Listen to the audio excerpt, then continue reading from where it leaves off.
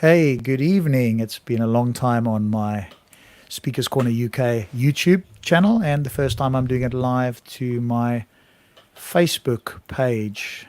So, welcome, good evening. This is a spur of the moment critique.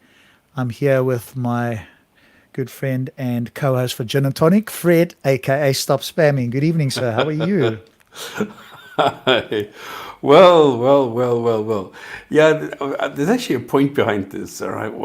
A point I'm trying to make, and I'll explain it a bit later because this has to do with the topic that we're going to be discussing today.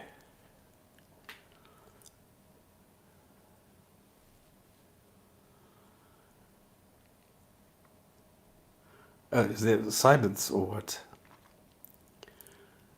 Okay, I Oh, can't sorry, hear. that was me Okay. speaking, and it was muted there. For some reason, that suddenly muted itself. So what we're doing is, doing the apologetics and the tactics of Muslim apologists on the gin and tonic, and stops and I a little bit of time, which is rare on a Thursday evening, and this debate, quote unquote, discussion, ambush, whatever term you want to use, with Apostate Prophet and Mohammed Hijab habit on some guy called Adam Salah's channel. Don't know, he's a young fella that invited these guys on. And so what we're going to do is go through some of this. This is 2 hours long, so we probably won't get through all of it, but we're going to go through it and give our, some of our own views and do a bit of a critique on what this is all about. So Do you want to give a bit of history, a bit of the go background? ahead. No, yeah, you probably know it better than me, so go ahead. Well, it's basically, I mean, Hijab is a coward, all right? If he can't do his clown act on a stage, he's totally useless. So he went and critiqued Apostate Prophet and became very personal, as did Ali Dawa. Then Apostate Prophet challenged Hijab and said, look, you're a coward. You will not go against somebody like Christian Prince or somebody. Well, why don't we have a very, like a normal formal debate? You know, we're going to talk about veracity of Islam or something like this. And Hijab said, okay, let's do that. But this is the same thing. What happened with Boma? What happened with Ahmed? With what happened with all these people? It's never straight. Okay, it's never. You can't trust them because all of a sudden, Hijab said, "Well, actually, the whole debate is in Speaker's Corner or somewhere personal, face to face." Now, Apostate Prophet said, no, I'm not going to do that. I'm not going to travel. I'm not going to do things. We are in the 21st century. We can do this online. Why not do it online? Now the funny thing is that Hijab thought that he can now go and apply this smear tactic that he loves using. And he comes up with things, and I don't quite understand. He says now that Apostate Prophet is a coward because he doesn't want to go face to face. And this is like on a schoolyard, like really juvenile, calling people names, making fun of your surname, or, funny things like that. I mean, this is not the behavior of a sane, person, and a grown up. Now, Hijab seems to have real problems. I think he's gay. Okay, so because of this, I think there's some issues in his life. Being a Muslim and gay, there's a couple of problems for somebody like that, and I think this is his way of overcompensating. Now he's very tall, and I think this is his way of compensating for other deficiencies. Like he's running around saying, "I've got 6 degrees." Well, I would tell him, so fucking what? If you ask them nicely, maybe they'll give you a refund because everything is very much in vain, what you call degrees. So this has escalated. Then Ali Dawa came in and said, well, all these ex-Muslims should actually, they deserve the death sentence and they should be killed. Then Hijab came in again and said, yeah, well, why don't you jump off a cliff or something? And then he made things like, I mean, for me, this is crazy, he was on Apostate Prophet was on a stream with David Wood, and Hijab was in the chat, in the live chat, And he was saying, well, why don't you go and get a golden shower from David Wood, which means it's a sexual thing. It's a perverted sexual thing where one pees on the other. This is what we heard with Trump and things like, some people like that. Okay, cool. I don't, and I think it's a perverted practice. But now to go and, sort of say or make that claim about somebody else and say, well, why don't you go and do that? That's beyond. It's not even below the belt. It's really sick, and this is why I think hijab really has some mental issues. So this is escalated now, and then Ali Dawa came in. He did his thing, which became even worse, and now to make matters even more worse, we have this Adam Saleh guy, who is he makes fake pranks. Okay, he pays people to react surprised and then puts them onto YouTube, and then and he's got, I don't know, millions of subscribers who like this kind of thing for some reason. Now, I dealt with him a couple of years ago when he went and used his influence, which was quite large at that time already, to try and get to Amos Yee. He's from Singapore. He's a comedian. And he did some satire piece on Islam, and Adam Saleh didn't like this. And I didn't even know that this guy is a Muslim. He's adored by Muslim girls for some odd reason. And he's like a rock star. And he did this piece on Amos Yee. And then I got hold of Amos, put him on the Jinn and Tonic Show, and we chatted about this. And then I made a video showing the stupidity of this Adam Saleh and what Amos was actually doing. And then that was it. I never heard anything again of Adam Saleh. And all of a sudden, now he pops up again and he thinks he has to put his 2 cents in with this other guy called Slim. Now, neither one of them know anything about Islam. I don't even know if they know how to spell this. They have no clue. He just has, some words, some sentences, some phrases, some expressions, some things, and that's it. And they think now they need to go into this. And I have no idea what the hell he's doing there. So we have a situation which has escalated to the point that then David Wood went and said, listen, do you think we cannot escalate this anymore? Because now what has happened is that hijab has exposed the wife of Harris Sultan and the wife of Apostate Prophet and brought their families in with the children as well. So all of a sudden, you not only have one person, which is Apostate Prophet, but also his wife and children, and Harris Sultan with wife and children. And now what is happening is he is trying to dox people and telling people, well, if you are in the vicinity of, I don't know, somewhere in Australia, I don't know where he is, then go pay him a visit and say that we don't appreciate his interference here. Do the same with the Apostate Prophet. I think he's in Canada somewhere.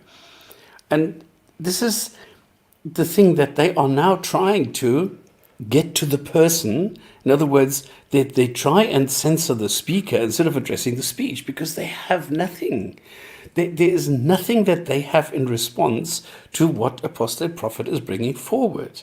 So then Adam Saleh got this slim guy, and he called up Apostate Prophet and said, listen, do you want to join us? Let's have a chat. And then he said, okay, if you want to talk, let's talk. But then they said, well, we don't know anything about Islam. Let's bring in a scholar. And then suddenly they brought up hijab. Now, this is such a down move, such a dishonest and really, I don't know, despicable move. It's disgusting to bring up somebody who's just threatened you personally, who's threatened your wife, who's threatened your children, and now to bring him up here, even as we know he is too scared to go against Apostate Prophet on a one-on-one debate, then he is now trying these underhand tactics. So this is the situation that we have at the moment, where then David Wood said, well, let's escalate this. And he then took a page from the Quran, tore it up into little pieces and ate it. Now, this appeals to my sense of humor, okay? It's funny, It's not the best way of voicing your, I don't know, disgust with the book. I mean, I think there's better ways, but we are at a juvenile level at the moment. This is where we are, and this is why then Dr. David Wood escalated this and ate it. And then Apostate Prophet said, well, I can go even further, and he ripped a whole Quran up. And then Amin Nawadi came in and said, well, I can do the same thing. I'm going to go and pee on the Quran. Well, I can't do this on YouTube live because then it's going to get censored. So he also then started eating a Quran, and then he said, I need to go for a pee. Let me take the Quran, and you can take my word for it that I'm going to. So it's getting very childish now because there are no arguments, because Hijab, Ali Dawa, Adam Saleh, now none of these guys have any kind of, personality. They don't have any kind of, what would you call it? Well, they probably have an IQ, but the level that they are discussing things is not what I would call academic, and it's not exactly intellectually stimulating. They don't have any of that. This is why they have to resort to these childish pranks and go, and this is, this is just a juvenile escalation thing. It's just a what you do in a schoolyard. And this is the situation where we are now. And this is now, documented in some videos. And now people came and put this together, where Hijab and then Apostate Prophet did exchange some words, even though Apostate Prophet said he wouldn't. And I agree, he shouldn't. You should tell him to go and get screwed, and have this in a formal debate with the moderator, so that we don't have the situation that we see that as soon as Apostate Prophet says something, after 5 words, he's interrupted. You know this, when we go and we speak to Muslims, it's the same thing. So we're very much used to it. And this is the standard thing that we see. So there's nothing new here. It's just getting a bit, it's drama, okay? It's entertainment, and that's all that there is to it. But it's fun to watch. That's it. Yeah. So that's Okay. the whole background. That was, a bit of a longer intro than I expected, but there we go. Yeah, So I if didn't you- expect it if this you- long. But then I got into more and more details, because there are a lot of side stories. Okay, I wasn't aware of all the details there. I mean, I just saw this thing come up, and I thought let's go and critique some of this. So we'll share screen now, and we'll go through some of this. It's over 2 hours, so we probably won't do the whole thing, and we'll go through and see who's saying what, and sort of give our views on that. So, with that said, let us bring this up. I see your question, because Hijab says he's got 6 degrees. I don't know in what. I mean, if somebody has to brag about it, it's probably not true. But he says in political philosophy or something like this, and philosophy this and this and this. But if he does, it's a poor show. Really, it's terrible that he doesn't know better than that. If he really has those degrees, which I doubt. Or maybe he Yeah, bought I them mean, or as one of our colleagues did a bit of detective work, and apparently he's got at least one or more of these so-called degrees from a degree mill, which is like a institution that just gives out degrees without any rigorous overseeing or whatever, and it's a part of the family tradition or whatever it is. So I was sent that by somebody that did some research on this. So I don't think, certainly from what I was sent. I don't think we would take any of those degrees seriously in any case.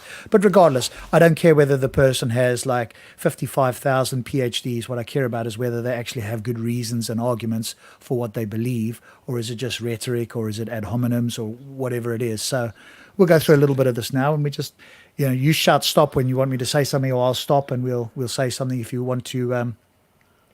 If in the chat you hear something that you want us to discuss, then by all means just say, hey, I heard this, and let us know, and we'll stop it.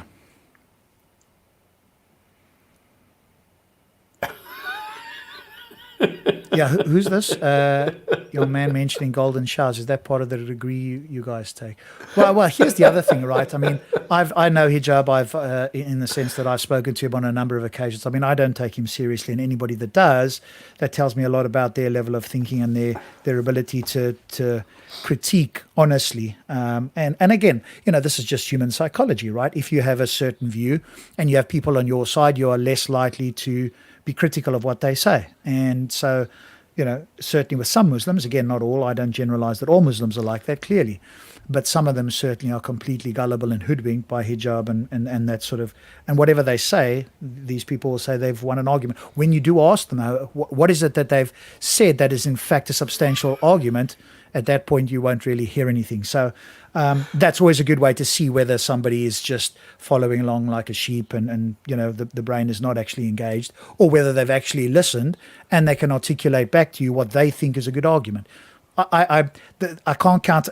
There's not even my 5 fingers. I've not even had 5 times where I've asked that and somebody's come back with anything remotely substantial. So it's a case of like just following whoever's said something, you don't quite know what, but he's on your side of the fence, and so you kind of follow him. So, again, that helps me to decide whether I take somebody else seriously, and that's a good way of differentiating.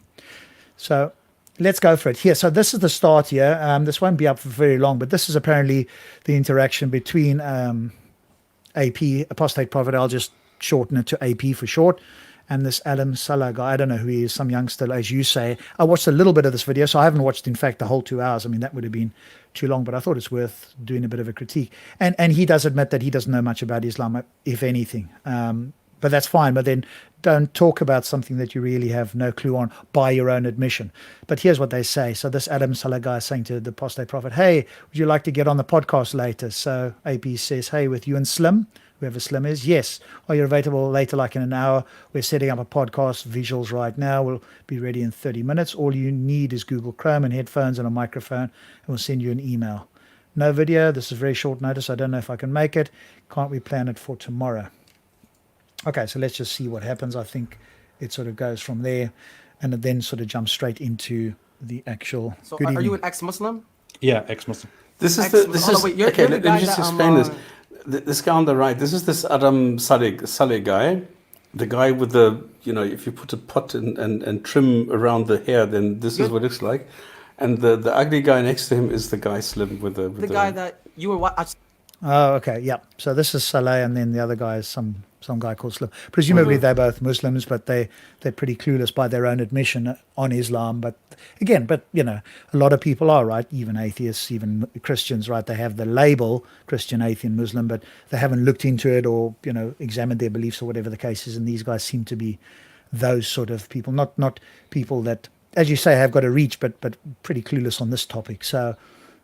Let's go through it now and we'll see, and just shout stop and I'll do the same. And as you guys are listening, if you're in the chat there, drop a comment in. We'll try and keep an eye on that to the best of our ability. And, if you hear anything interesting that you want us to talk about, then let us know in the comments. So we'll see how long we go for. And here we go. I've seen it the other day. You were watching that other dude. I don't know, the David guy who was like eating the Quran or something. That's you? You watch him eat the Quran? Yeah, I was there with him. And you were like, you did a video or something ripping up the Quran and stuff. Don't you think? Wow, man, that's dirty, man. Yeah, don't you think that there's a different way to like share your opinions and because share your ideas instead of like, disrespecting the Quran and You were going to say something, I will, but if you wanted to jump in there, go for it. No, I'm just chuckling because it's what can you say to this? How can you disrespect a book? Exactly. Yeah, that was my comment. Yeah. Oh, sorry. All right, then you go. No, but no, you're perfect. We're both on the same page there. You can't disrespect a book. A book would need to have some, in order to disrespect something, it would have to know that it's being disrespected. So really, when you say disrespect, and that's a subjective claim anyway, somebody's personal opinion, and that would only be towards another human. Even an animal doesn't know that you're not respecting it, whatever that might mean, but purely subjective, no substantial argument for disrespect. But as you say, first error that this young fellow is going to make, and first of many as we go through this. And we probably won't do the whole 2 hours. We will see how we get on, and we'll go from there. And really, maybe we'll do a part 2 at some point. Like I said before, if David eats a page, or it was Fatia, the first one. I mean, eating this is not in good taste. Ha ha ha! Pardon the pun. But the thing is, he was making a point. There was a really good background story with the whole thing, and it made sense to do that. It shows that you can do these things, and your ancient superstitions are all that you have that is lying between rational thinking and eating a page in a book which is made out of paper, human-made paper with human letters in a human-made language on there.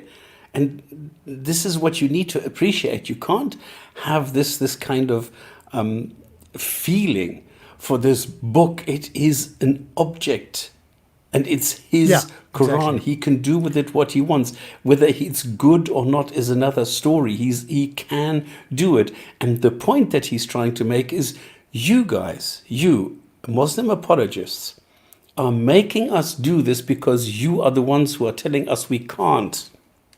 Otherwise, I would never dream of eating a Quran. I would never dream of saying it's a badly written book. Or I would never dream of drawing Muhammad. But because I am told I am not, that is why I'm doing it. Yeah, and firstly, it's a copy, right? It's not the original Quran anyway, even if there was original, which is dubious claim anyway. But here's another mistake by a maverick. So there's obviously a lot of education and mistakes we'll correct tonight. And here's another one. He's disrespecting Muslims. Muslims can choose to to take disrespect or not, firstly. They're not automatons. They're not robots. And he was doing it to a book. And if a Muslim chooses to feel offended, if you were to survey 1.6 billion Muslims, half of them, or probably more of them, wouldn't choose to feel offended. So that's not a true statement either. But again, that's one of many falsities that we'll have to correct. How long do you choose to be offended for? How long do you choose to be disrespected for? You need to choose. You need to tell us how long this is going to go on. Then one gold star helmet. This is totally ridiculous. If you say I guess, that means that you are now making me look as though I am thinking this. No, your guess is wrong. And I would very much appreciate it if you stop misrepresenting, if you stop telling others what they are thinking. If you think that an animal is just an object, well, it's your loss. Then you're an idiot. Well, I don't think so, and I don't think anybody else should. The claim was that they don't know what respect is. They don't have the mental capabilities to discern something that respect. All they will respond to is how you respond to them. So the only people that can choose to feel respect or disrespected are human beings. So animals won't have that. So we're going to be doing a lot of, I guess, correcting here, but it is what it is. Disrespect is not a choice. Disrespect is not a choice. Yes, it is. You picked that up too. This is exactly the point. Yes, it is a choice. You are making the choice how you feel disrespected. Of course you are. And all the only argument you would need to make to back up your position is to show a position where no human could make the choice, in which case it's like pain. You can't choose not to feel pain unless you didn't have pain to begin with. There are rare human beings that don't have that ability, but human beings have the ability to choose to feel respect or not.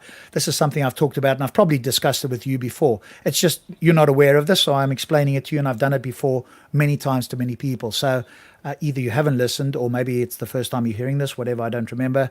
But if you go and think about it a little bit, you'll see that, in fact, unless it was the case that you couldn't choose to feel anything else, then you could make that argument. That's obviously not the case. So, but let's move on. Otherwise, we'll deal. We have 45 seconds. We'll never get one gold star helmet. Who the fuck do you think you are to tell me all we ask to take it back? Take what back? To go and throw up now the Quran that was eaten, or go and shit it out and take the pieces and put it back into the book? Are you insane? And definitely not. If I'm taking a book which is full of hate, which is full of nonsense, which is full of threats to me, which is totally rotten to the core, and then you tell me that I'm not allowed to say anything about this? Who the hell do you think you are? Idiot. Okay. All right, let's carry on here. And ripping it and eating it and acting like complete hooligans. Of course, I think there's a different way to represent these things. I mean, we could talk about what my motives are and what ex-Muslim motives are all day long. But of course, there is a different way to express your opinions. And to be very honest, I don't think there is any point in ripping up a Quran. I think it's a completely unnecessary. So act. why did you do that? I did It seemed like it seemed like you were egging it on because like I understand you're ex-Muslim and you have your own faith. At the end of the day, you know, everybody Muslims have their own faith at the end of the day. But like, Oh dear. Okay. Yeah, these guys are young. They obviously don't know a lot, and that's fine. Look, not everybody has thought about these topics. And we'll hear a lot more testosterone than sort of any sort of critical analysis here by these two. But again, they admit that. So let's not hold that too much against them. They're not claiming to be scholars or people of sort of, you know, thoughtful knowledge on any topic, right? But you're absolutely right. We don't have a faith like they do. Again, this is a common misconception among, you know, many people that don't know what an atheist or other positions are, and so everybody, according to them, has a faith, and that's obviously false. The entire atheist position is that we don't believe things on faith. Faith is an unreliable way to find out what is true or likely to be true. It's the believers that when they're reduced and they don't have any good arguments, they reduce to faith, which is believing things without good reason and evidence. So, you know, don't paste that on other people just because that's your position. Rather, you ask other people or get to know what they believe or don't believe, and rather than making ignorant statements like that. Cool. it seems like you have like this vendetta against Muslims. No, you know, no. like I did like that you're an for- ex-Muslim, but you represent I'm an ex-Muslim. Like the reason it's an ex is like it should be in the past. Am I right? Like I don't know. Like No, I did that for a very specific reason. When I ripped up the Quran on that show, for example, I explained very clearly why I was ripping up the Quran as I was doing it. So if people actually want to go there and see what I was saying as I was ripping up the Quran, what I was saying. What's is the explanation to like ripping the Quran? Like the tell us explanation here to that- instead of going on to your like tell us here like. Of course, what's the I will explain it to you. Just let me speak. I will explain it to you.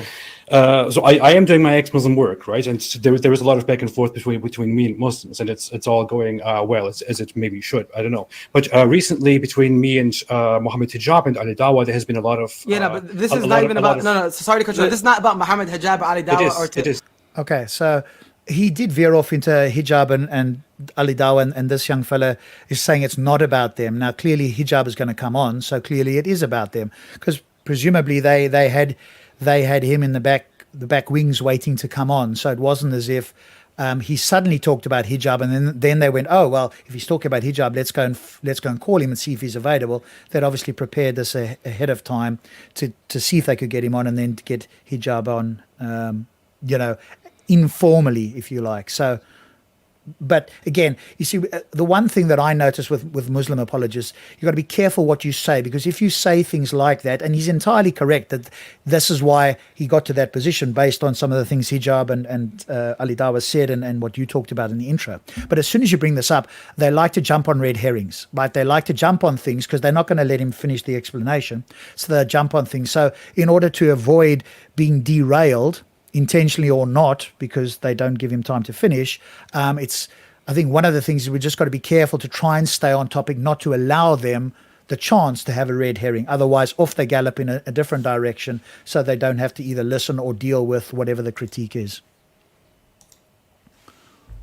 It is. I don't even. Sorry, you wanted to say something? No? Oh, okay. Sorry, I didn't know if it was you or the video. We don't even care about them. We're not defending them at all. We're defending Islam and the Quran. I know. You know, you ripping up the Quran. It's like, what's your defense? You're mentioning them, Muhammad and Hijab and Ali Dawa have nothing to do with you ripping the Quran. You're disrespecting billions. That's what I'm trying to say. You disrespect. Okay, there we go again with this cliche. You're disrespecting billions of Muslims. How do you know? Have you interviewed any of them? No, you just throw a cliche line out. Most Muslims don't even know about this. Have never heard of AP or you guys or Hijab or anybody else for that matter. So of course they're not disrespecting. And if they chose to feel disrespect, as we've pointed out, then they can choose not to feel that. And the question that you raised, Stops, which is entirely correct, how long are you going to choose to feel disrespected? And the moment you throw the word choose in, it means now they have to take responsibility, in which case they can choose to feel it for 5 minutes, 5 seconds, not at all, or for the rest of their life, whatever they choose. That's up to them, but that doesn't have to, the person that's quote unquote doing something that they are choosing to feel respect for isn't obligated to change their behavior or their thoughts because somebody is making a choice. They could choose to ignore it. They could choose some other view to have on it. So again, this is common, apologetics, isn't it? Now, these guys aren't even professional apologists, but they've heard this before, so they use the same sort of tactics, don't they? Another problem that they have is they really don't understand anything. Because what he's saying, it has nothing to do with hijab. It has everything to do with hijab, with Ali Dawa, and with this Adam Saleh. Because these are the guys who came and said, okay, you guys, this, you this, you this, you this. They made it personal. And this is the whole problem. And this is why Apostate Prophet, or AP, went and escalated this. This is why they had this session between AP, between Abdullah Samia, and with David Wood. Now, Abdullah Samia clearly was uncomfortable because that's the guy that he is. He likes to be, politically correct, and AP doesn't. And this is the whole point that AP is trying to make. Yes, it is an escalation due to the behavior of hijab. Because hijab, I don't know, he's been fired from Aira or left Aira, or I don't know what.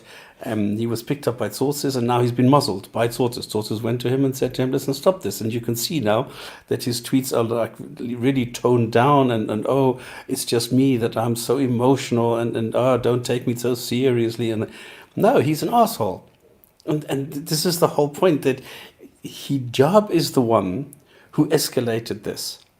And this is the whole entire reason. And what Saleh and this Slim guy are saying, no, it's not. It's again, you have this hatred against Muslims, and that this is the only thing that they can think in their primitive little minds. They can't think that there is an entire concept here that is bothering somebody like AP or Harris or Abdullah or whoever it is. They don't understand this, and this is why you get these stupid primitive comments. No, it's not about hijab. You have this deep down something. No, it's not.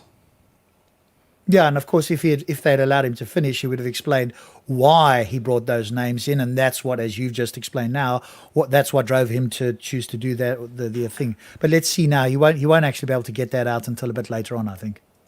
Okay, let me talk, but it has to do with this. The whole protest. It doesn't have to do with ripping up. They have nothing to protest. It's an act of protest. Protest? What? This is the funny thing. So, I mean, they ask AP, why did you do it? He starts explaining this, and Saleh says, no, you didn't. So if they don't accept the explanation, why do they bloody well ask the question? Why don't they say, well, you did this because of that, and I'm not going to accept anything else because I know that's the reason why you did it. Well, they're young, inexperienced. There's a lot of testosterone, not a lot of intellectual ability here. So when the question's asked, they're not actually looking for an answer. And if they got a substantial answer, they wouldn't know how to respond to it anyway, as they've demonstrated. So really, this is just sort of playing to the crowd. It's like grandstanding, and I'll interrupt all the time and just not wait to hear what your answer is, because then I could actually critique it or not if it was a rational reason for doing it. So that's the sort of responses. So hopefully we won't have too much of these guys, because they're not really at a level where they can bring anything of substance, barely being coherent at the moment. But substantive is not really their expertise at all. What? You know how much people you're offending? You're offending so many people. Are you going to let for me no speak? reason? Are you going to let me speak? Do you believe about like right and wrong as an ex-Muslim? Like, do you believe in right and wrong? Oh dear! I mean, all the cliches you could spam out in like less than. We're only 2 minutes 41 in here. All the things that you can spam out. I'm waiting for the day when there's actually a substantive Muslim that I can debate on this whole topic of right and wrong and objective morals. They spout these cliches, these terms they've heard, stereotypes, without understanding. All I have to do is have a discussion, and it will crumble, and they'll be reduced to sort of babbling. They'll barely be coherent at that point, because I'll only have to ask them a few questions about what it means to be objective, etc., from their point of view, and it'll all just crumble. But this is what they do, of course. They've heard it from hijab, they've heard it from this one, that one, and so they just repeat what they've heard without understanding what they're saying. But again, this right and wrong about, if you're an atheist, can you believe in right and wrong? But again, this just shows you the difference, doesn't it, Stops? Because there are theists that are quite knowledgeable on some of these topics, etc. Yeah. And more so Christians, just because I've heard more of them. And not to say there aren't a few knowledgeable Muslims. I haven't come across any off the top of my head that I can speak about, but that doesn't mean there isn't any. So I'm going to assume that there are some out there, but that you can tell the difference, right? With a knowledgeable theist rather than, say, Muslim or Christian, they would never ask an atheist, can you have right and wrong? They would challenge whether you have a basis, which, that's a legitimate question to ask. But that also tells you the level of people that you're dealing with, whether what the sort of questions they ask or the comments they make will immediately tell you where they sort of fall on the spectrum. But Rob, am I far out if I say that the combined IQ of these two is about what AP has? Yeah, I don't know. I'm being charitable in the sense that I think they're young. There's a lot of testosterone. And at that age, looking back, even for myself, I probably, maybe I thought more, maybe I thought less than them, whatever the case is. But I'm going to be charitable and give them that excuse as to why, that they're not able to think particularly coherently or certainly substantially at least. And then, hijab will come in later. So everybody who hasn't watched but the funny thing is, look at the comments we're getting. We're not getting a single comment in any way apologizing for these two, because every Muslim realizes that these two are just failures. This is really bad what these two are bringing. They're just the catalyst converter to try and lure AP in here so that he can be taken to task by hijab, because they think hijab is some sort of an intellectual monster or something.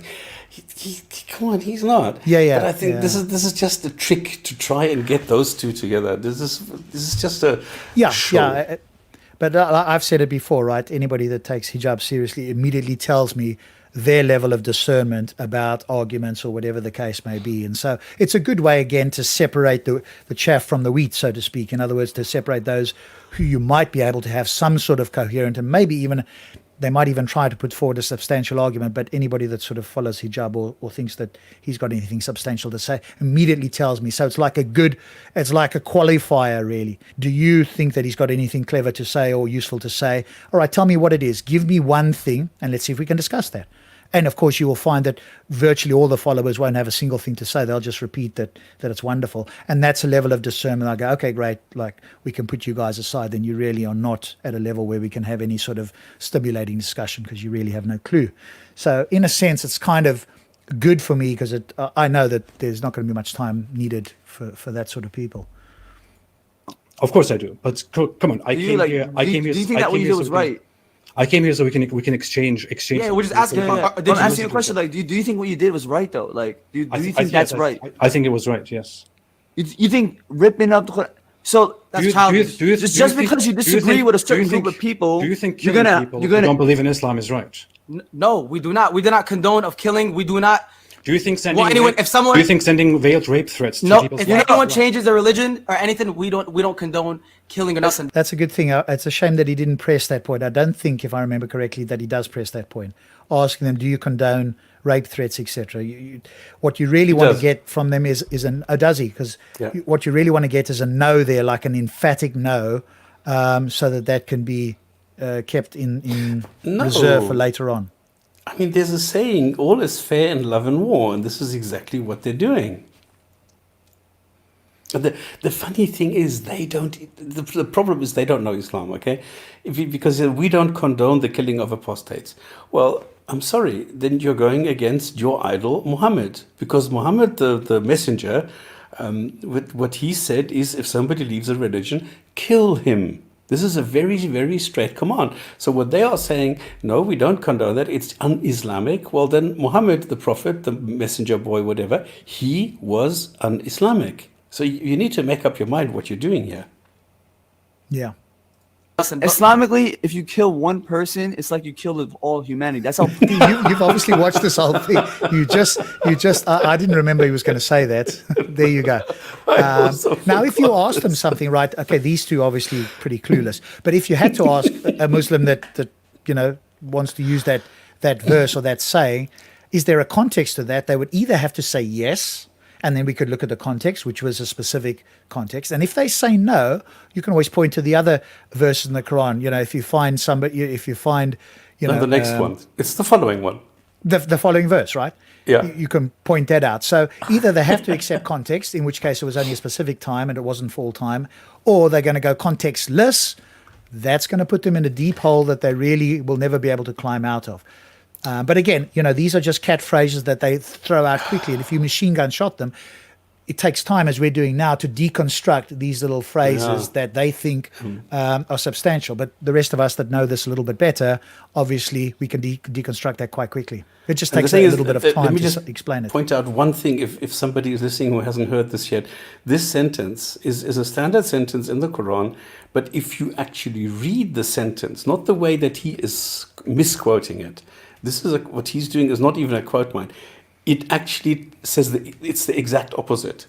It tells the Jews they're not allowed to kill a Muslim, but it tells the Muslim they're allowed to kill anybody they want, because it says anybody who causes any kind of mischief, you're allowed to kill.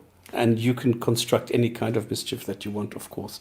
So mischief is entirely subjective, right? So if somebody claims that you're causing mischief, then they can be justified. So there isn't, and you can point to jurisprudence or whatever the case is. That's some other humans making up something because this wasn't clear in the Quran. If the Quran had said what we mean by mischief is clear and nothing else, then you even if you were to take that as some sort of authority, which most people don't, but if you were, then at least you could have clear pointers. But you don't even have that. So you're now left to decide what taking other verses here, there, and everywhere, taking some hadiths, maybe the sunnah or whatever it might be, to try and find something that you can now subjectively, capital letters, claim is mischief. So, yeah. And be oneself. Adam and Slim don't have any logic and taken seriously. Absolutely, 100% correct. And this is why I'm not going after the two people. I'm just repeating what they are saying, because it's what we hear from all these dawah, from all these apologists, from all these kind of guys. We hear this a lot, and this is why what we're doing is we're countering that with real facts. And so it's not against these people. I'm not saying he is saying this. No. This is from the Quran, because he is making it look as though what he is saying is part of the Quran. And what we are showing is, no, it is not. It's a mistaken sort of assumption that he's making there. So it's not about these two people. It's about the contents and about the apologist behavior that they are demonstrating. That's all. Yeah, and if there's something that AP says that maybe I think he could have improved on or done differently, I might point that out as well. So if you're somebody claiming it's all negativity, well, at the moment it's these guys have invited him on to have a discussion. They're now shortly going to ambush him by bringing in hijab.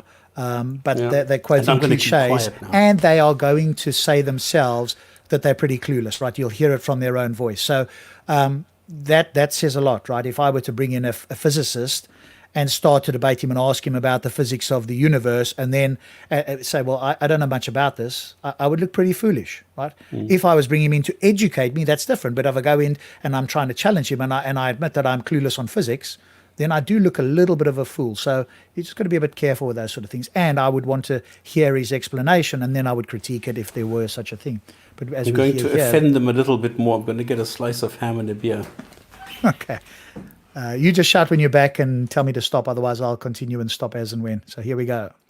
How precious a life is in Islam. But you are aware right? that according to Islam, as someone who leaves Islam and who openly says that he left Islam is supposed to be put to death. This is according to all Islamic jurisdictions. No, we do not condone of killing anyone. You must have had a misunderstanding. Hold on, when you were Muslim, I feel like you must have had a misunderstanding. I feel like. Okay, so he completely ignores what AP was saying. He was talking about apostates. He wasn't saying that everybody gets killed. And instead of this guy, answering the critique about apostates being killed, he goes to a general statement and then wants to claim now that AP obviously got a misunderstanding in Islam. This is typical again of at least some Muslims, not all, some Muslims. I feel like, and it's got to the point where you're ripping. Have you not recently made a response video to me? And Ali Dawa even made a response video in which Ali Dawa clearly said... This isn't about Ali Dawa or Mohammed Hijab. This isn't about them. It seems like it has nothing... I don't care about Ali Dawa. I don't care about Mohammed Hijab. I'm talking about you. You don't care about Ali Dawa or Mohammed Hijab. Just remember that if you're listening to this video. Why are you ripping up the Quran and you thinking it's right? Because it's an act of... Why are you ripping up and you're eating the Quran? Well, he's trying to explain it to you, but you shotgunning and speaking over him all the time doesn't reflect well on you. So if you're going to ask somebody a question, and I know you're young and you're not very good at this, but a tip here from somebody that's done this for quite a while: if you ask a question, wait for the response. So at least then you can critique what the person is actually saying, not what you think, or not something you're going to make up, or the fact that you can repeat the question multiple times as if that makes you look better to your audience. It might do to gullible audience, but to those of us who are watching with a discerning eye, it doesn't reflect well. You look like a child. And the fact that you're trying to back it up as it's like some protest, like The irony of claiming that he looks like a child. Let's let that linger for a moment. The irony of this young boy claiming that AP looks like a child is unmistakable. It's unmissable. So let's not forget that. come on, that's a petty excuse, my friend. You're disrespecting. I don't know if I should call you my friend. Ali Dawa recently made a video in which Ali he Dawa, explains Mohammed that Hijab, I Ali deserve Dawa, to Mohammed, be you put love to them. death. That I deserve to No, be put to death. we do not condone. We do not. None of us condone. So you do death not or agree that anything. people should be put to We death do for not- believing Islam? we do not for speaking condone- in- No death, man. We don't. I feel What? bad. Human life is all of humanity. You must have. Look that up. You must have Then misunderstood. why did you put Allahu Akbar under Ali Dawa's video? in Allahu which he Akbar means explained God that is greatest. Why Allahu did you Akbar agree means with his video? Allahu in which Akbar. he If said you were, that I should be killed. Allahu Akbar means God is the greatest. It means God is the greatest. Did you forget that or no? It You depends. Muslim, It depends, like the way you take it. Like Allah Akbar probably to you means some other crazy things because you probably see things in The question that was asked of this young fellow is, why did you put a comment that seems to agree with what Ali Dawa said in this video, which I haven't watched myself? Why did you put that comment? Instead of putting a comment like, Ali Dawa, we totally disagree. We're going to say, as we are claiming now, that all life is sacred, which isn't true, but if that's their mistaken belief, then if you'd put that in the comments, then obviously AP wouldn't have been critiquing. He said, look, you guys also critiqued Ali Dawa. But instead of critiquing Ali Dawa as you're being asked to do now, and now what you're claiming, you put in the comments, God is great. And I think it's an entirely reasonable inference to suggest that you were agreeing with him. Now you guys are trying to backpedal and find a way to suggest that, no, you weren't actually agreeing with him. You were just making some random comment. Well, you can try and claim that, but I think it's clear that the inference is, I think it's a very reasonable, rational inference to claim that Allah Akbar is agreeing with Ali Dawa's statements. Otherwise, you would have put a clear disagreement. And a general point here, you can learn from the posture of AP in general. Stay calm. And one thing that I learned and that I applied very successfully is to ask in advance, how many words am I allowed to say before you start interrupting me? Or how many seconds do I have before you start interrupting me? That sort of helps a little bit. It doesn't always, and I've experienced where people still started talking over me, but it does sort of bring it to the attention of others. So this is something that people need to do. Yeah, somebody's claiming that this Alam Salah wants you to join him live on his show. He can come to my show. So True Path, if you're a Muslim, tell him he can come here. I'll let him in here and he can attempt to defend himself.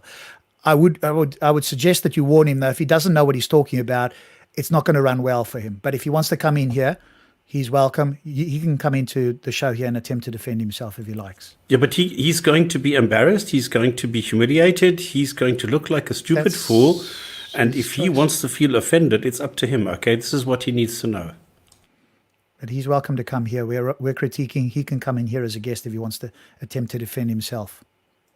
things in the media, and that's affecting your small brain. But you have to understand that, like, it means Slim, if you look it up, it's called God. I don't think both of you are above intelligent people. I could now sit here wow, and stop insult, playing. insult You said, your intelligence. but I don't think you're intelligent either. You rip Qur'ans for protests. I could sit here and insult There's so many different ways to protest. I have a question though. I have a question, but it's not about Ali Dawa. It's not about Mohammed Hijab. This is very childish. I didn't come here to insult you, and I don't. No, I'm not insulting you.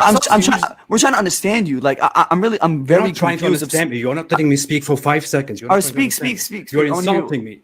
You're interrupting me. Whatever I said, I never said apus. I never said apus or nothing. I never said nothing. You typed it here on the screen. You typed apus right here on the screen. I thought that was I don't know why. I thought your name was apus too, call bro. yourself a prophet. You know? Yeah, of course. But yeah. So as I was saying, I have a question. Why, like, why is it when someone leaves Islam, they end up putting like, everywhere in their bios and everywhere, like, oh, ex-Muslim. They're always, it's like Islam is living rent-free in their heads. Like, what's Will the you whole let point me of that? explain that? Yes, I will let you explain that. How about this? Give me 2 minutes. Give me 2 2 minutes and I minutes. will explain it to you, okay? You can have 2 minutes for what? I will explain to you why an ex-Muslim like me, for example, or other ex-Muslims speak out against Islam and put it on their bios.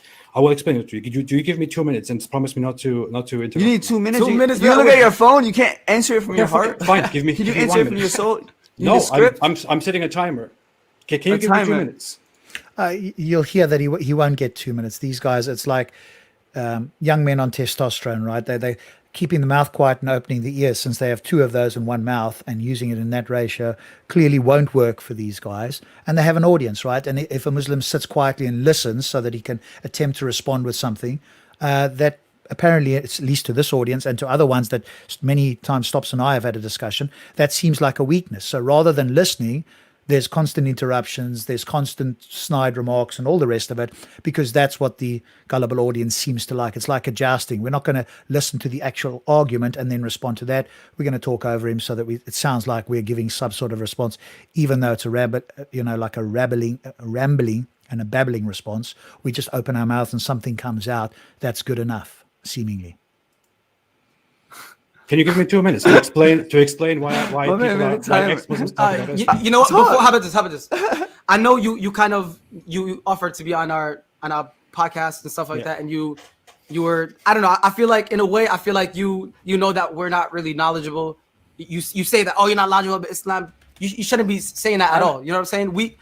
We still, like, we're Muslim at the end of the day, but there's more scholars, there's Islam scholars, there's people who know, who are very knowledgeable. They go to school for it and they know. So we have a friend of ours who's gonna come and talk to all of us, and who's more knowledgeable about this. So come on in. Okay, so they have a friend joining now. They haven't told him who this is. They invited him on the show. They didn't tell him that somebody else was coming in, but they have a friend now. So again, this sort of tells me a lot, right? They've been sort of overawed and been hypnotized by hijab for some odd reason. And so now that's who they're going to bring in now. So he'll get a chance, I think, to speak for a few moments now. And I've said to this guy, B1, what claims did hijab refute? What were the claims, and how did hijab refute them? So just give us one, and we'll find it in the video anyway, and we'll see whether in fact he did. Maybe it is. It's always possible, but making that claim and just making a generalized statement without any evidence, of course, I'm going to be hyper skeptical of that. I picked it up too, and I also answered, what, when, how? People are dreaming. I don't know. I wonder if this is a Muslim or not. Okay, just change the reply stops to YouTube only, because I'm sending it to Facebook. Oh, okay, cool. Because I don't think I realized when I saw it. Facebook. Yeah. Okay, cool. He's very educated, so what I'm saying. We pointed out the contradiction in the Quran, and hijab refuted it. No, hijab cannot refute anything. Even if he tried, he does not have the mental capacity to refute things. He can only start shouting, or he can start singing. He cannot do anything. He cannot refute, rebut, it's impossible for him. Well, what was the contradiction, and how did hijab refute it? That's the easy way. Because I haven't watched the whole video, and we're going through it now as we go through it. So B1, what was the contradiction that AP put forward, and how did Mohammed Hijab, refute that? Because, Stops and I have probably heard about it, and we can comment on it. Either it'll come up in the video, because I don't know whether we'll get through the whole 2 hours at this point, or you forgot. Okay, well, then I think, it's good to bring the evidence, because if that's your claim, obviously I could say, hey, well, AP refuted everything hijab said. And when you say to me, well, what is it that he refuted? I could say, I forgot. And you're not going to be impressed with that either, are you? So now, if we say things, I don't know if you've noticed, if we say he is being stupid, then it's immediately followed by, because he says this and this and this and this. Okay, we substantiate our claims. We don't just say he's an asshole. We say he's an asshole because. So we are showing why we think he's an asshole. And this is the way that I think you should do the same thing. If you say he refuted the claim, then you should be able to say which one, or shut the fuck up. Okay, let's carry on. Of ours. Who's knowledgeable and would know, I want him to be able to who is he going to join exchange words with you as well. He's gonna come in. Yo, he's starting to smell a rat. I love this guy. AP, I think, is so cool. He's so great, and he already knows something is afoot. And he's put away his timer because he realizes he can't get his 2 minutes in here. But look at him. He knows exactly what is happening. What? In the meantime, if you want to talk about Yeah. your 2-minute timer thing, Let him talk. here's a chance. Carry on. Here's a Just chance while leave he it comes running. in. So you have Because asked me nothing is why, going to happen now because they're so focused because they have some technical issue that they can't get this hijab guy in, that they don't listen to anything that AP is going to say for the next 5 or 6 minutes. But at least he gets it out on video, right? So that's important, even if they're not paying attention. I mean, it doesn't look like they were paying attention to begin with. This was a whole thing of, let's see if we can get him on, and then we can ambush him with hijab. We'll just fill in a little bit of time, and they themselves acknowledge that they're pretty clueless. So it was never about them having an actual discussion with AAP. So. Again, I suppose if there was a small critique for AP, it would be find out who you're going on, find out who's going to be on, and are they going to have a discussion? Are they going to bring other people on? What level are they at to have a discussion? That's maybe something for future to do, because obviously these guys are woefully inadequate or underprepared or unable to do so. So they're going to bring somebody else in. And Eric Rhetoric is making a very good point that we can't forget this. Remember that AP does have a history with anxiety. So putting him under emotional pressure like this is not easy for him. So I think this might have played a role in this as well, because for me, this looks like a setup that Hijab said, listen, why don't you get the guy on and then I will join later. But these guys are so incompetent, they don't even know how to operate Zoom and how to get somebody else in on the chat. And I think this is a setup to put emotional pressure on AP. And I think this is the whole point. Yeah, I think, again, if you want to hear what your opponent has to say, then you're going to do so where you allow him, A, to speak, to hear his strongest position, and you can steel man his position. That's another way to find out whether your interlocutor is at any level able to understand and articulate what you've been saying. Just ask them to repeat back to you what the argument is, and you will see whether they straw man it or steel man it, and that'll tell you a lot about the people you're speaking to. I would have left. People who leave is. What was that, sorry?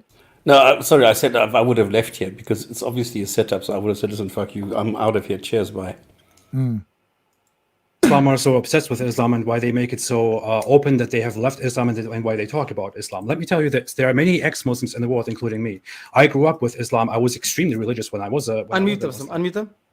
Unmute. See, here's the other thing. Here's a tip as well. If you're going to have guys like this that interrupt incessantly, because you're quite right, you can see they're looking at the screen. They're not paying attention to him at all. They're actually speaking to Hijab to say unmute, or they're speaking to their moderator or whoever's running it there, telling them or him to unmute Hijab or whatever the case is. So they're not paying attention at all. But one way you can get around that is to take your headset off for a moment and then you just speak, right? Because that way you don't get put off your stride if you're going to say something. If you're not in control, then you have to take it off.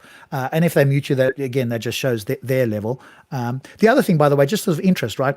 There's 1,500 thumbs down here. So obviously there's been a concerted effort here to come and thumbs down this video by at least some level of Muslims, right? And if you had to ask any of that 1,500 thumbs down, what specific argument they disagreed with and why, or why they think, any of these guys said something sensible or substantial, you would just hear complete silence or complete babbling, right? Nothing substantial.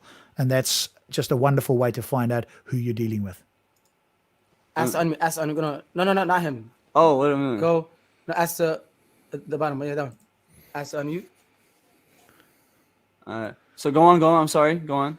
I was extremely religious when I was a Muslim. I believed in Islam very firmly. I was raised Until when? What's your nationality, by the way? I just want to know your nationality. Turkish. I was raised with it. My parents are very religious. I was in very religious environments. And after I think there's another thing there again, just small things for AP, right? And I know he's quite well versed in having discussion with Muslims, but when red herrings, when irrelevant questions are asked, one response that I would have is either to ignore it, or the other is, why are you asking that? What relevance has that got to what your original question was? Because that's the other thing that these guys do. They fire a lot of questions, and when you become better at it, you remember the question that was originally started off. Why? What is it about him being an ex-Muslim, right? That he plasters it all over the show and talks about it, according to them, incessantly. That was the original question. That's the thing. So maybe it's also a case of like writing it down, because you know that you're going to get red herrings and you get questions fired at you that will try and take you away from the topic. And those two there were completely irrelevant topics, questions in relation to the original one. After leaving Islam, like many other Muslims, like many other ex-Muslims, I was basically shunned, basically rejected by society. But my situation is not very bad. I live in America freely right now. I have burned the bridges. I've come here. I'm free, and I can do and say whatever I want. But it's not about me. It's about so many other people. In over 12 countries, it is officially punishable by death to leave Islam. And leaving Islam is today, in 2020, officially punishable by death. In many other countries, it is forbidden. In many other countries, it's a social taboo. People persecute and punish their kids and their loved ones, their known ones, for leaving Islam. So people live under persecution if they leave Islam. So your entire life is affected by Islam. And afterwards, if you decide not to believe in it, just because you don't believe in it, you are also followed and persecuted for that. So it is completely normal that somebody who leaves Islam, whose entire life was defined by the fears of Islam and by the introductions of Islam, also leaves Islam. We have a friend here who's more... Okay, so obviously they never paid attention. By the way, just for anybody looking, I'm doing this off Apostate Prophet's channel, so I'll share the video as well, so that there's a copy here. You can go watch it yourself. Go give him a thumbs up and go watch the video there. I wouldn't send you to the other channels that have got this up, because your comments would probably be muted or moderated or deleted. You certainly won't get that here. Hijab's channel, for example, is infamous, incredibly well known for muting and deleting comments left, right, and center. So go to the link that I put in the chat there, and you can watch the entire thing yourself afterwards on AP's channel itself. Give him a view and a thumbs up.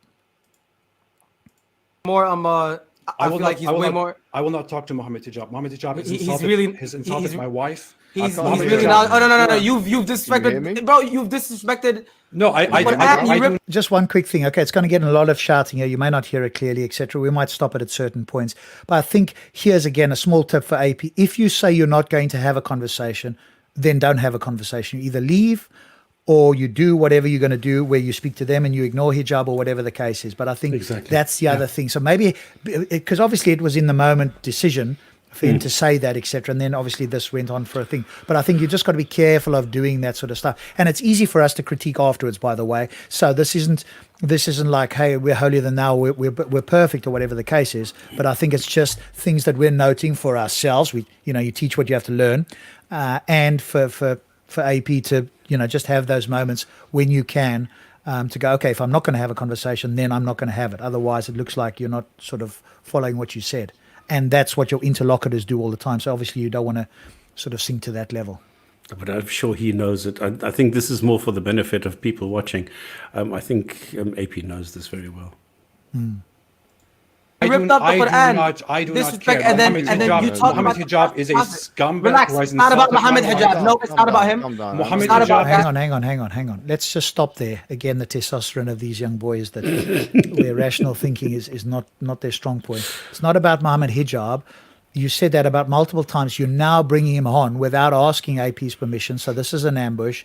You're claiming it's not about hijab, and now hijab will take over. So make up your mind here.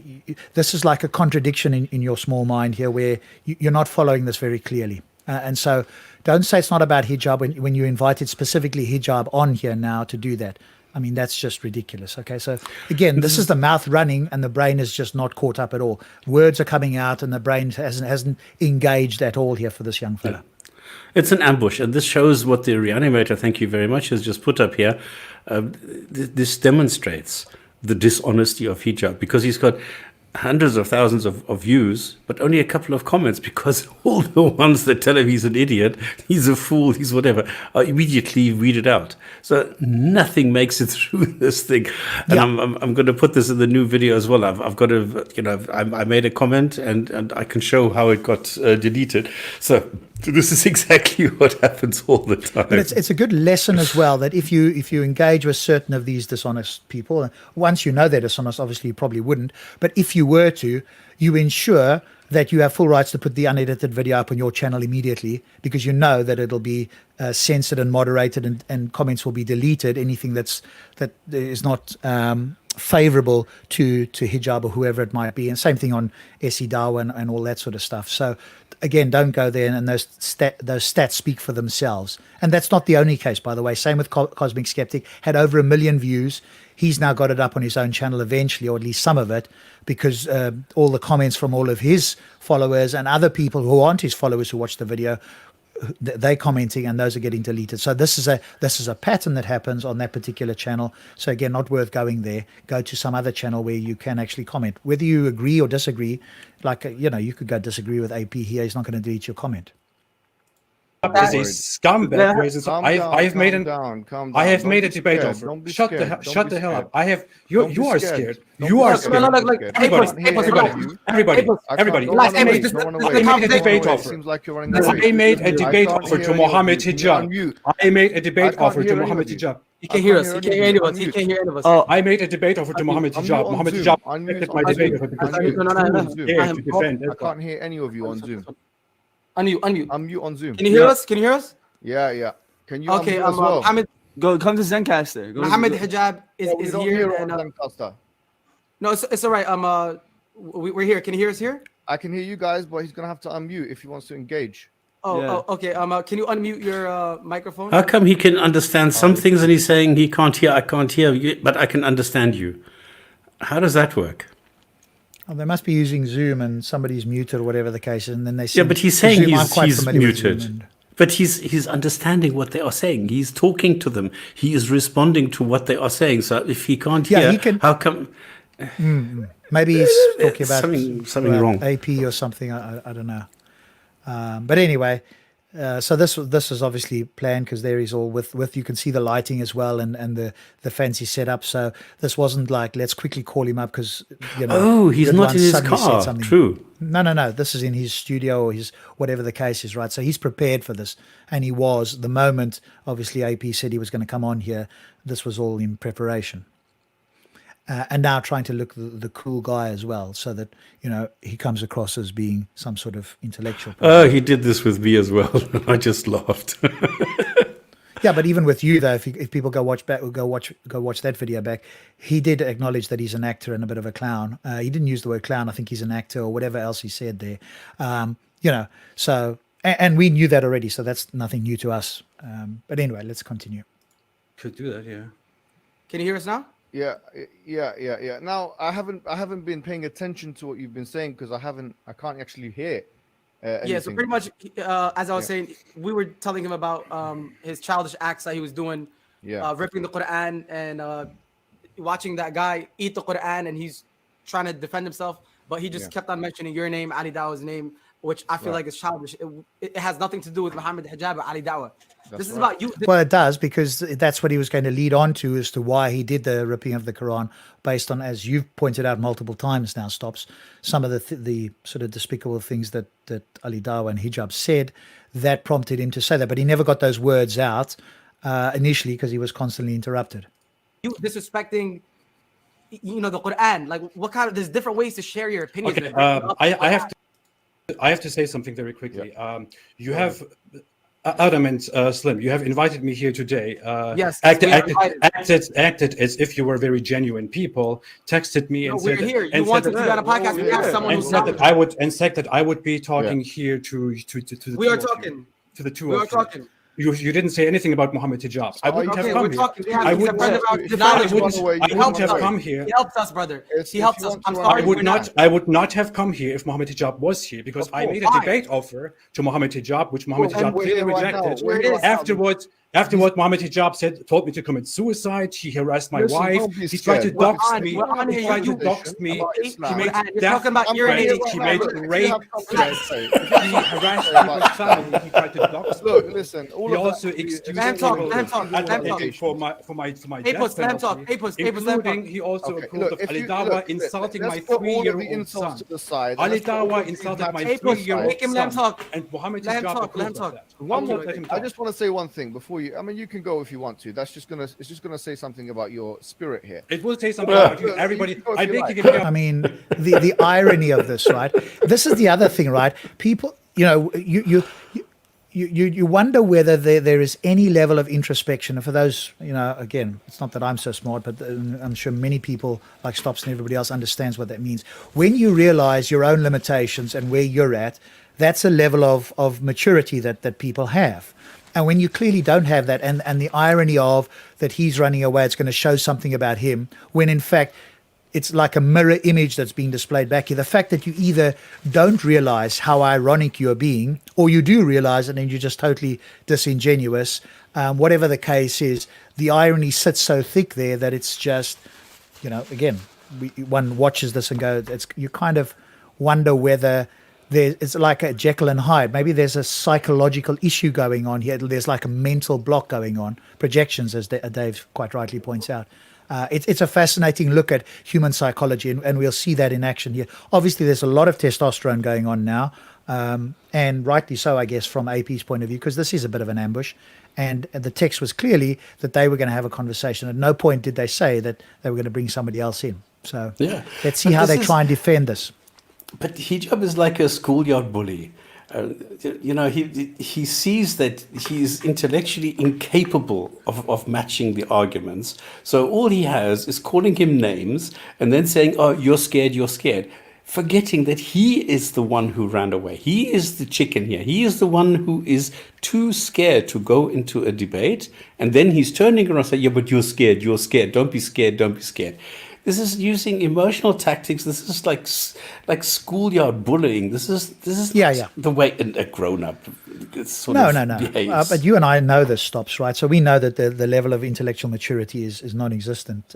But the other is that he thinks a lot of himself, right? And that tells you another thing. It's like a narcissistic behavioral trait. Those people that are experts in their field, they don't need to tell you constantly that they're experts and they've done this, that, and the other. It will come out in their expertise when they're discussing a particular topic. Lawrence Krauss doesn't need to tell you that he's written books, etc., or whoever it might be. Use him as an example, or Dawkins, or whoever the person is, probably some Muslim scholars and Christians. They don't need to tell you. When they start speaking and they articulate themselves, you can immediately tell, whether you agree with them or not, you can immediately tell that they have some knowledgeable things. So anybody that has to big up their own claims immediately is a red flag, because clearly their claims or their arguments or whatever it is don't stand on their own. So they've got to tell you how good they are. And that's a red flag straight away. Like Reza Aslan had to tell the interviewer that he has a PhD in something which was totally irrelevant because it's in storytelling. And it wasn't even a real one anyway when it was investigated. So video about you right now. I made you a debate of you ran away. You are a police. Can you stop cutting off? Can you stop cutting off, the little fella says in the bottom corner there. The irony again of somebody that's interrupted is incessantly and then telling AP he shouldn't cut off. Of course, he's not going to say that to Hijab, of course, because that's his buddy and his mentor, the person that he looks up to for some, unbeknown reason. And if you had to ask him why, I guarantee he couldn't articulate why. But he's welcome to come on here, because some Muslims said we could go on his show. Well, he can come on to ours or to Jinn and Tonic, or maybe you and I could go on there at one point. But we won't get anything coherent there anyway. And it's like low-hanging fruit. Then people accuse us of speaking to people that are clueless. And that's not our intention. Do you think the two at the bottom are a happy couple or something? Yeah, well, they're obviously buddies. I don't know whether there's more involved there. They're sharing and earpods and stuff like that. Who knows? I'm not going to make any judgments. This is worse than Hijab. Hijab was fingering guys. Well, what I pay attention to is, have they got anything substantive or even coherent? So coherence is the first level, and that should be an easy bar. Thank you so much, Janice Ritchie, for the super chat. She's listening in there. I take it, is listening. So thank you very much for that. So yeah, I think I'm listening, and you're right. I could pay attention to the body language and all the rest of it there, but I'm paying attention to, is anybody saying anything, number one, coherent, and number two, substantial? Coherence is an easy bar. It should be an easy bar to clear. Substantial, that's a harder bar. And at the moment, we haven't heard anything. But again, there's it'll calm down a bit later on, hopefully. You are a bunch of unreliable, dishonest. Listen. I came in good faith. Dishonest? We didn't say nothing. I came here in good faith. listen, with all due respect, I mean, what we can do now. I have is, no. You with don't all speak due to me about. Don't okay, speak to me no about problem. respect. Will you Okay, take no back what you problem, have no said? problem. Will you have take No back everything problem, that you no have said? problem. I will not listen to you. Will you take back everything that Let's you have just said finish. to people on social listen, Give media? me a chance to speak. Give me a chance to speak. Sure, All go I'm ahead. saying now, putting all of the hostilities and the toxicities to the side. I will not put it aside. Oh, if you look at can't- him if you now. can't manage Oh, that, he's right? so suave. Oh my God. I mean, Jesus, he's so ugly. But the thing is, I want to slap him because he's pretending now as though he is not the one who escalated. He is not the one who caused all the shit. He is not the one who is at the bottom of everything. He is the one. He is the only one to blame here. And now he's standing there. Oh, come on, let's all be quiet. Let's all be happy friends and chummy. No, you're an asshole. You are a despicable idiot, and you don't have the decency that one would expect from a normal human being. You don't have that. You don't go and go and insult somebody else's wife and tell them that he is probably going on his knees to his wife and doing. I mean, the things that he said about AP and what he is doing sexually and things like that, how he's getting ready to beat his wife and things like that is horrible. And he is using emotional tactics, and then he's sitting there, oh, let's all be friends now. What Let's put that besides us as if there was equal blame or that it wasn't that important or whatever the case is. As you quite rightly point out, he's the main instigator for this. And you'll hear later on, he which we'll critique when it comes up about freedom of speech. I want him to keep babbling, keep rambling, keep displaying the vicious, vile thug that he is. I do not want to muzzle this guy. I want this furry clown to keep saying what he's saying. So I'm not limiting his speech, but we are going to critique it and we're going to take it apart as we're doing now. So keep speaking, buddy. You display everything about yourself. The more you open your grubby mouth. Right. If you can't manage that, then you can't manage freedom of speech. that has nothing to do with freedom. That is not how freedom of speech You're works. going to eat up the Quran, laugh at it, and rip it up. But when you have your understanding of. Okay, so let's quickly deal with this because we've said it already. At no point did AP say that he couldn't speak. I'm not saying he can't speak. Presumably Stops isn't, but we are going to critique his nonsense, his vileness, etc. We're going to point it out. And in fact, like I've just said, I'm happy for him to keep speaking. He's just demonstrating the clown and the vileness and the thug that he is. So keep doing it. Anybody who's discerning will know that. The two sort of hypnotized little fellas at the bottom there won't pay attention. There's nothing will penetrate there because they're just, in awe of somebody. And so at that point, if there were critical thinking, which they haven't displayed in any way up until now anyway, it just disappears now, right? They're just in awe of somebody that they look up to. So it doesn't matter what he says. The ears will be very discerning. It's like it's the confirmation bias. You'll hear what you want to hear, the rest you'll delete, which is a human trait, right? And we've got to fight against that if we want to be intellectually honest. And if we don't, then we'll just display this and not even know that we're doing it. And the thing is that he's a bully, he's a thug, he's dishonest, he's a baby, he's everything. And that is the personal side. But on the other side, we have to pay attention to what he's saying, but there's nothing there. This is the problem. Whatever he is saying, and this is now very, very important, what he has managed to do in the last month is damage Islam more than Abdullah Samir, Harris Sultan, or AP put together. He has caused so much damage between Davaman, between Farid, between all these guys, between Yasser Qadi. They have damaged Islam so much. And he doesn't even know it. He's still, I'm the big guy. No, you're not. You're the big asshole. Yeah, Thank he's you very oblivious much. to what he's done, i.e. his own behavior and the pressing of Yasser Qadi and all the rest of it. So he's completely oblivious to this. But when you're in that echo chamber and there's still people who are even less critical than you are, who big you up at every corner, you could say that the sky is purple and they'll go, wow, that's amazing. How did you sort of say that without asking questions? Well, why do you believe that's true? There's none of that from that sort of side of the fence. So the one thing that he's got on his side is he's got a very gullible and ignorant audience that aren't discerning, that won't challenge him. And so you can just basically say whatever you want. But at this moment you come up against somebody that will challenge that, you kind of fall apart, and then you get all the rhetoric, you get the fluff, you get nothing substantial at all, and oftentimes barely coherent. And if all else fails, he starts singing. Yeah, okay. That is not everybody. Oh my that God! Is not Carry on like this. Yes, Thank you so much, Janice. We super appreciate your super chats there. So we do appreciate it. And again, if people want more of these, it was just that Stops and I had some time. We don't always have the time in the evenings, and this was relevant. We'll be on the show tomorrow anyway, so 8:00 UK time, Gin and Tonic Show. But just on my channel, which I haven't done anything on for a while, we thought we'd go into this debate because it's relevant and it's topical and it's something we're talking about anyway. Speech is about freedom of speech. Freedom of speech is about the fact that I can say something. I'm not being insulting to you right now. Yeah, you have been insulting enough. Listen. Sorry, please. You're a person who refutes Islam intellectually. That's at least the claim that you make. All I'm doing now, we're people that have much bigger platforms than you. We're giving you a chance, okay, as an unqualified.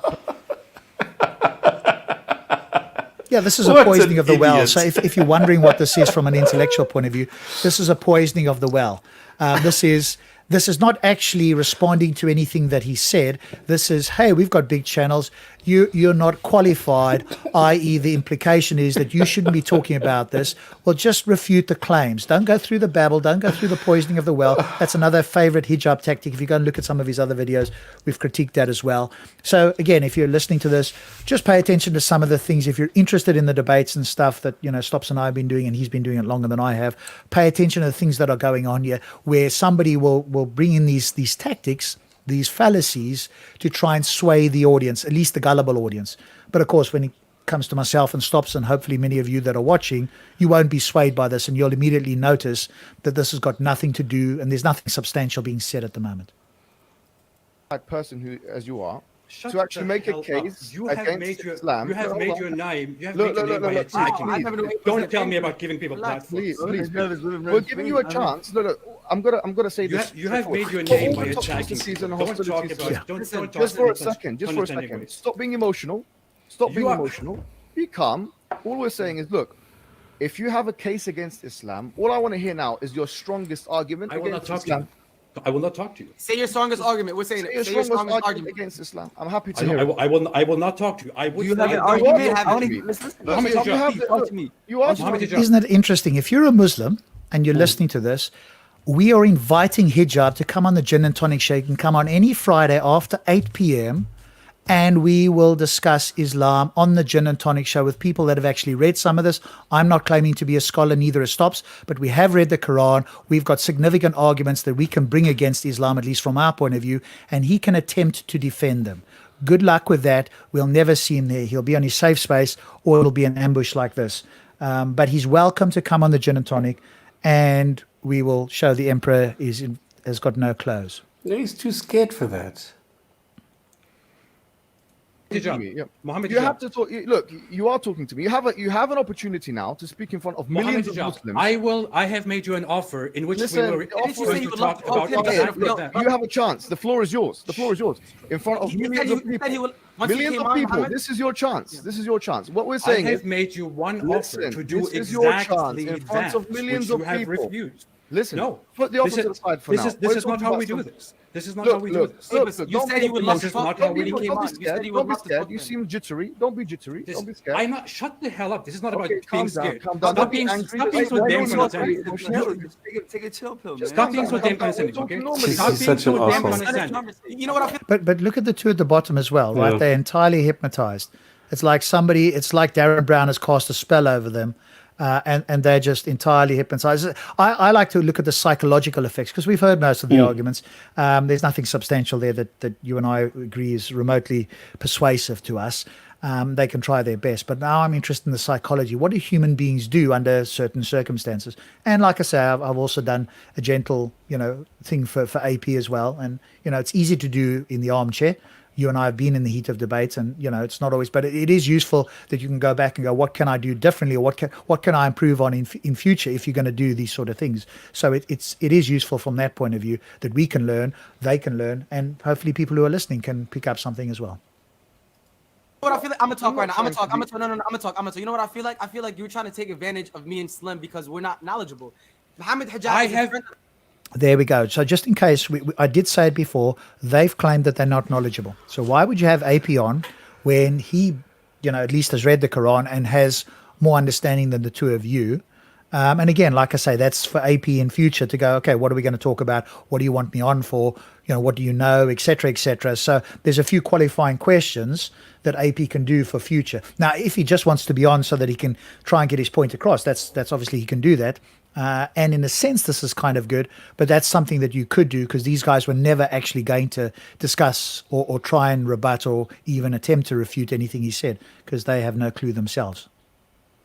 Friend of ours. He's a friend of ours. He is very educated. He is inspiring. Why are you taking off your headphones? Put your headphones on. Can you hear us? Let me speak. All right, speak. There we go. Remember I said that? I didn't remember that he'd done that. That's one good way to avoid hearing rambling and babbling and, nothing substantial. Take the headphones off so that you can get some points across because all we're hearing at the moment is noise. The fact that he thinks hijab is knowledgeable or whatever the case is, again, just shows how hypnotized he is. Because if I asked him, what is it? Give me one thing that you think is a strong argument or something substantial that hijab has said that you think is convincing or should be convincing to another rational person who is not a Muslim. If I asked that question of any hijab supporter, I doubt there'd be, out of the thousands of them that there are, sadly, I doubt there'd be a handful that could even remotely muster something. And that Well, I tells just you brought a lot. out a It tells video me lot. 2 days ago showing what an idiot he is. Yeah. Speak. Please do. Let him speak. Listen, we just said present your strongest I cannot argument. hear you. against Let me Islam. speak. All right. We're letting you speak. Go ahead. Number one, let me speak. Number one, I made an offer to Mohammed Hijab, which was very clear in the very beginning, which was that we are going to have an online debate. That is the fairest discourse that you could possibly We're online right now. imagine. This is not about this. Look. How many seconds did he have? All right, he's using that. excuse Less than for 20. interrupting. That's what I'm saying. All right, listen.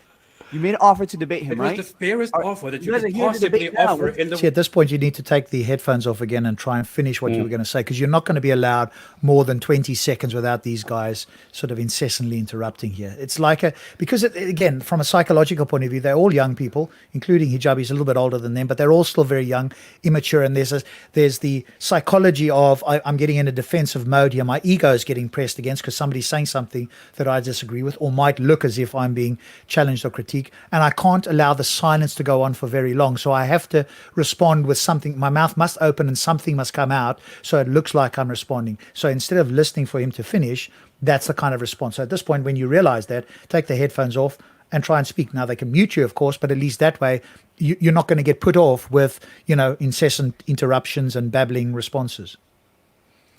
In the world to What's have better an, than to have an an op- actual go to have an on. actual because you are not letting me talk. Do you see the difference? The difference between a debate would be that I would have 20 minutes to talk. Mohammed Hijab would have 22 Yeah. minutes to Yeah, talk. yeah, It would be yeah, in yeah, yeah, nobody's yeah, yeah. control. Okay, well, listen, Nobody so could I'm interrupt happy to anybody, give you a time. and we If you could want talk. time, if And that's we the could talk. excuse. No, I'm If not going that's to the talk about you excuse, on your look, platform. that's the excuse. Number I'm two, happy to number give you a two, time. number two. Adam Saleh That's the and Slip. excuse. I have offered you a very clear choice and said I will come to If you you want 10 minutes, and I'll be talk quiet to in those 10 talk to Ali Dawa and you It two seems like we're about not our getting religious anywhere here. beliefs. Did I do that or did I not Look, do look, that? look. Can I say Once something? Mohammed Hijab Can I came in, respond? you Can I don't have to respond talk to you? to him. Can I respond? Mohammed talk. Mohammed talk. Yeah, look. All I'm saying is this, right? Putting all of the negotiations aside for the debate. Look, we're here and now. People on your side and my side, they want to hear an engagement. If you want, Okay, here's somebody else doing the same thing. Okay, HQ, just for interest's sake, because we hear this from Muslims all the time. What was it that specifically you think AP got schooled on, and what was it that hijab schooled him on? Can you provide anything substantial? In fact, we'll even invite you on if you want to come on here now and you provide that, and we'll rebut it or refute it if necessary. I'm waiting. This is all we need to do with Muslims. Ask them what it is they think, because this is the typical response. They give a generalist view. They almost never can provide any evidence for the claims. And so we're used to this sort of thing, right? I mean, that happens all the time. But give it a shot. Show me that you've actually heard something and you can even remotely put forward something coherent and approaching something that you could think is substantial. We'll wait. No, it's just another idiot who's just coming. He got exposed. What was exposed? Not even his little finger was exposed. Shut the fuck up. Get out of here, idiot. you want me Shares to be, on with YouTube? all due respect, we don't like each other. That's fine. You can put that to the side. With all due You're here in front respect, of you're a an fresh asshole. new You're an audience of idiot who people. goes and uses All right, we're underhand giving you a tactics, chance bully as, tactics, and then someone you say, who oh, is a with all good- due respect. Sorry. I don't know. I'm starting to really dislike this guy. You know, before I was just, well, what the hell, just leave him. But, you know, he's really such a real dislikable person. It's not his fault that he's ugly, but the thing is, what he says is so terrible. I can't understand why he does that. Yeah, I mean, I'm doing my best. I mean, I agree with that. But what I for me anyway, I attempt to do is put aside that I think he's a vile thug and just a low life. But what I'm listening for is actually something that's going to be said that we can respond to or rebut or refute or whatever the case is. And admittedly, that's very, very rare that anything comes up like that. So after a while, I'm like, I just kind of try and put myself to one side with regards to that, because we could keep saying that the whole video through. But I think it's a case of going, okay, let's see if anybody here says anything substantial. Let's listen in for that, because we've got our opinion of at least him. I think these guys are just sort of young guys that really don't know much, and that is what it is. Yeah, but the thing is, is anybody going to say anything that we can respond to?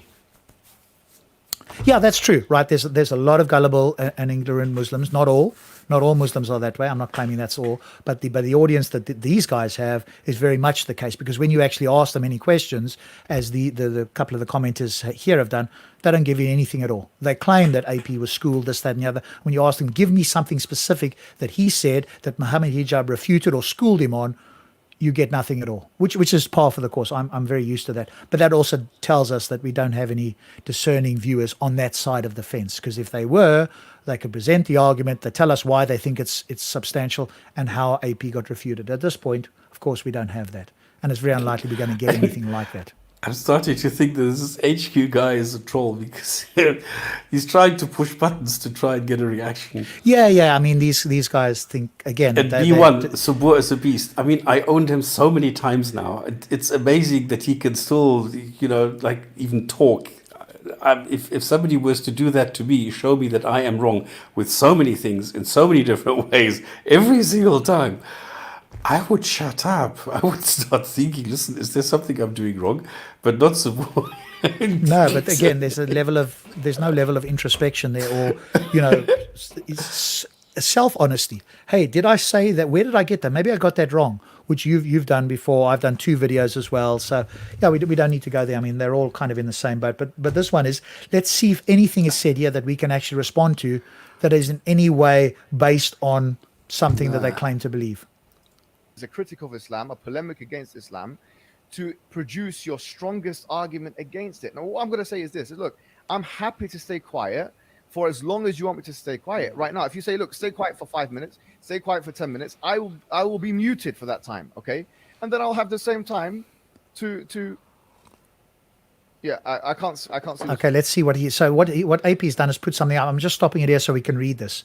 And this is something that he's put up, that obviously Hijab tweeted at some point. When these anti-Muslim attention whore Islamophobes need to get on their knees in intellectual submission before they are whipped by freedom of speech by the Twitter Muslims, and they reluctantly open their mouth in protestation to find that they've been defiled by the truth.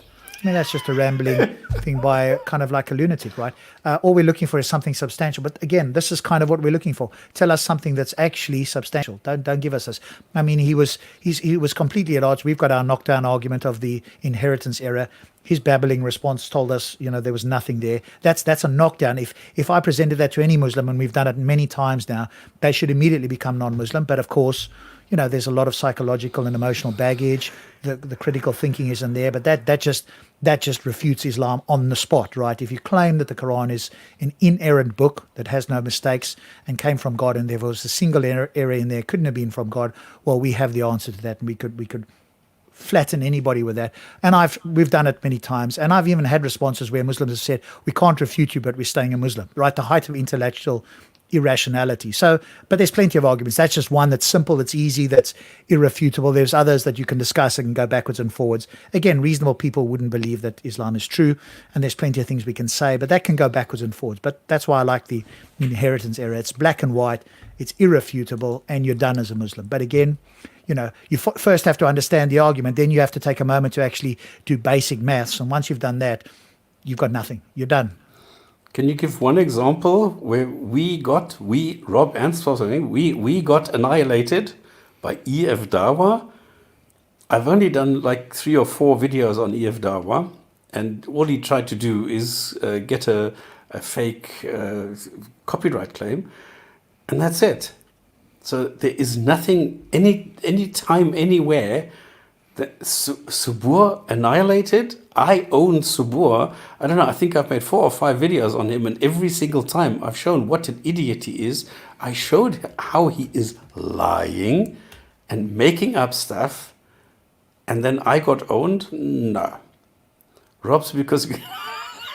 Yeah, of course. I mean, of course, the ignorant would say that. So Right? I know. I understand if you're ignorant, you'll make ignorant statements. Obviously, I went back. We've responded to Sabur, and that's all been sorted out. And I live 250 miles away, so I don't go to the Speaker's Corner anymore. But again, I wouldn't expect people who don't understand or who haven't asked the question, hey, Rob, why don't you go to Speaker's Corner? Oh, thanks for asking the intellectually honest question, Mr. Muslim. Well, the reason I don't go now is because I live 250 miles away. I don't live in London anymore, but I appreciate you asking the question rather than making an ignorant statement. Oh, hang on a moment. Sorry. I was waiting there for an actual... There's a debate at Speaker's Corner Idiot. Is that a channel name, Speaker's Corner Idiot? Is that the new hijab channel or what? Or the new Subur channel or what? Okay, let's not get too distracted with these simpletons.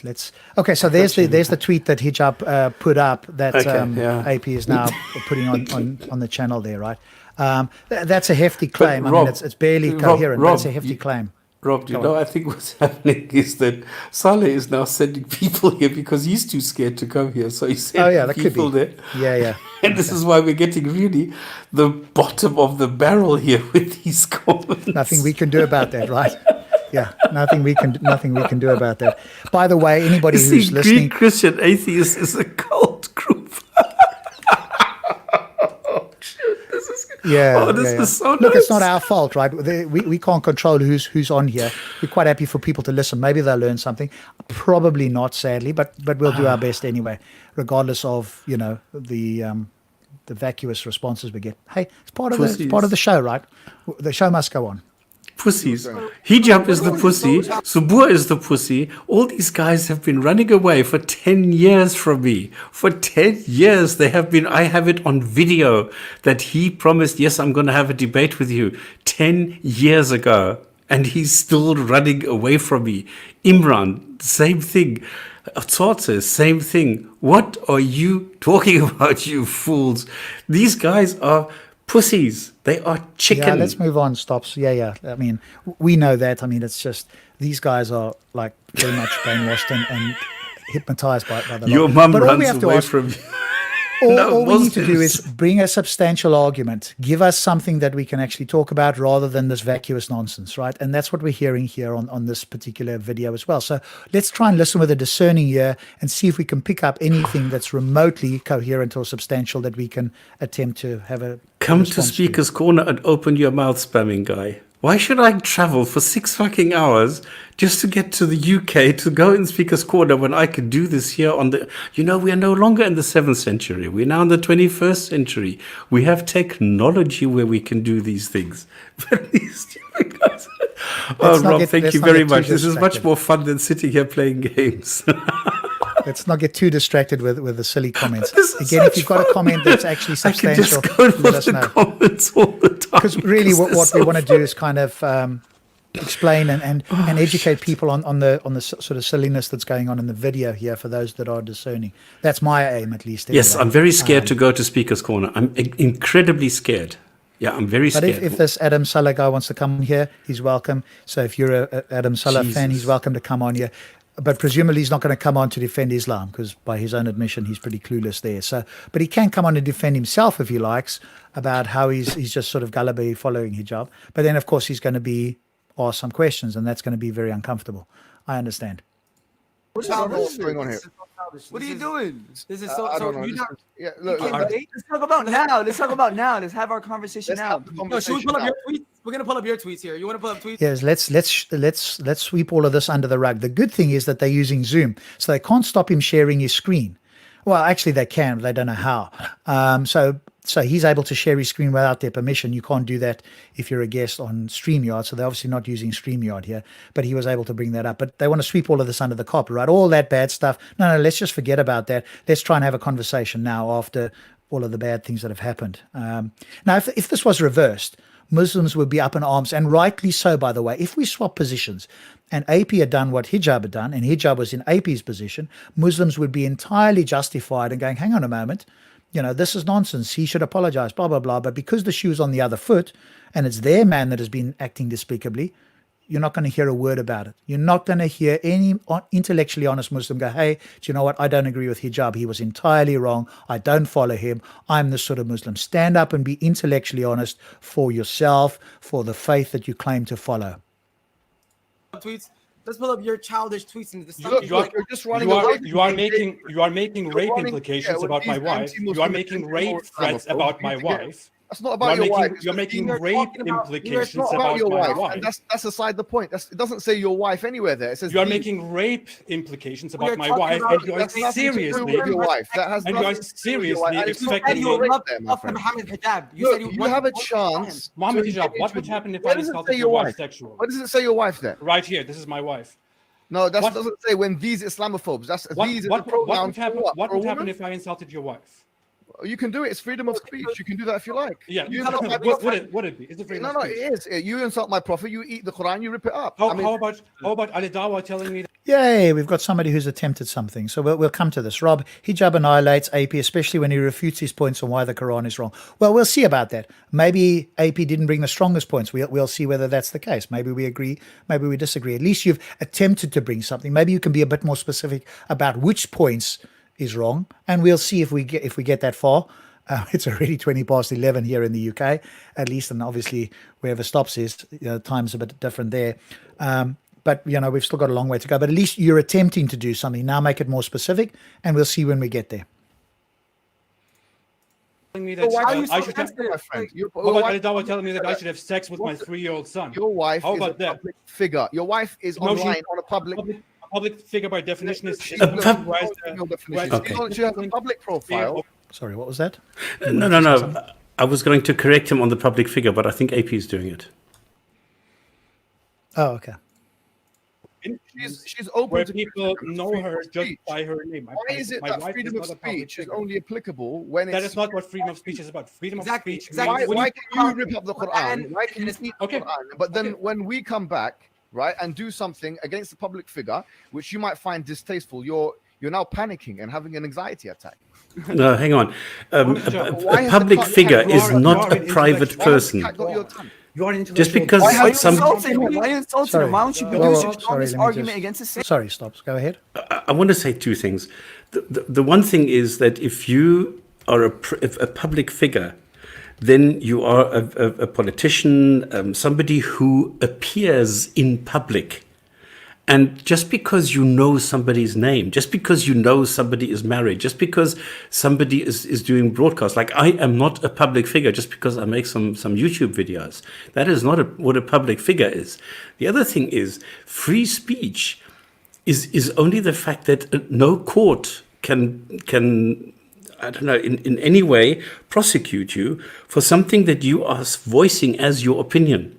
It has nothing to do with what I am telling you or something. That is a totally different thing. It's just, it's the court, it's the jurisprudence that is being considered when you're talking about free speech. I think these idiots don't know anything about what they are talking about. Nothing at all. Yeah. Okay, so let's carry on here. Okay, so maybe the Speedy Gonzalez guy is somebody who can actually articulate something, because the rest of the comments haven't been remotely substantial. It's just vacuous. Are you stupid? The guy is sitting there insulting me. I'm responding to it. He's not insulting you. Look, I'm saying to you, look, if you want 10 minutes, I will be muted. Listen. Look, don't worry about insults. Insults are freedom of speech. That's what you believe. No, they're not. That's they are freedom of speech. Look, with all due respect, you have no understanding of philosophy. That is not how freedom of speech I have works. 4 degrees to my name. Yeah, you don't know anything. Okay, that's what. Remember what I said at the very beginning. If you've got to tell people the qualifications you claim to have, which come from a diploma mill, by the way, according to one of our colleagues that did an investigation. If you've got to tell people how intellectually superior you claim to be, that's immediately a red flag. Like I said, if you are as good as you claim, you don't need to tell people how good you are. It will be reflected in your arguments. So we'll wait for that. Anybody who says this, immediately you're going to be highly skeptical. If I, as an atheist, came and told you I had 15 degrees, you should be skeptical of me. Just the same, you should be skeptical of somebody like this that tells you that they've written books, they got all these degrees. I'm not interested. What I am interested in is the arguments and the intellectual honesty that you supposedly have or could bring. The rest is all just stuff that's going to impress your gullible audience. It's not going to impress me or Stops or anybody else who's paying attention. And Eric Rhetoric is making a very good point here, because he's saying freedom of speech is not actually freedom of speech, it's freedom of expression. And ripping up a Quran is exactly that, it's freedom of expression. So they are restricting freedom of expression by saying you're not allowed to rip up a Quran, but you're allowed to instigate other people to commit an act of violence. And I've shown this in the tweet that Hijab said, where he says, let us make sure that they are in, I can't remember the wording, but it is full of violence. It is terrible what is happening here. The other thing is, he's saying 4. I've got 4 degrees. Now, I am pretty sure that in another video he said he has 6 degrees. So I need to find out the 2, and I need to have his 4 fingers and then put the voice underneath. I have 6 degrees. I want to find that. I need to. Yeah, I mean, it changes. You know, it changes every week. He's making it up. Maybe he finds them on the back of a cornflakes packet. So here's somebody new there. They're welcome to the show. Thank you so much. Yeah, myself and Stop Spamming are co-hosts on the Jinn and Tonic Show, where we critique Islam every Friday, 8 p.m. UK time. If you or anybody you know as a Muslim wants to come on and defend Islam, at Friday, 8 p.m. Today, we're doing a spur of the moment critique of this particular interaction. Let's just call it that. But we're co-hosts of the Jinn and Tonic. I've read the Quran. Stops has done even more than I am. We're not scholars, but we are people who will critique, and you will see if you'd attempt to have a conversation that we're not just run-of-the-mill people that have never heard of these things before. So you can bring on whoever, you or your buddies or whoever it may be, and we'll have a discussion and see how well they fare. We don't fancy their chances, but they're welcome to have a go at it. So we are familiar with Muslims, with Islam, with the Muslim apologetic, and we're critiquing it right now. So welcome to the show. Now you know who we are. Maybe he's talking about the happy couple at the bottom. Yeah, but they're not interacting here at all. They're just sort of sitting But there. he just like, said totally that the 2 dudes. Well, those are the 2 dudes who are sharing microphone and earpods. Oh, maybe he's responding to them. If that is, my apologies, because he's hearing the 2 of us speak. So maybe I thought he was referring to the 2 Could of us. be. I don't know. Could be either. Those 2 are young guys that invited AP on. If you're a late joiner here, they don't know anything about Islam. They've said that themselves. It's not me. It's in the video there. So they then brought in Hijab without telling Apostate Prophet, the ex-Muslim, that he was coming in. So this is kind of an ambush. And now this is where the interaction is at the moment. So if you're a latecomer, that's where we are. And we're critiquing what's being said here at some points during this video. About it. Freedom of speech. One of those, by the way, is in political philosophy, which is about freedom of speech. By bearded What are your Islamists, that's degrees? where you got your philosophy. What are your degrees? What are your degrees? It doesn't matter to you. It doesn't matter to you. He was talking about us. Okay, so there we go. He was talking about us. That's fine. Yeah. Again, telling me how much you claim to know is not important. What I want to know is, have you got good reasons? Anybody can go to a diploma mill and pick up a diploma and claim they have a degree in something. That's wonderful if that's what you think is useful or that will convince people. It won't convince me. What I'm interested in is, have you got good reasons? Have you got articulated arguments that you can put forward? I'm a neurosurgeon and an astronaut. Now what? Doesn't matter to you, man. It doesn't matter to you. You don't have a basic understanding of freedom of speech. You do not have the authority to tell me what you think freedom of speech is. I have actually written books on liberalism. I don't have books. He doesn't even know what liberalism is. He doesn't understand it, and I've shown him that he doesn't understand it. This sounds a bit silly, really. He's claiming that AP doesn't have the authority to tell him what it is because he's written a book. That's a non sequitur. Firstly, AP is not claiming that he has the authority. He is claiming that this is my opinion, and the other guy has his opinion. The fact that he's written his book doesn't make his opinion any better unless he can demonstrate it. Telling me you've written something isn't the same as putting forward an argument. What more can one say? And there we go. Detective Inspector Monkfish has actually picked up that so at least some of Hijab's degrees, claim degrees, are from a diploma mill, which is like an institution that churns out degrees for little or no work at prices, or if you happen to be part of the family or whatever, you get those a lot easier. So it's not from any recognized university or anything like that, where in fact 3 to 5 years is actually required for a proper degree from a recognized institution. But who cares about that anyway? I don't care if the guy actually had PhDs from Oxford or Cambridge proper. The actual universities, what I care about is, can he articulate something substantial? If you contradict my professors, when they were peer reviewing them, they didn't tell me that I was wrong about my understandings of freedom of speech. Okay, can you Does that mean that your professors are correct just because they didn't tell you were wrong? That doesn't follow either. I mean, this is just logical fallacies. tell me here. this then? Yeah. According to you, does freedom of speech mean that you can say whatever you want and nobody should get angry about this? Well, according to liberal philosophers like John Stuart Mill, yeah. Okay, this is the other thing that goes on, by the way. Just notice what happens here. I'm pointing out for those people who this will float over their heads.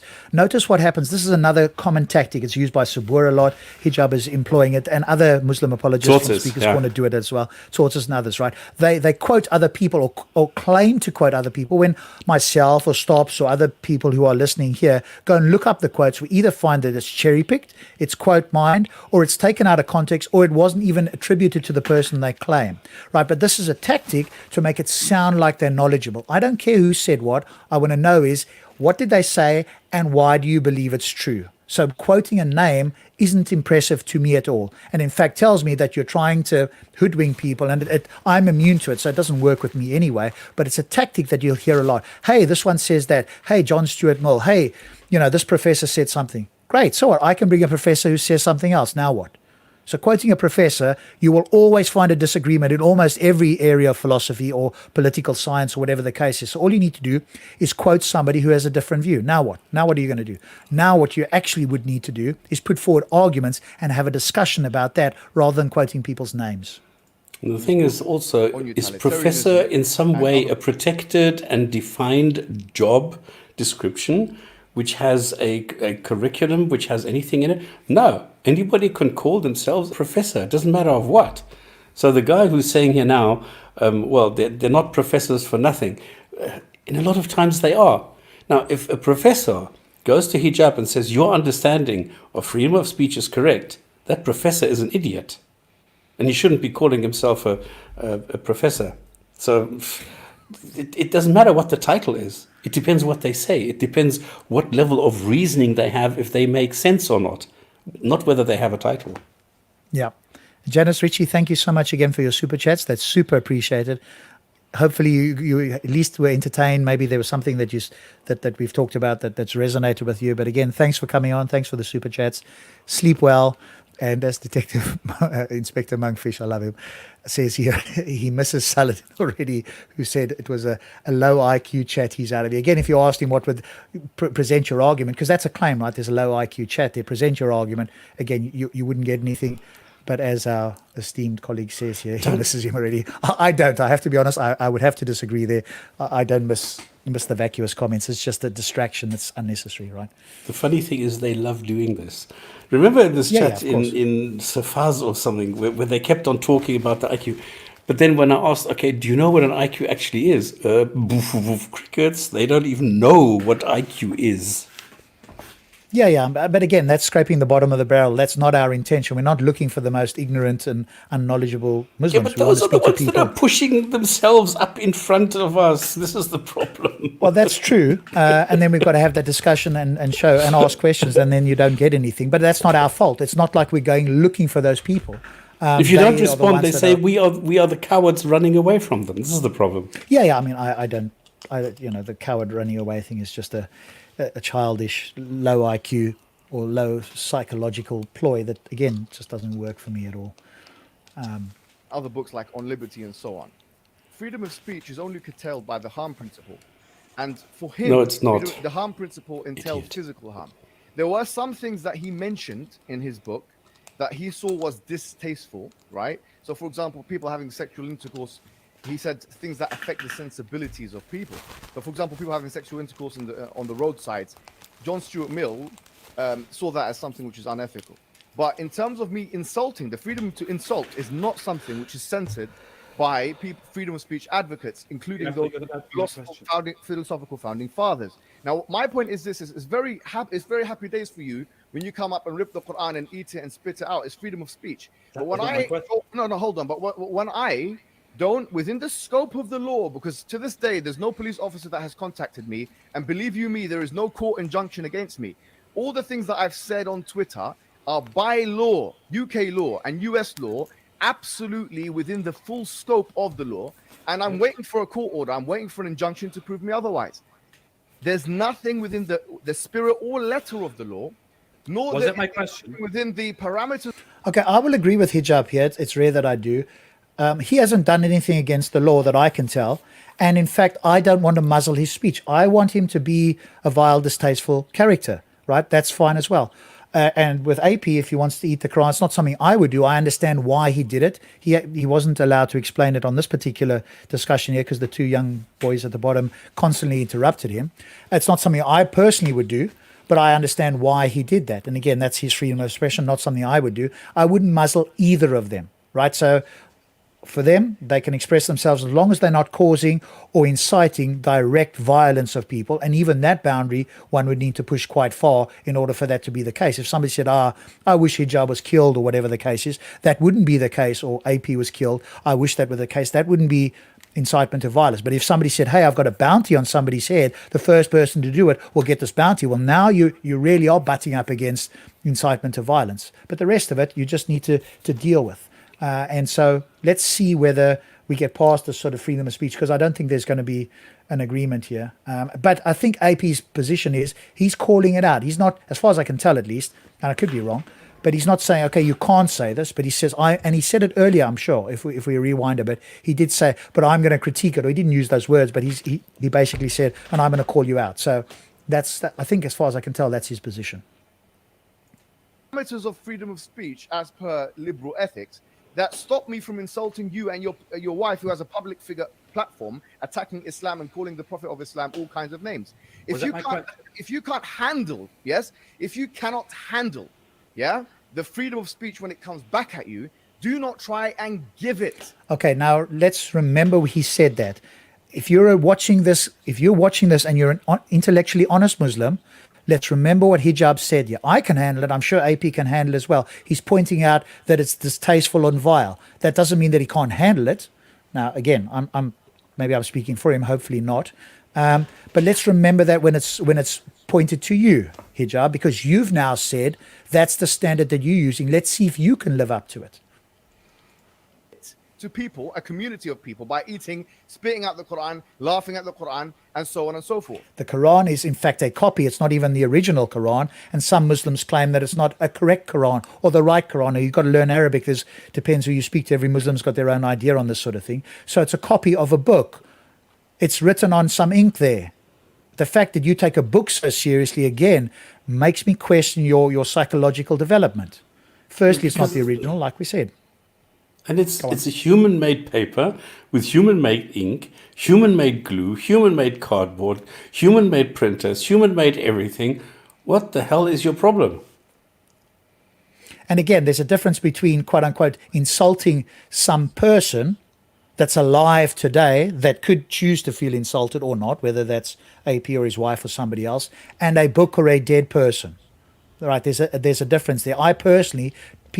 I think that people choose to feel insulted, and they have a choice to not feel insulted. And it's not for somebody else to modify their words. But that's fine. So Hijab can say what he wants, but he's just got to deal with it when it comes back the other way. And let's see whether he's intellectually honest and consistent over time. Because that would imply that you are a person of weakness. No, it's the opposite. Yeah. So that answers. Go ahead. It's the opposite.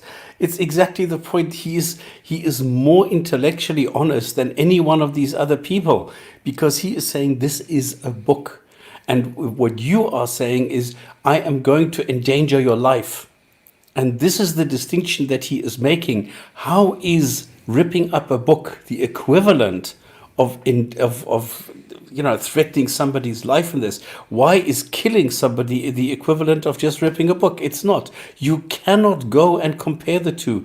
It is just an object. It is a book, for crying out loud. It doesn't matter. This is why there's a guy who went and destroyed 250,000 Qurans because he put 250,000 Qurans on a hard disk and then destroyed the hard disk. So it doesn't, the whole concept, these antiquated superstitions that you guys have, they do not make sense in the 21st century.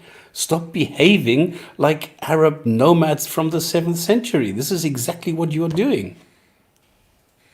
Okay, so here's something that this fella said. Rob, the concept still stands. There is a culture of the Muslims. Everyone has different morals and backgrounds, just like Connor versus Kebab. Connor didn't understand this.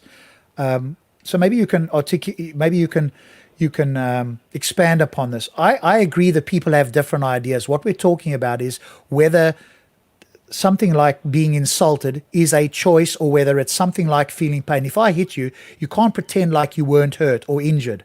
But if I say some words, whether I intend to insult you or not, you have a choice as to how you respond. And if you disagree, you would have to bring an argument such that every single human being was almost programmed such that they couldn't respond in any other way. Then you would have a point. If there was something that was said that affected every human being in the same way and they were unable to react any differently, then you might have a point. That would be the way you could refute my argument. So I'm even give you a way to refute. If you don't do that, then it's entirely a slippery slope, or as I call it, a black hole fallacy. Because the moment you claim that you can't say something, quote, insulting, which is a subjective claim, then I can play that game against you. And if you're going to be intellectually honest, I will show you that it leads to a position where I will muzzle you as a Muslim entirely. The moment you open your mouth, I'm going to claim the same thing that I'm feeling insulted. And then if you're intellectually honest, you will never be able to open your mouth about Islam in public again. You really don't want to go down that route. Answers your question. Let me respond. Was that my question? Do you really think that was my question? What's your question? Just repeat it for yourself. Was that really my question? What was your question? My question was, according to your understanding of freedom of speech, Yes. Does freedom of speech mean that you can say whatever you want and no one can be angered about it? No, no. Okay, listen what he said there, right? The question was, can you say whatever you want and nobody's angered about it? He didn't say, can you say whatever you want and we're going to stop you saying it? He's entitled to feel anger. I mean, again, I would say to AP, that's a choice, just like I would to Hijab. So I'm going to be consistent, whoever it is. But he can feel anger or he can choose to feel anger. That's fine. But he's not saying that Hijab shouldn't say it. And again, just for the gentleman that's speaking, I'm going to say gentleman because at least he's trying to have a reasonable response here. Muslims are taught to respect their prophet more than their parents, so they do feel pain. Okay, so but this is an illusion or a delusion in a sense, Speedy, in the following sense, right? The fact that you are taught, I'm going to use your words rather than the words I would use. The fact that you're taught doesn't mean that it's true. And so the fact that it's a choice that you're feeling pain, because if I went and I've spoken to hundreds of Muslims and Stops has spoken to thousands, I've spoken to Muslims who don't feel pain. So clearly there are other Muslims who don't feel pain when, quote, their prophet is, in inverted commas, disrespected. So there are Muslims who don't, which means that people are choosing to think or feel different things. So if that's the case, you can choose to feel that, or you can be taught to feel it, or you can teach yourself not to feel it. And if you teach yourself not to feel it, you are empowered. Because what it means is that if you are taught to feel quote unquote pain, in other words, you're not feeling pain, but you have an emotional reaction to some words you've heard, then somebody else is pushing your buttons. They're in control of your psychology.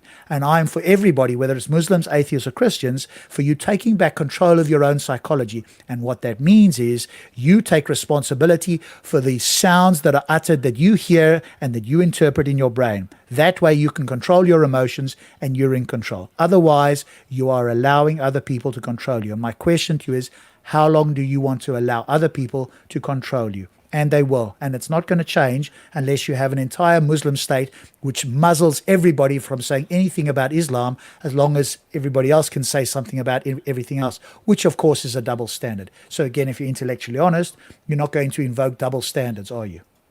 At least I hope. The point is that people are taught, Muslims are taught something about Muhammad that is not true. That he was the best person, that he is this, and that he is that. The funny thing is, if I bring up the hadith, if I bring up sahih, in other words, authentic, dedicated hadith, which are all about slavery, which are all about raping female slaves, and they are deemed as sahih by Islamic scholars, why is it that then suddenly Muslims freak out and they say, "Oh my God, these are so terrible, these are so horrific, this cannot be the Muhammad"? Well, it is, because you have both ends. You have some things that Muhammad did well, some things he was good, some things he was a horrific, horrible character. So just because you get taught only one side and you don't know the other side does not give you the right or anything to go and muzzle anybody else who's telling you the other side of the coin. It's the same you're welcome coin. to come on Jinn and Tonic, and we'll expose some of the bad things. And we've done a whole show on the things that Islam does good.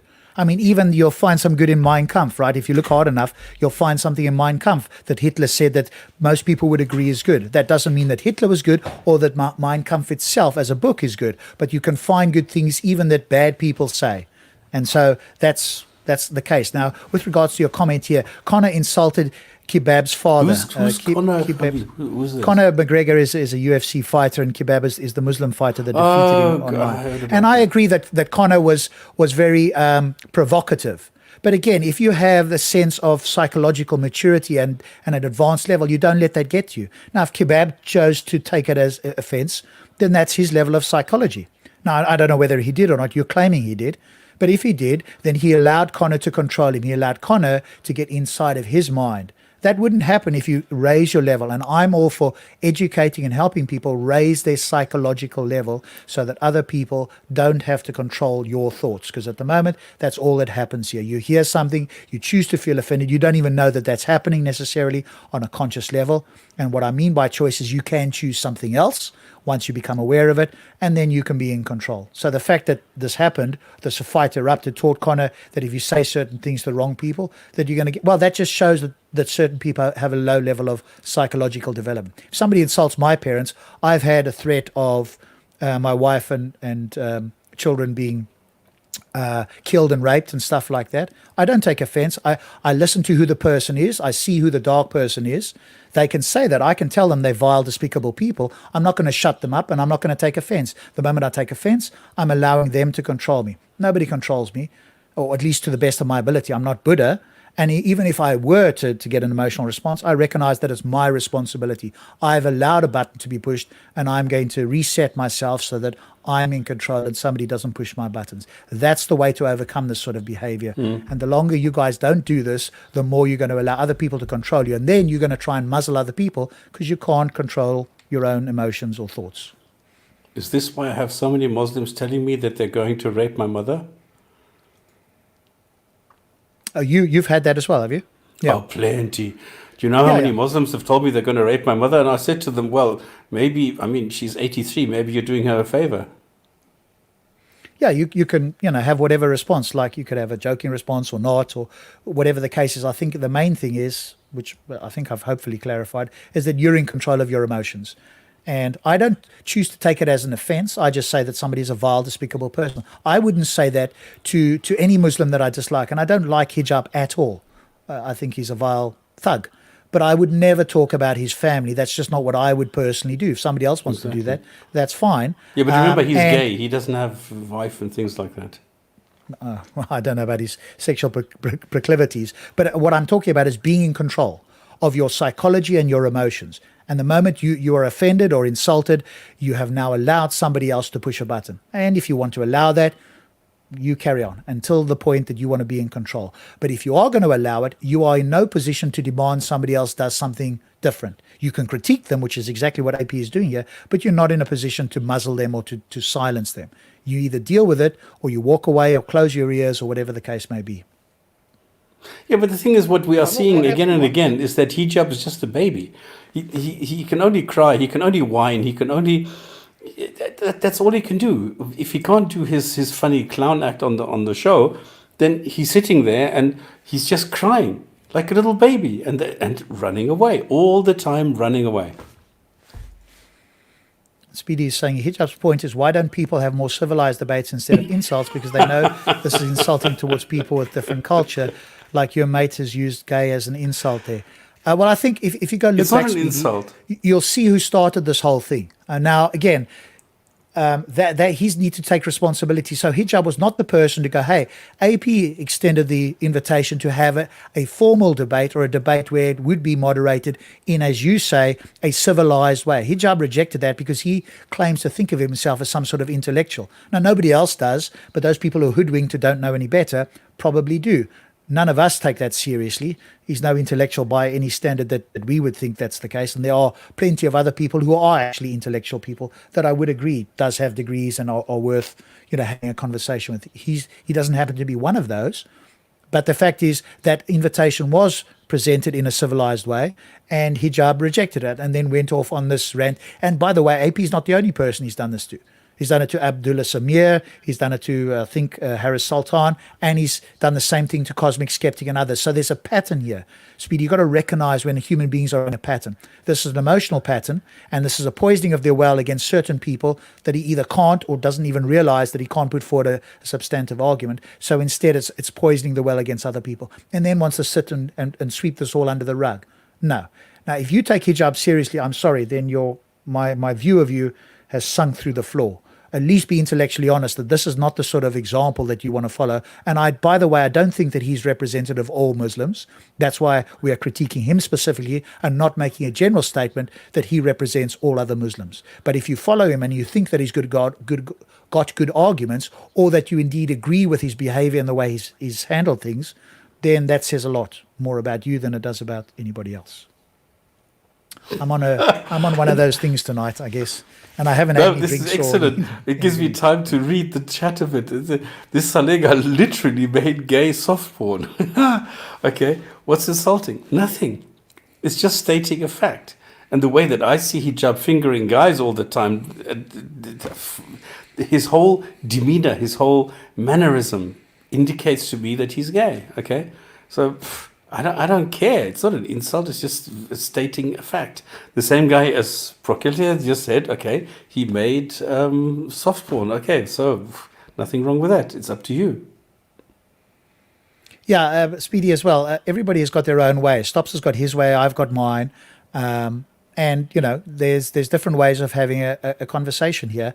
And especially if the other person has started the whole thing, then I think, other people can, go at it in that way. And different people do it in different ways. Ultimately, what we're looking for, at least I am, and it sounds like you might be to some degree, and Stops is too, we're looking for the actual arguments.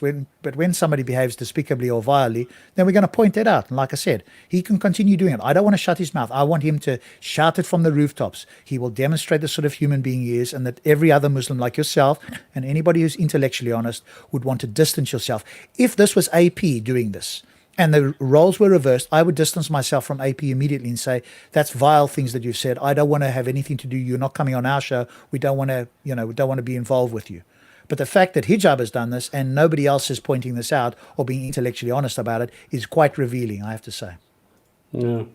And the thing is, it doesn't really matter whether you swear or not, because if there's a list of words in the English language that you think shouldn't be used, well, that's your problem.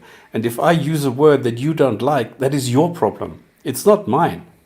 It's part of the English language. And if I can't say it's your fucking problem, then it's your fucking problem. Okay, it's not my problem. If you feel that there's something wrong with that, it's not my problem. I'm just using words. It shouldn't affect you in any way. If it does, it's your problem, not mine. Okay, well, then I apologize. I thought you were Muslim because you seemed quite sympathetic. That's fine if you're looking into it.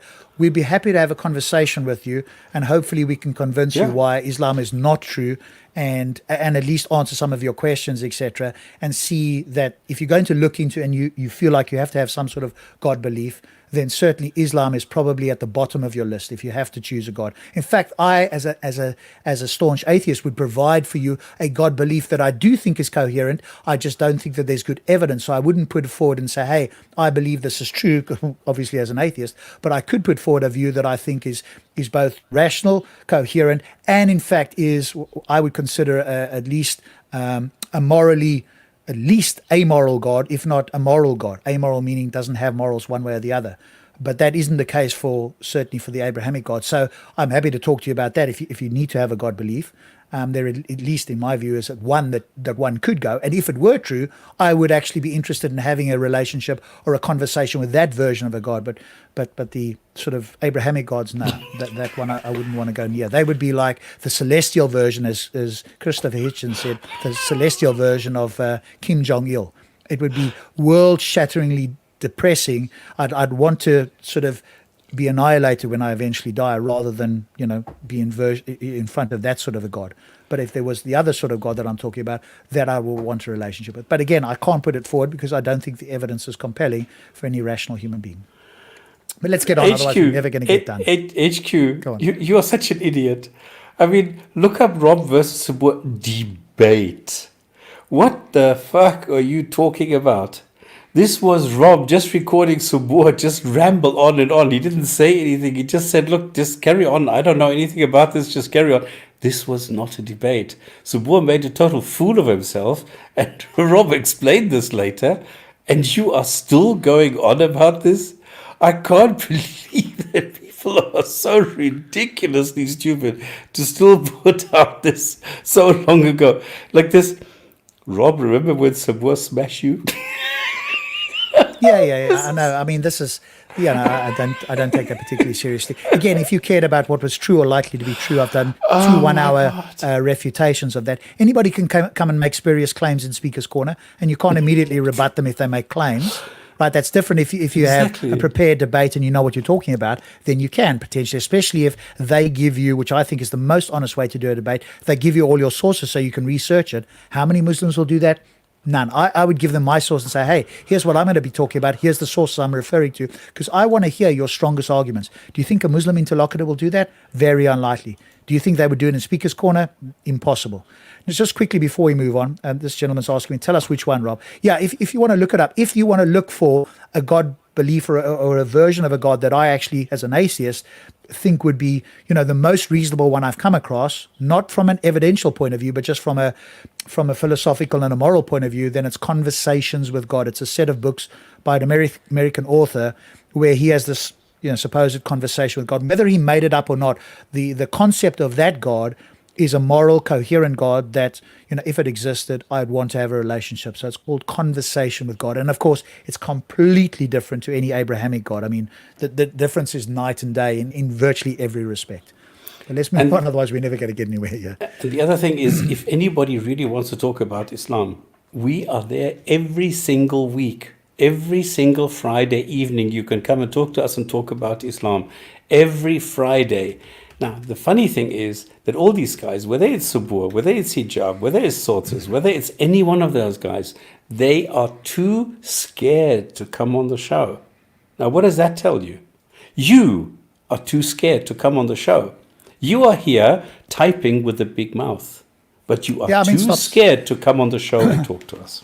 That's par for the course, right? But even the supposed people that they look up to won't come on the show, right? We go to the Muslim shows, or at least you do. I've been so busy I haven't done so. And that's where they've got 5 Muslims on the panel and just you. But they won't come to our show, right? Because then we're going to ask the tough questions. But let's see how much more we can do here. Right. It's 12 o'clock. Maybe we'll do another half hour or something. Let's see. Right. That's not the point. Laws. So there are Is your freedom of speech, does freedom of speech, according to you, mean that no one can be angry about it? About what you say? We're angry about you eating and spitting out the Quran, and you and David.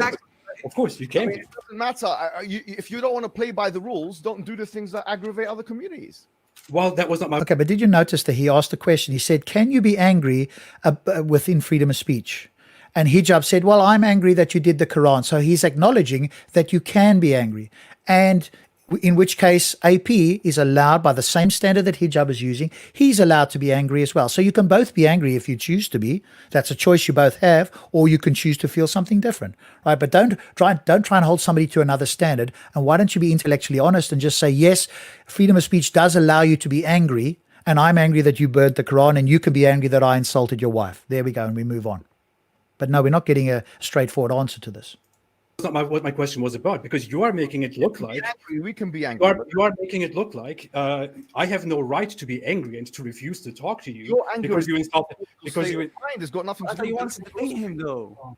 You offer to debate him, and then when you have the Yeah, and once opportunity to Mohammed debate Hijab him, he's in came your up, face. Anger you're running away. is irrelevant. Your Do you anger, see this? Do you see your this? anger. The truth doesn't care about your anger. Everybody, do you see this? This is exactly why I'm not wanting to have this conversation. Why? I'm Because here trying to give you a response, and you haven't even let me talk. Go ahead, please. But come on, man. And- You never. and you come on, will- the more and you will all you're genuinely- talking about is responding. Go ahead. Come on. Go ahead. The floor is yours. Okay, I will include this in my upcoming video about you, Mohammed Hijab. I think you can evade that, but I have a video upcoming about you in which I will demonstrate. Yo, this is not about Mohammed Hijab. This isn't about Ali Dawah or anybody. I don't know if you're in love with him or something, but this is about you ripping up the Quran and Okay, again, this young fellow who has not really been paying attention and didn't allow the conversation in the very beginning. The reason he's bringing up Ali Dawah and hijab again is because they said something that he chose to feel insulted by, and he responded by doing what he did with the Quran. Now, if you had allowed him to actually say that, you can critique that, but then you've got to be very careful, because if you critique that, you're going to have to use that same standard against hijab. And that, of course, is going to make it very difficult for you to critique. But since you haven't listened to him and understood why he did it, you're again going to go through your babbling response here, which is really no use. And again, just quickly in the chat there, Rob, I thought you said it was a choice to feel angry. Yes, it is a choice, because you can choose not to feel angry, right? Unless you want to claim that that's impossible. Good luck, and I'll wait for your argument. And Speedy is saying, yeah, by the way, they don't allow you to insult religion in societal places like work or schools. Well, that's not what we're talking about. That's at no point are we talking about certain institutions that can impose certain limits on freedom of speech based on that institution. But then you have a choice as to whether you enter or be part of that institution or not. What we are talking about is either online or at Speaker's Corner. I like to use Speaker's Corner because that's where the place is where you're supposed to be able to do it, or indeed online. Now, of course, YouTube does a lot of censoring as well, but then they've got to censor consistently, and they don't seem to be doing that. So work and schools is irrelevant. Nobody's talking about that. We're talking about it in the public square, so to speak. Yeah, and people like Adam Saleh don't understand this. They see this this threatening of families as something like it's everything is fair. It's not. He's a total fool that he doesn't understand this. I don't get this. and laughing at people eating the Quran and talking about urinating on the Quran on your Twitter. Is this worse? Is this worse than telling people that they should be put to death for? This guy, no, we don't condone it. Look, Excellent, child- excellent. This is the only way to show this. Exactly. Is this? But This listen is to the exactly question he this. put that, right? Yeah. What's worse? And of course, they won't answer this question. Yeah. Because if you answer that, hey, asking for people to be put to death, that means that you care more about that than you do about a copy of a book. And if you're going to be the sort of Muslims that these guys apparently are, which is that this book is somehow more holy than anything else in their lives, and the Prophet and so forth, then they can't say that, right? So now let's listen. I haven't heard from here on, so let's see whether they are going to answer that question. Is this worse? See that you just mean Worse. disrespectful. What about worse than telling people that they should be put to death? It doesn't affect us. When you do even right and wrong. I put the Quran in. I can burn the Quran. I can put it in water. It's great that it doesn't affect you. It's great. It's fantastic that it doesn't affect you. What's your point by doing that? What is this? Did you notice they didn't answer the question? He asked which is worse. Again, if you are discussing with certain Muslims, not all, by the way, so somebody like Speedy, okay, he's not a Muslim, but he's somebody you could have a discussion with. But if you listen and you ask a question, you've got to keep in your mind, because people like Hijab and the two boys here, they're not going to answer your question. So in your mind, you've got to go, what was my question again? Because you're going to hear a lot of rambling and babbling and red herrings and other tactics to avoid answering the question. And as a debate interlocutor, you've got to go, what was my question again? And you bring them back to the question. Which is worse? Are you going to answer the question yes or no? Because they are avoiding answering the question. Yes, and they could give a response, or no, and they give a response. But you're not hearing that, right? Is this worse So than telling lame, people so lame. and telling people that they should be like a fool right now. put to Right? death? Look, This is your defense. This is your defense. what we're saying is, we're not saying that you should be killed. Let me put that on the record. You brought it up. I'm responding to Let you. me tell you Is something. this Let me worse? tell you something. Is Let me this put worse than telling people they should be killed? Well, Apis, listen. I'm telling you right in front of you. Fuck up. Don't call me Apis, okay? I can do whatever I like. Relax. Okay, I don't know, Mustafa, if you're not paying attention, if you've just joined here. Can you rewind, or can you show me a time zone where Hijab answered the question, which is worse? This one is worse, or that one is worse? That's the question that was asked of him. That's the question he has not answered. He's asked which one is worse. So tell me again, what am I straw manning? I'm not sure that you know what straw manning is. At the moment, I'm very dubious that you understand what that term means. Answer me a question. They're triggered. Answer me a question, Mohammed Hijab. You You have talked enough. I have gave you the time to respond. Why would Answer you me one question. 7,000 miles away? Answer me one question. Yeah, go ahead. Adam Saleh and Slim Al Bahir here were not convinced that this is the response. According to Islam, under an Islamic government, unqualified understanding of it. Yeah, you're not qualified, are you? Let's be honest. You don't have any. Okay, so here we go again with the red herring. These are red herrings, right? This is a hijab tactic. If you've listened to him, or I've spoken to him in Speaker's Corner a number of times, instead of allowing somebody to finish, you'll bring up a red herring. Whether he's qualified, he could be the stupidest person or the most qualified person. What he's bringing up is an argument or a position or a claim. You listen to the claim, and then you can either ask him for reasons, or you can rebut it or refute it. But to claim that he's not an intellectual scholar or whatever the case is a complete red herring. This is a way to avoid answering, to sidestep the question or the critique that's being leveled at you. So if you're watching, pay attention here. Have any training in Islam, do you? That's true. You are tired. Do you have any training in Islam? According to Islam. By your own admission. So why are you saying according to Islam? You should say according to my understanding of Islam. Which Oh dear. Did you hear that? According to my understanding. Can any Muslim on planet Earth claim that they have the objective understanding of Islam and what their reasons is? If you're going to play that game, Mr. Hijab, then you would have to acknowledge that every scholar, including yourself and everybody else, has their understanding of the Quran, and nobody has an objective standard. So you've now shot yourself in both feet, and you're sinking very quickly. I'm asking you a question. Can I ask you a question about the Islamic rulings? Yes, Can I ask you a question? The educator, the question, yes. You are an idiot. Can I ask you a question about the Islamic rulings according to my understanding? You don't even have the brain to think about this. I'm asking you a question about your Islamic rulings. According to the Islamic jurisdiction, according to Islam, according to the Islamic whatever, according to it's my third language. While you spend time going into answer the question, according to Islam, somebody who leaves Islam, i.e. me or other people, somebody who leaves Islam and makes it public that they have left Islam and explains to the public that they have left Islam and why they have left Islam. Is this person to be put to death under Islam? Well, I've written a book on this. It's actually called I just want to put to you that I've written a book on this, which is actually my dissertation for one of my degrees, which I got a distinction in, and which was peer reviewed by two liberal people by my then given the distinction. So I think this will be a professional answer here, not like yours. My answer is this: it really depends on the situation. I'm not saying to you that Islam, the only ruling in Islam, is that the person who is a public apostate is to be put to death. In fact, in the Treaty of Hudaybiyah, where the Prophet Muhammad ﷺ had a negotiation with Suhail ibn Amr, in that treaty, there was a clear parenthesis put in place, or a clause, a stipulation put in place, whereby apostates would be actually redirected or strategically relocated. For that reason, Ibn al-Qayyim al-Jawziyah and many of the scholars, in fact, from my reading, the majority of scholars say, it's possible that a public apostate, and listen carefully, I'm answering your question directly, a public apostate, just like yourself, not just within the Western world, but within an Islamic state, is not actually put to death and is strategically located to another country, for example, a safe haven.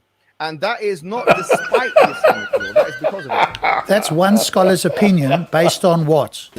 Other scholars have a different opinion. And the fact that this is a knockdown argument, in my view, against Islam, right? Yeah. And again, I present this and I never hear a substantial answer from any Muslim. If you're a Muslim listening, just attempt to try and give me a substantial answer. The fact that different scholars, these are people who claim to have studied this, come to different interpretations means that the texts are not clear enough.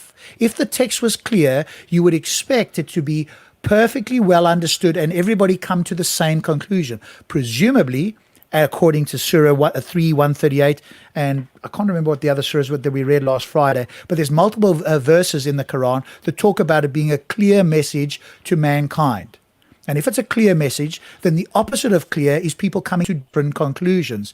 This is a knockdown argument. And every time I present this, I don't hear responses that are even remotely substantial from Muslims. What I would expect is this book to be clear, that when everybody reads it, they come to the same understanding if they're looking at it honestly. If it says don't eat pork, some Muslim comes along and says, well, do you know what? I think when it's a full moon, you can eat pork. We can say, no, but the book says you shouldn't eat pork. Very clear. Why isn't the rest of the Quran like that? Oh, because some are ambiguous, some are clear. Was this book supposed to be sent as a clear message? The book itself claims to. So you as a Muslim, if you're an honest Muslim, would have to go with what your book says, which is yes, that this book is clear. And when we show you that the book is not clear, now you have to backpedal. Now you have to try and make up some excuses to show that, in fact, well, there are some unclear verses. Because you well know, Muslims, that your book is not clear in at least some places, if not more than some. And we show it every Friday night. And all I do is show you that it can be much more clear. And I've done this with Muslims. And when the response comes back, you can go look back at past shows. We just add a few words in, add a little bit extra. We can show how much clearer and more accurate it can be.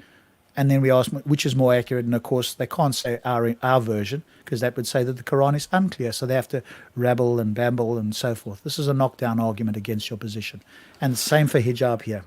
The other thing is what hijab is doing, which I find so despicable, is what we see in Turkey at the moment, where Muslims are taking over Turkey.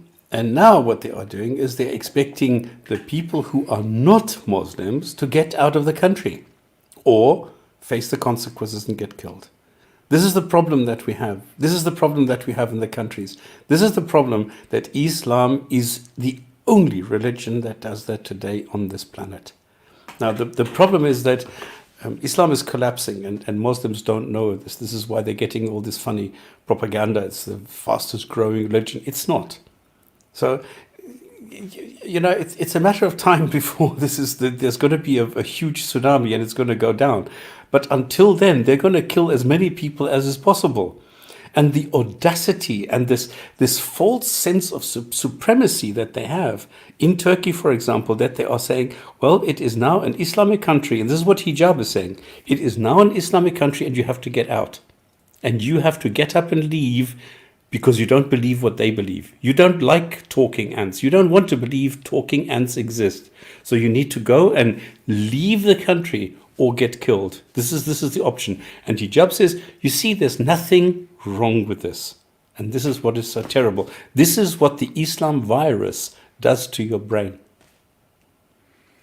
Yeah, and unfortunately, Speedy, this doesn't answer the question. Some things that are termed are clearly a no-go in Islam. I'm sure you can follow rules which are agreed upon. The moment you say it's agreed upon, the fact that it needs to be agreed upon and is not self-evident is an argument against you. That's the point I'm making. The fact that some things are clear when the book is supposed to be a clear guidance in its entirety. Otherwise, the book would say, hey, we've got some things that are clear and some that are not clear. The fact that people have to agree on what's clear and not clear refutes the book itself. And hijab here is claiming that, hey, you can relocate them. That's one scholar's opinion. And he's going to cherry pick the verses that he thinks, or the hadiths or the sunnah that he thinks backs that up. Other scholars are saying no. And in fact, countries, as AP has quite rightly pointed out, have got death sentences for apostasy under certain circumstances. So the fact is that there's disagreement there, and there shouldn't be if this was a clear religion with clear mandates. It isn't. And that is straightforwardly obvious to anybody who's paying attention. Of it. And the reason and the evidence of that is the hadith in Bukhari, which is as you know, the most authoritative hadith book, which stipulates this point on the kitab of the hadith of Suhail ibn Amr. So in other words, what I actually recommend in my book, which is ironic, I say that in this day and age, my position is not that apostates, even in Muslim countries, this is my position, even in Muslim countries which claim to rule by Islamic law, I proposed in the book, I proposed that it would be within the maslahah, the common interest of the Muslim people, to make peace treaties, the like of which was seen by the Prophet Muhammad himself, with non-Muslim countries, such that apostates in certain Muslim countries are not to be put to death, and in fact are strategically located to other non-Muslim countries in a way to protect their. I mean, you can have your own opinion on what you think. The question I'm going to ask him is, why should I take what you're saying seriously? Who are you to make? You can have an opinion. I don't care. Everybody has an opinion. Opinions are like certain parts of human beings. All of us have them, and most of them stink, right? I don't care if you have an opinion. What I want to know is, why should I take your opinion remotely seriously when the scholars who are much more learned than you, that actually have degrees, that have studied, that can properly understand this, or claim to at least, that disagree with you vehemently? Why should I take you, some internet troll, seriously? And what most people will probably not realize is that he is going against his prophet, because his prophet said something different. So he is directly contradicting Muhammad. Muhammad, the guy in the hadith himself. Their life. And in fact, if you go against such treaty, according to the scholars that I've mentioned, Ibn Qayyim al-Jawziyah, al-Mirdawi, and others, who actually mentioned this very explicitly in their jurisprudential tracts, if you go against this, then that would be something which is seen as immoral, because it goes against the contractual agreements. It says in Surah Al-Ma'idah chapter 5 verse 1, Ya ayyuhalladhina amanu awfu bil uqud, O you who believe, be faithful to your contracts. And that includes contracts. Fuck, the contract? What contract? I have not signed a contract with any God. No God came to me and said, listen, you need to sign this contract. I would have given him the finger. I'm not going to sign this stupid contract. Nobody did. Nobody came to me. Nobody came to AP. Nobody came to any human being on this planet and said, listen, here's a contract, you need to sign it. And if you break it, I'm going to kill you. That's extortion, by the way. But even if we were to accept that, all it says is a contract. Who says what the contract is supposed to refer to? Again, not clear in the book. The book could easily say, hey, there's this contract, whether you like it or not, stop spamming Rob and every other human. You are compelled by this contract with, here are the consequences, and here's what the contract spells out in black and white, so clear that every single person who reads it, whether they agree with it or not, is irrelevant, but they can read it and they can say, okay, that's what the contract is, and everybody agrees. And what have you got? Disagreement. Not clear. Exactly.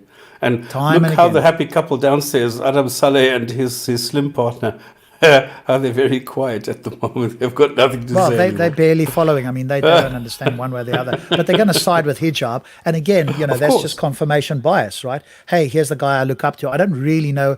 I've never checked up on anything he's said or whatever the case is, but because he sounds like he knows what he's talking about, I'm just going to go along and agree with it, right? That's how most Muslims that I've interacted with or seen do, right? Nobody checks up on whether what these guys are saying are true, whether they're cherry picking or quote mining. They just go, ooh, that sounds like, these guys sound like they know what they're talking about, because they're quoting some people that they claim to have read. And includes contracts with. but hang on, Speedy Gonzalez, are you still? I don't understand. This is not about making points. This is emotional blah blah. This is nothing. This is just people talking nonsense to each other about each other. This is not really making any points. The only one who tried to do that is AP, and AP said to people, listen, let us sit down and do it properly. But they can't do that. They're too shit scared of that.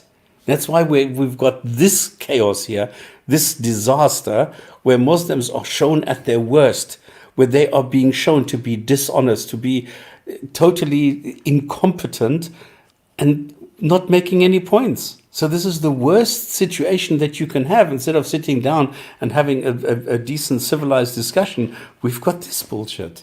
Don't you understand that nobody here is making any points?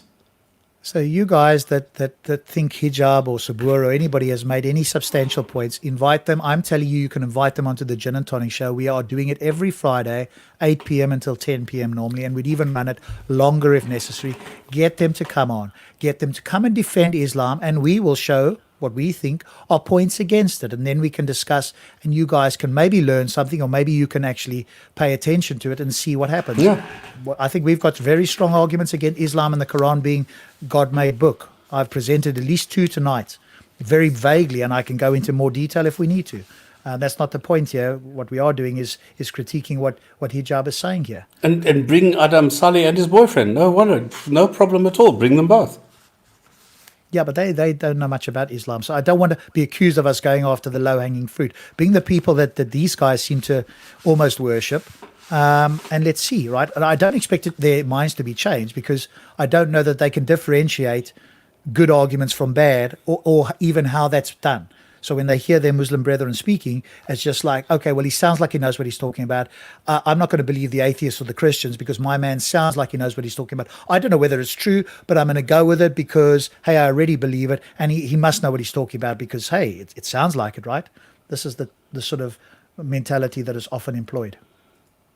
Non-Muslim nations and so on and so on. So my position actually is this: if there is a country now that wants to rule by Islamic law, I do not think it within the common interest of that particular country to exercise that particular law of apostasy. I think it is within the full scope of the jurisprudential Islamic not the question. allowance, as well as the law, for that Muslim country to make a peace treaty with other non-Muslim. Okay, he's already said that. So he's just repeating himself again. Yeah. This is another tactic, right? Hey, if I just repeat myself, if I repeat my claim without substantiating it, somehow that makes the claim better. No, it doesn't. It just means you're repeating it.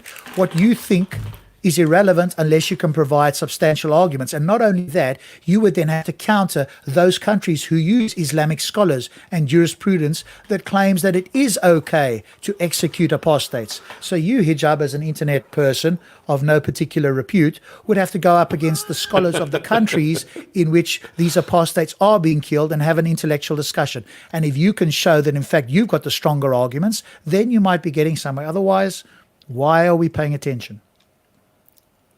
And again, Carlo, whatever, destroyed your boy. Okay, how, when, where, by what, saying what, doing what, and what got him destroyed? Otherwise, if you don't have these things, fuck off. You should ask questions. Again, I think there's a lot of assumptions made. You know, the mother of all fuck-ups is assumptions, right? Making assumptions without asking. Firstly, David Wood is not our boy. We're not Christians. We will agree with some of his critique. We might disagree with some other critique. We agree with critique that we think is substantial, whether it's Christian or atheist or agnostic or whoever it may be. And so we don't have boys or girls or anybody else. We're not like you guys that follow people religiously. We will I have disagree with 8 fellow degrees. atheists. In fact, Sorry. Stops and I disagree sometimes. I have 8 degrees on the subjects being discussed. Now what?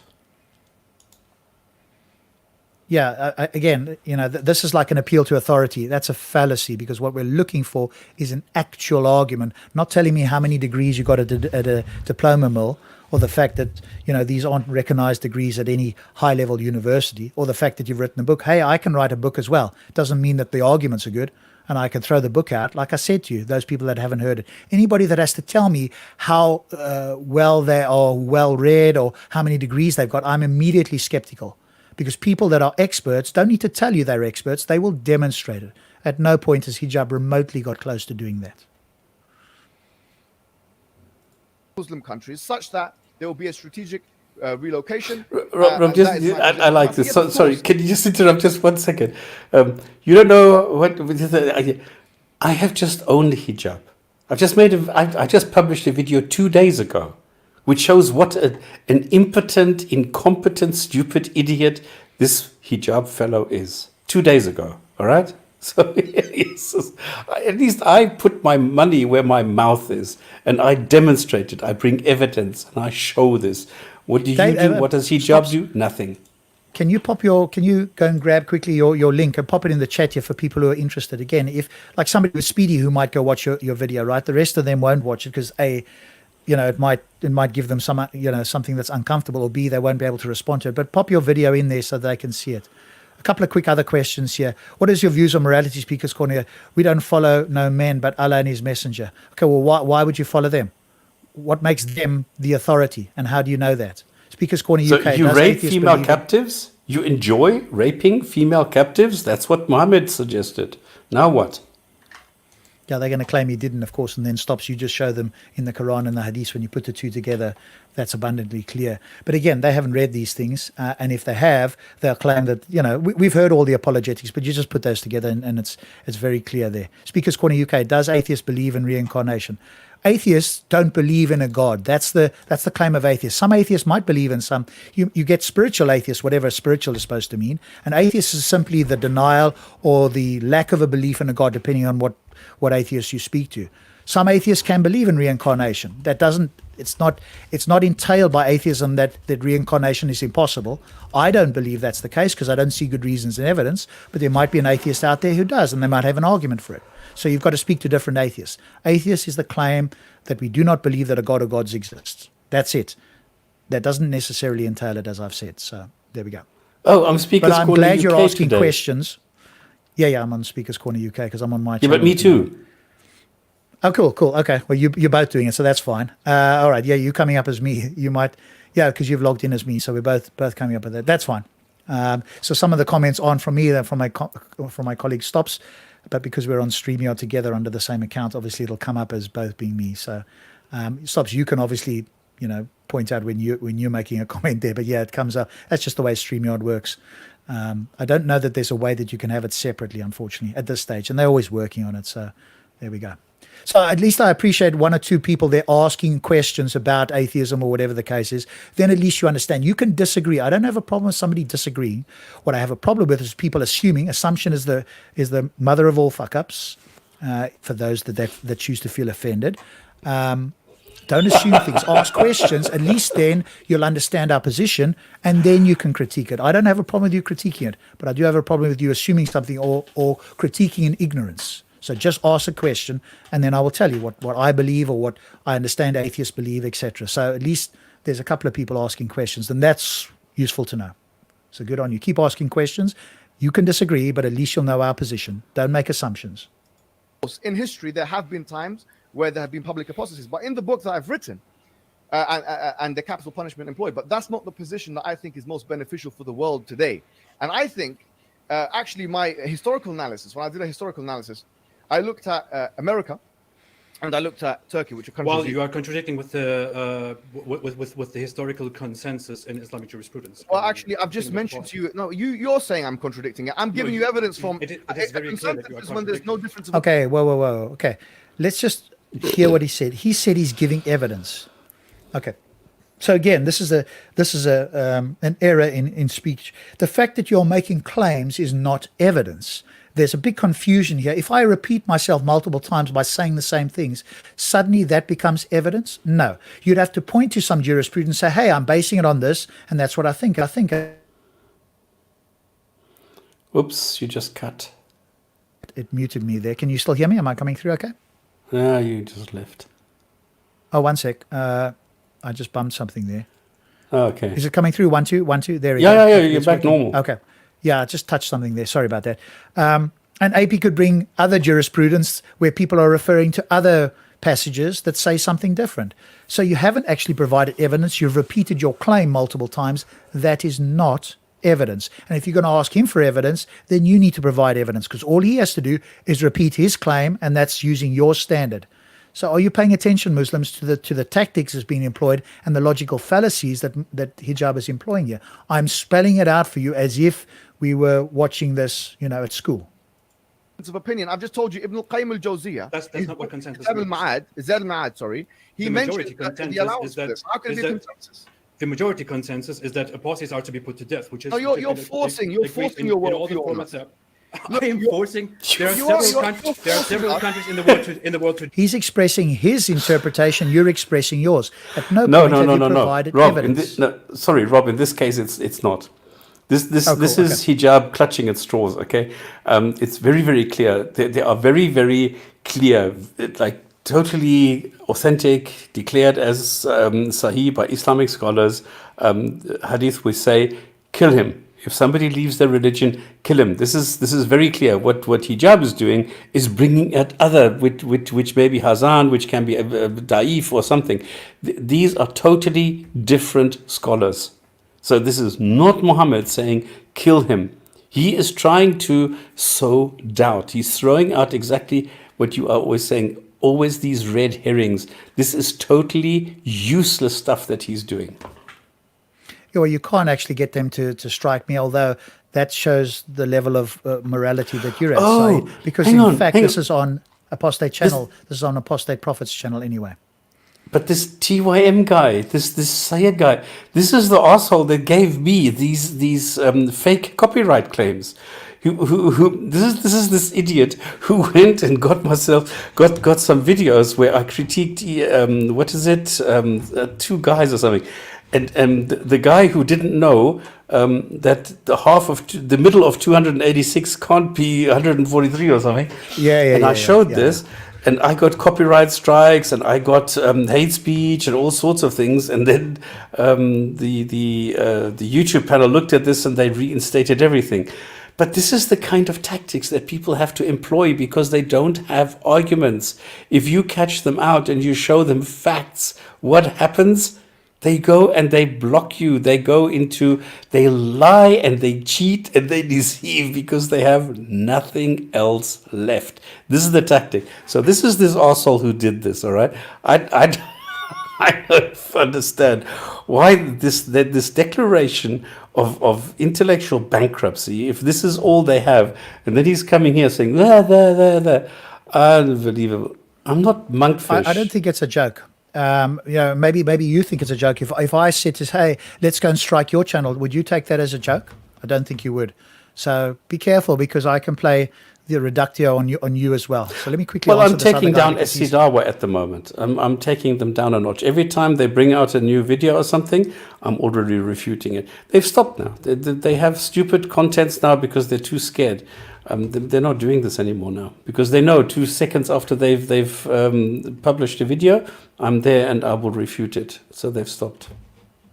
Okay, yeah, and you again post the links so that people can go watch it who is interested, because otherwise to them stops you just making claims. Of course, I know that you've got the videos out there and you've got the references in there, but other people are going to claim you're just making claims. So unlike Hijab here, you can post the links if you like, so that people can go watch those videos, because again they'll get a different view, especially somebody like Speedy who possibly will go and see both sides. Many people won't, of course, but some people will, and those are the people that I'm really speaking to, the people that might actually see both sides and consider a bit more rationally both sides. Yeah, many people won't. But let me just answer this guy, because he's claiming, what's my view on morality? Give me, what do you mean, what's my view? I believe that there is something one could call morality. There's either a subjective, objective, supposedly, or relative morality. I take the view that morality is subjective.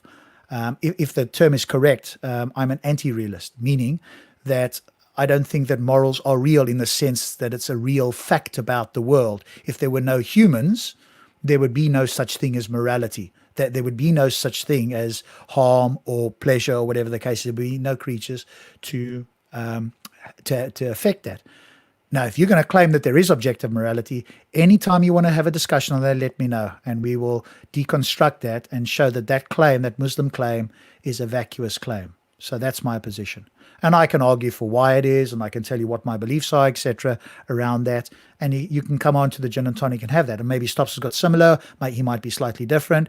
But your claim of objective morality, A, you've got to show that it's objective, and B, you've got to show that it's objectively good. Because if you had an objectively bad morality, that would be worse than a subjectively good morality. So if you had a version of Hitler and you claimed that it was objective, that wouldn't hold any weight with anybody, because what your claim is that you have an objective standard and that it's objectively good. Both of those you need to demonstrate. Good luck with that. Well, today that have Look, this. I'm not saying according that, to you. Listen. I don't know what you want me to say. I'm telling you what you don't want to hear, maybe. But I'm telling you, it's possible. No, yes? you are being dishonest, because you came here before and you excused this. As you know, I'm not shy to say something outrageous. I'm a wild character. If I want to, I'll say something outrageous. I have no problem. I'm telling you what it is that I've looked at from the books that I've read and the scholars that I've spoken to. All of them agree with me, yes, that actually it's completely conceivable and totally allowable within a Muslim nation that a Muslim nation does a peace treaty with a non-Muslim nation, and the public apostates that come out and say, we are public apostates, we are against the Prophet Muhammad, we are against just like you, and even, so on and so forth. Maybe not just like you, actually, but someone who does all that stuff, and then they can be, what will happen to you? Well, it depends on what you want to do. If you are a public apostate and just if I did exactly what I'm doing right now in the ideal Islamic country, what would happen to me? Well, look, if you did what you're doing right now in an ideal Islamic country, I'm sure there will be vigilantes, okay, that will take that will take the law into their own hands. I'm not. There's a difference between what. Okay, look at the two. Yeah, look at the two guys at the bottom nodding. I noticed that as well. It's like little puppets on strings, right? He didn't ask what vigilantes would do. He said what would happen in an ideal Islamic state or country, i.e., what would the law be, not what vigilantes would do. Do you notice that hijab doesn't answer the questions? You've got to pay attention here, because, and again, obviously Muslims aren't paying attention. But if you pay attention to what's asked and the answers that come back, either he doesn't have an answer, he doesn't want to, or he's just not paying attention. But that wasn't the question that was asked. At no point did he say, hey, hijab, what would happen in an ideal Islamic country with some radical people? He didn't ask that. He was asking specifically about the jurisprudential views in those countries. And hijab is talking now about some radical people. That's a complete red herring. He's not answering the question that was asked of him. But the thing is that people don't realize that hijab is getting schooled here. And as soon as the two guys at the bottom, as soon as they hear their master's voice, they nod. And it doesn't matter what he is saying, what nonsense he's saying, they will still nod. It doesn't matter what he's saying. Yeah. And why so religious? This is actually a good question. This is the question that one should ask hijab. What happens if Islam really does take over? Where do you go if you don't agree with this? You have nowhere to go. You will get killed. This is the question that hijab needs to answer. He will not be able to. He will throw around red herrings like crazy, but he will not try and answer this. He can't. Yeah, all he could try and do to rescue himself was saying, well, no, we'll reallocate them. That was his view, right? Reallocate them. But if you are the majority in every country in the world, where are you going to send them? To the Antarctic or to the Arctic, in which case they'll die. So you are, in fact, essentially murdering them. If I dropped hijab, if I dropped a Muslim off in Antarctica or the Arctic Circle, they would die, right? That would be a death sentence. Just be a slow, painful one. I'm not physically, turning the knife or putting the noose around their neck, but I am killing them if I'm doing that. So where are they going to go? So by that standard, exactly. We need to print the reaction of APUS. Is he in the US? On T-shirts and mugs. Lord. Listen, online dunya, there's a button on the keyboard which says caps lock. If you can, look around and find this would be helpful, because then your capitals will be normal. I don't know if you have the brain power to look for this button and stop printing in capitals. What extreme examples am I using? This guy is saying you're using extreme examples. Hijab's claim was, he thinks that apostates should be relocated somewhere, right? That's in contradiction to many of the Islamic scholars who do think, and in fact, there are a number of countries where apostasy is the death penalty for apostasy. So he's going against that. Now, he can discuss that with those actual jurisprudential scholars and the law of those countries. Good luck with that. He's just some guy on the internet who wrote some kind of book and thinks that he's somehow some intellectual scholar. He can go and debate that with them. The fact is that there's many people who disagree in a number of countries there. So what in fact is being extreme? If he's saying reallocate them, and as Why So Religious put up here, if it were the case that the entire world had a Muslim majority in every country, where are you going to reallocate them to? An island? To the Atlantic, to the Antarctic, or the Antarctica, there's a treaty that nobody owns those, so nobody could ever own them. But again, if Muslims became the majority in every country, they would just tear up any other treaty anyway and just say, hey, well, we own the world. So then where are you going to relocate them to? You can't, right? Because you own everything. So that would be a refutation of that, if in fact that were the case worldwide. But regardless, he's just contradicting many of the other scholars. And this is brilliant. This is a brilliant comment. This is exactly what we're talking about. They don't give, they're like, Lord, he was pawned. This is so correct. This is so correct. Well, I mean, it's crazy comment gold, isn't it? And atheists believe in the evolving to maggots, so all the atheist criminals will catch on. Yes, the level of education is amazing. I mean, if this uncle fella from the speaker's corner, if it were, I mean, try to, maybe English isn't your first language, so we're trying not to make fun of you, but try to write a comment that's remotely coherent. I'm happy to answer it, but you need to write in English such so we can understand what you're attempting to say. All right, let's try and carry on. What comment you want? Add my comment. What is SOOR? Is that a word? I think this might be this lady here. So because this is a lady that's had it in for me for years. Apparently, it's this one here. Ask Rob is that a woman? Why on a free channel for speech my account was reported and deleted. I have no idea. So I'm answering your question. Why was it done? No idea. I don't know who you are, firstly. Who did that? I'm not of the view of reporting channels. I think that people should, and I've said it multiple times, and I've been consistent over the years, I think people should have as much freedom of speech as possible. I would not tell people to go and report or delete a channel unless there was direct incitement to violence. Anything else, you are entitled to say, and we're entitled to critique it. That's my view. It has always been my view. That's the answer to the question. This is this stupid woman. This crazy woman. The one who always... She has this funny word. What is it called? Yeah, it doesn't matter. It doesn't matter, yeah. Oh my God. Listen, what kind of people are we collecting here? In an ideal Islamic country, vigilantes would probably kill me. It's like asking me if I... Do you know this? There was a film called Die Hard 3. You know, I used to watch films when I was younger. Die Hard with a Vengeance. And then, I used to watch films when I was younger. With this But isn't that haram, watching films, having entertainment? Yeah, this is why he said, when I was younger, he quickly adds this. Yeah, okay. Shook. She's the one with the shook. She came up with this funny word, shook. Oh, I think she got that from Speaker's Corner. Other people, I think she borrowed that from other people. So she liked to use that word. Big up, so Rob. Intellectual can't refute trolling comments. Well, what is that? How do you refute a trolling comment?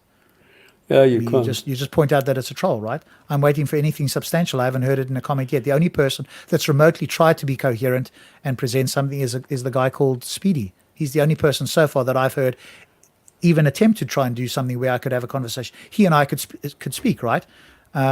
So, Speedy's the one person. The rest here have hardly said anything that's even coherent, never mind approaching substantial. But let's continue here as well. The guy Slim, I mean, just look at his mouth. He always watches with his mouth open. He can't close his mouth half the time. And Rob, by the way, do you know that this woman, this Halima girl, she said that you and we were the same person. Yeah, I mean, it is what it is.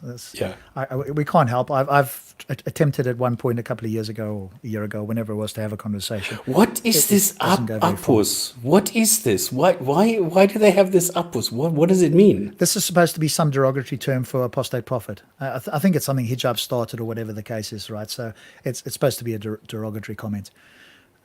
So there we go. Let's carry on. I want to convert you. Yeah, well, I want to deconvert people. I want people to think critically, and I think if you think critically, you couldn't possibly be a Muslim. So what I want is critical thinking, which no Muslim does. I'll say that as a universal statement. At some point, every single Muslim has released their critical thinking, and I just want you to think critically. And once you do, you couldn't possibly be a Muslim. That's my view. And that will be a universal view. I don't often say universal views. I'll say some Muslims, but in that case, every Muslim on planet Earth has lacked critical thinking at some point. All I have to do is start to ask them questions, and we'll quickly establish where that is. But if an apostate pussy, I don't understand this. Sorry, an apostate pussy. AP is the one who challenged hijab, and hijab ran away. So hijab is the pussy. Why is he calling then Apostate Prophet the pussy if he is the one who ran? Well, that's a tactic, right? So if you're the person, all you have to do is reverse it on the other person, because then they have to defend themselves, and that then shifts the focus away from you. So again, it's just a common tactic. But Hijab's reason for not wanting to debate formally, right, AP, is because he doesn't have a degree. He only debates people with the degrees, and he's got this list of degrees. So he thinks and he fancies himself as somebody that's quite intellectual, and he doesn't feel like AP. That was his get out of clause, right? Hey, I won't do this with you because you don't have a qualification, even though his qualifications aren't particularly anything to look forward to or take seriously. But all we need is the arguments. I don't care whether you're a professor or a guy off the street. All I want to care about is, do you have reasons for what you believe, and can we discuss that? The rest is all just rhetoric and red herrings and, sophistry and obscurantism. Okay, sorry. Yeah. And they were going to kill him. I'm not going to tell you that if you were living in a Muslim majority place and you're ripping up the Quran in Pakistan or someplace, that you're going to be fine. I'm not going to tell you. I'm not going to lie. I'm not talking about ripping up the Quran. I'm talking to you about laws. I'm talking to you about what's conceivable. That was my question. What about the law? Yeah, the law. What I'm saying to you is, I've just told you what the law is. Public. No, you said Yeah. you What said I not said like me. from the law perspective, it's totally conceivable, as I've just mentioned, right? And you know what I've said is the book that I've written, which is called the a public. Sorry, I can't remember. It's a treatise. I said it's called critiques of the public, the liberal critiques of Ridda. That's the name of the book. That's that I've He's such a baby. Look, what was the question asked? Does anybody in the chat remember what the question was that AP asked? I'm going to challenge Muslims, right? Okay, we've been talking a lot here, but if you're paying attention at all, what was the question that AP asked Hijab? Let's see how many people were paying attention. And has he remotely answered that? Liberal critiques to Ridda, okay? And this book, what I actually show historically is this, because I'm sure you're aware, you're a Turkish-speaking person, you can actually access now online the majority of Ottoman archives, and a lot of it will be in Ottoman language. So it's actually not even in Arabic, but it's kind of Arabic stripped, but it's Oh, sorry, that was me swapping over Ottoman something. Turkish, right? So we had a translator who looked at from the period of, say, Bazayed the second, which is about 1517, all the way up to when the end of the Ottoman Empire. We looked at that, and we also looked at America. Yes, that's the typical Muslim response of some Muslims, not all. Yeah, dislike something that you can't answer because, hey, it makes you feel uncomfortable. Well, you go Well, they ahead, can't buddy. block us here. Otherwise, they would block us immediately. Yeah, of course. Call the but yeah, moderators, chuck them out. don't dislike it because, hey, this makes us feel uncomfortable. We don't have anything substantial to say against it, but hey, somebody's critiquing us and we don't like it, so let's dislike it. Well, go ahead. Just tell us a reason why and try and make it coherent, number one, and substantial, number two. Good luck with that. Call Hijab GSW, Golden Shower Worshipper.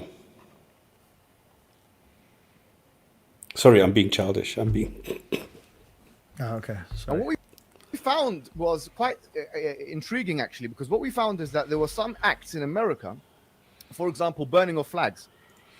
Okay, all of this is completely irrelevant. So notice here, he's going on a bit of rant and AP is allowing it, which is fine because it also shows that, that he hasn't got anything to say here. None of this is relevant. What was his original question? What would happen in an ideal Islamic country to apostates? That was his original question. Now we're getting all this rhetoric and sophistry as if this is somehow answering the question. And again, once you recognize how these Islamic apologists operate, you've got to be laser focused, listening for the answer and interrupting when they go off on a tangent like he's doing now. Because there'll be people like probably in this chat here who will think that he's actually answered this question and he hasn't remotely done so. And so on and so forth, which were prosecuted by death. And I show you the case studies in the book. And so this was a symbolic act. It wasn't a military act. It was seen as treacherous and treasonous. And in the same way, there were some instances like that in the Ottoman Empire. What I found quite interesting, though, was that the Ottoman judges were way more reluctant to exercise apostasy laws. In terms of the primary source materials that is referenced in the book, and you can check it out. Yes, you can ramble on and on. Yeah. I mean, this is just part of the act, right?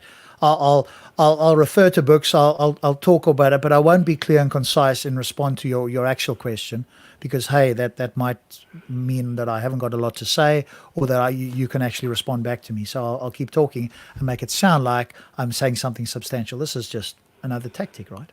Do we have more dislikes than likes? Quite probably, because there's more Muslims that are subscribed to this channel. But that's a sign for me, of course. So I'm fine with that. And I'm used to it as well, right? As soon as you bring out the critiques and stuff, some Muslims, not all, I'll be clear, some Muslims don't like that, right? So they dislike it, not because, I've said something that they can actually refute, but just because it's an emotional response, right? So, and that's just, it is what it is. But it shows you the level of maturity. No arguments, no points, nothing addressing anything. Just people clicking on dislike because they think we'll show them, we'll click dislike. Oh my God, they're really going to hurt tomorrow. Yeah, it's all just an emotional response, right?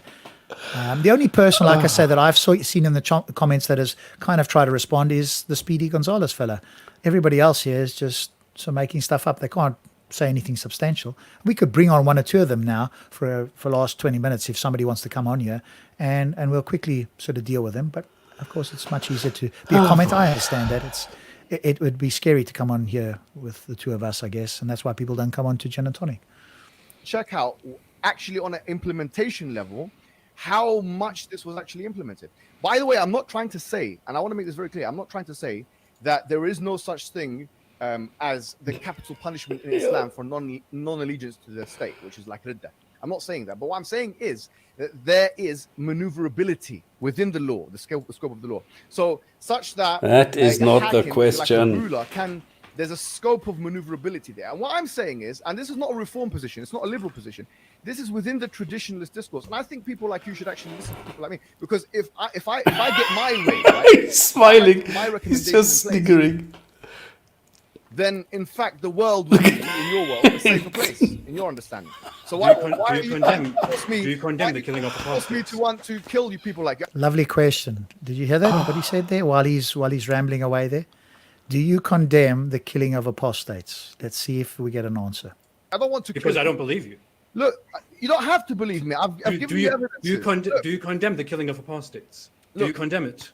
Yeah, because if you kill apostates now, there is no law Wait, and order. so you condemn capital punishment for apostasy?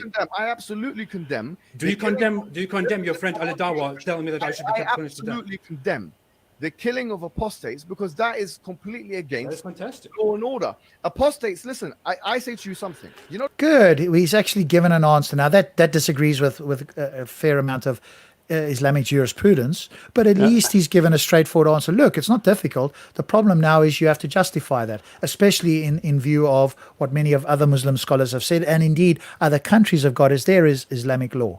Right, so good luck with that. At least he's correct, Speedy. He has answered the question. Now the problem becomes for him to justify that against other Muslims. Forget about us. He's got to justify that against other scholars who are more knowledgeable than him that do apply apostasy laws with death penalties. Good luck with that. You know, there's a hadith, and we're talking about primary source materials now. Hudayfa bin Yaman, he's a Sahabi. He had a list of individuals who, for all intents and purposes, they were munafiqeen. They were people who had lost their faith. And in the list of all of those individuals, including Abdullah bin Salul and others, those individuals, none of them were killed. Why? Even though all of them were not sympathetic to Muhammad. In fact, they went against him. None of them. Why were they not killed? The reason why they were not killed is because I put to you, and this is what As-Sarakhsi says, the Hanafi jurist, and this is before liberalism was even invented. He wrote this. It's nothing to do with you changing your faith. Islam and Allah is not afraid of you changing your faith. You can change your faith all you like. We don't care. No, Allah is shit scared of it. We believe those who change their faith and become apostates, they will be in the hellfire and burning and all that stuff. We believe in eternal damnation. I mean, that's even worse than that for us. It's an eschatological reality. We say that. And notice he says we say. He's quoted one scholar. There are tons of scholars who disagree with this. Why should we accept that scholar? And then it becomes we say, as if this is the majority opinion. So notice the small things that go on here. You've got to be paying attention, because there's a lot of sophistry, rhetoric, a lot of noise going on here. But you've got to pay attention to what happens here. The thing is that what he's saying is it is not true. And I'm looking for it at the moment. I can't find it. I have a list of the 4 madhabs and their ruling on apostasy. There are 3 of them, and I can't remember which ones. I was going to look for the source to be precise, but I can't be precise. 3 of them say you have 3 days and then you are going to be killed. And there's one which says, well, it's still up to the person, up to the ruler, the caliph, whether or not he's going to be killed. But 3 of them say, look, you have 3 days, and if you don't repent and you don't go back, you will get killed, and that is it. So what Hijab is doing now, he's lying. Okay, he knows he is wrong. He knows what he is saying is not correct, is not true. And he knows, because he's bringing up, he said that he is a Hanbali or Hanafi, I can't remember.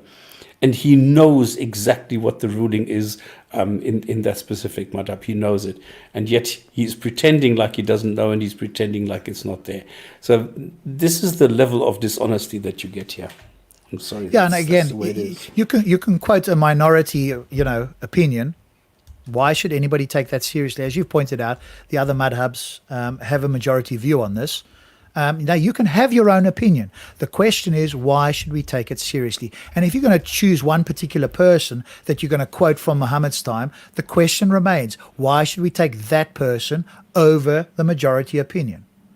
And if you're going to go with that standard, by the way, then we can do the same to you. We can say, hey, but one scholar says that you should kill people or you should do other things, right? Whatever it might be, we can find minority opinions from other scholars.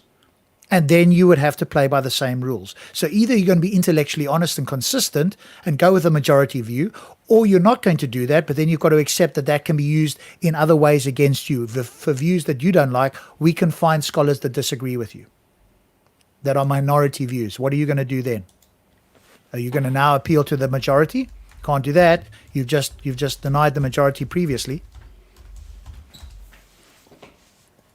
It's all to do, yes, with the allegiance or non-allegiance to a state. And if your bay'ah or the allegiance is premised on a theological reality, which is, yes, and you believe that the state should be Islamic and everybody should be forced to pledge allegiance to the state, don't you? No, I don't think that is any. Look, if it's a Muslim majority country, absolutely. But if it's a Absolutely.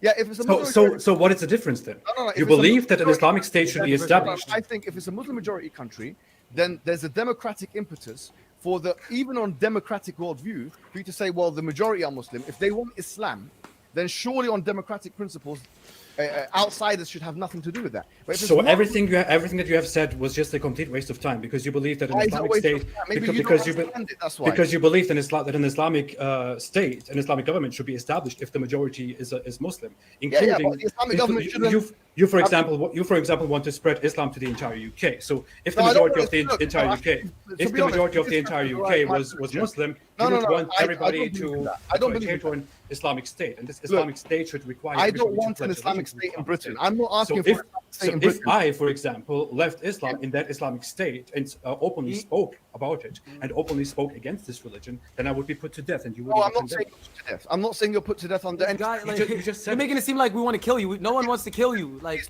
no one wants to kill you. You're not afraid of. The problem is that the jurisprudential views on this is, as Stops has pointed out, that if you don't repent, then that is the case. So what you guys want is going against your scholars. So you can have your own view. Great. At least you're more moral than some of your scholars. The problem is you guys are in the minority and you're just internet guys. You're nobody special. There's a majority view out there that actual Muslims take seriously, not you guys who are coming up with your own views. That's fine. You can do your own views. You just can't justify it against the majority opinions by scholars in actual madhabs that people are supposed to be following. Hey, you cannot. You are a Christian or an atheist. That's your decision. I swear to God, I don't care. I swear. Do you condemn about that? What okay, I'm saying, you are aware that. You are aware that the majority of your fellow. I believe that you will, for that reason, you'll be eternally damned in the hellfire. You are aware that the majority of your fellow Islamic scholars and apologists agree that apostates who make their apostasy open should be put to death, including your friends Al-Dawa, including Daniel Hikki, including many others. They all agree on this. Do you think they are wrong and you condemn them for that? Well, here's my belief. I believe that what they're saying is they're mentioning a classical opinion. Here we go with the sophistry, right? AP has just said it himself there. So you have to condemn, if that's your view, you have to condemn or disagree with openly the scholars that don't agree with you. Now let's see him tap dance. The books of fiqh or jurisprudence. They're saying it should happen. They're not mentioning. Well, if they're saying it should happen, my view is that if we actually have an Islamic state, and this is what I recommended in my book, it's in print. Yeah. I don't care if your book came from God itself. Who cares what your book says? You've got to demonstrate that your book is worth reading. I don't care what you've written unless you can back it up with something that is substantial. So don't keep repeating the claim that you've written something. All of us can write. We're all literate people. That doesn't mean that it should be taken seriously unless you have an argument. We're still waiting for that. You keep appealing to your book, but you're not giving anything substantial. And you cherry pick and quote one or two, Muslim minority scholars as if that's a backup to your claim. Anybody can believe anything. And again, this is a knockdown argument against Islam. If you guys can't agree amongst yourselves what your book is supposed to say and what the rules are, then how the hell is anybody else supposed to do it? Then isn't that what your God is supposed to be doing for you? Giving you clear, unambiguous instructions on how to live your life and what laws should be done. Clearly not, because you're in the vanishing minority. Good luck with that. I'm saying that if there is an Islamic state, I believe that that Islamic state should have a peace treaty with a non-Islamic state, such that apostates, public apostates, don't need to be killed or are not killed at all. There's no harm done to them, and there's strategic relocation. And that is not despite the aqwal of the Prophet. It is because of the sayings of the Prophet. And the evidence of that is the fact that the Prophet ﷺ in Hudaybiyah, he actually had a peace treaty to that effect. So is that without exception for all apostates? Yes, all apostates will be. You think no apostate should be killed? They should all be relocated to different countries. Absolutely, that's my view. I don't think. I appreciate that. That's a good idea. That's a really good idea. I think that. Yeah, that's fine, and that's better than killing them. But that's not the majority opinion. And what you think is irrelevant unless you can give good reasons. And your appeal to a minority view isn't a good reason in and of itself. So you'd have to give something more. And what I'd like to see is hijab debate, an actual scholar who does come from one of the madhabs that is informed on this and will give substantial arguments, or they'll claim to give substantial arguments for why apostates should be killed. And then we, as objective onlookers, because in fact, if hijab is correct, then I'll have to agree. Hey, hijab, you made the better argument. And the guy that says that you should be killed after 3 days, he's made the weak argument. But until you do that with your fellow Muslims, this is just your opinion. And quoting people, minority people, doesn't make your opinion better. I'm still skeptical of your claim. You have come up against modernity and now you're desperate to make Islam look better. That's the view that I currently have until you disprove it. I found the different madhabs and I put them into the chat. So do you want to share screen or no? Oh, okay. It's all 3 days. So it's Hanafi 3 days, Maliki 3 days, Shafi 3 days, Hanbali 3 days. I just had to shorten it down because you've only got a limited number of characters that you can put there. Yeah. So I had to cut down the whole paragraph into just a couple of lines. But there you have it. What he's saying is total nonsense. It's against. Or at the best, scholars. if we were super charitable, it's a vanishingly small minority view. There you've put all the schools of jurisprudence there. They're all saying execution. Hijab he can have his own personal subjective opinion. Nobody's saying he can't have that. What we are saying is that should that opinion be taken seriously, especially if the other schools of which most Muslims are followers, and be interesting to hear in the comments which Muslims follow what school, you have to follow their school. So whatever hijab is saying, you should outright reject unless you're going to go against your school. Exactly. Do that. This is the problem, and this is the question that he's asking. This is the question, and hijab is refusing to answer it. If you have a Muslim apostate, public apostates, because if you're doing things privately, there's no harm on you. But there's considerable harm, as you know, on public apostates. No. Who apostatize. Rob, just take a break again. I don't understand what the harm is. If you've got a strong God, a perfect God, the best of all creators, the best of all judges, the best of this, all the best, then there is no way a stupid human being can be in any way a threat to this God. It shouldn't be the case. But if you do not have a God, if this is all human-made, then humans can question this and throw a spanner in the works. This would not be the case if you had a God. So what he is doing, what hijab is doing, is showing this everything is human. It's man-made. The Quran is so badly written that it's man-made. The whole concept of Islam is man-made. It is thought up by a human being, and a human being today can question this very easily. I can just ask one question and the whole of Islam is going down the drain. Hijab asked one question to Yasser Qadi and the whole of Islam now, the foundation has cracks. The whole thing is crumbling down. This is the point that hijab himself is doing, and he's too stupid to realize that he's doing it. Yeah, and here's another sort of thing that's being said, right? There are 73 sects and only one in Jinnah, so this argument is null and void. There will always be differences in the deen until that time. It's up to Muslim to follow. How do they know what the right way is, Saladin? How do they know if there's so many differences of opinion, who decides what the right one is and how do they know it? And why aren't all Muslims following it? And if your claim is that, hey, because I was just thinking, one of the things that a Muslim could say to you is, well, hey, if these apostates get out there, they might convince other people. Well, if the argument was strong enough, they shouldn't be able to convince other people. That's my point. But if the arguments are not strong enough and people could be swayed by quote unquote weak arguments, apparently, then of course you want to execute them or relocate them, because hey, then people are actually going to start using their critical thinking, which I advocate for all the time, and I see very little of, unfortunately. No, and that's the real Gonzalez. challenge, and we see it, don't we, all the time with the internet, with people asking questions, with ex-Muslims like AP and many others. The deconversion rate is pretty phenomenal. There was I wonder if I can find it. There was a rate that Harris Sultana had in his book, and I went to check the sources on this, of people deconverting in Muslim majority countries that are quite conservative, right? Bangladesh, Pakistan, elsewhere. The number of people deconverting is in Iran it's even worse. It's huge. Yeah, and the point what Speedy was doing now, no, the point is we are not doing that. This is hijab throwing up red herrings that we are reacting to. So he is bringing this up and saying, okay, look, Islam is doing that. And we are looking at the bigger picture in Islam, because you have to keep it in mind what is going on in the background. And that is exactly what is happening.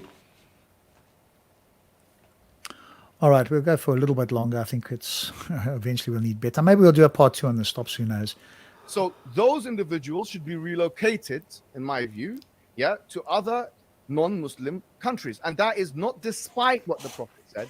It's because of what he allowed in the final peace treaty that he concluded with Suhail ibn Amr. And in fact, Ibn al-Qayyim, in his discussion of this, and other scholars, I'm just mentioning Ibn al-Qayyim because it comes to mind, he says it's not abrogated. This is an unabrogated law. So So why is it that all the other schools of jurisprudence don't follow this, Mohammed Hijab? If this is in fact the best way to go, have all the other Muslims got it wrong? Or are they just doing their own thing and you're the only guy who's got it right? Why is it that the rest of the Muslim jurisprudence that supposedly understands jurisprudence and Islam at least as well as you, if not significantly better, why are they not following this? And why is it that you are now saying that the people don't really know what they're doing, especially the people who wrote the Quran? Because what you are saying now, the whole thing is man-made, because what you are saying is the claim that the Quran makes, that Islam is the best religion and will take over the world, is not true. So what you are saying, dear hijab, dear niqab, dear golden shower worshipper, what you are saying is that the Quran is wrong, Islam will never take over the whole planet, because there will always be non-Islamic countries that people can get deported to if they apostate. Sorry, you're catching yourself out. Here's somebody saying here as well, this is the problem when Muslims want to adapt the deen. Well, who decides when the deen is being adapted and when it's not being adapted? This is not clear enough in the Quran. Exactly. If it was crystal clear, then there would be no disagreement. You could immediately point to the source and go, here's what the source said. There's no disagreement. And the person, if they were rational, go, yes, I agree. In every language across the world. Isn't that what your God actually wants? Or is this a God of confusion that has to sow seeds where there's disagreements, where people can't agree on things, that cannot communicate clearly and straightforwardly to supposedly his creation? So this is a problem of that works against you. This is not in your favor, my friend, unfortunately. I think you think every week we are reading the Quran on the Jinn and Tonic Show. How come no Muslim can help us understand it? So what's Speedy saying? If we say the religion is false, then all the arguments go down the drain. We can't apply logic here.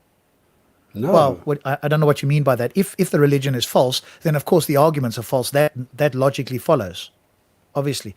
And of course, we don't think that the people have remotely got close to showing that Islam is true, let alone a generic God. So your first step is demonstrating that a generic God is more likely true than not. And then your second step is to show that God is in fact the Islamic God, as opposed to the Christian God, the Hindu God, or some other God. So you have a two-step process. You can't get past the first one, never mind the second one. And sometimes for charity, I will allow you to get past the first one to see how do you build a bridge from a generic God to your specific God.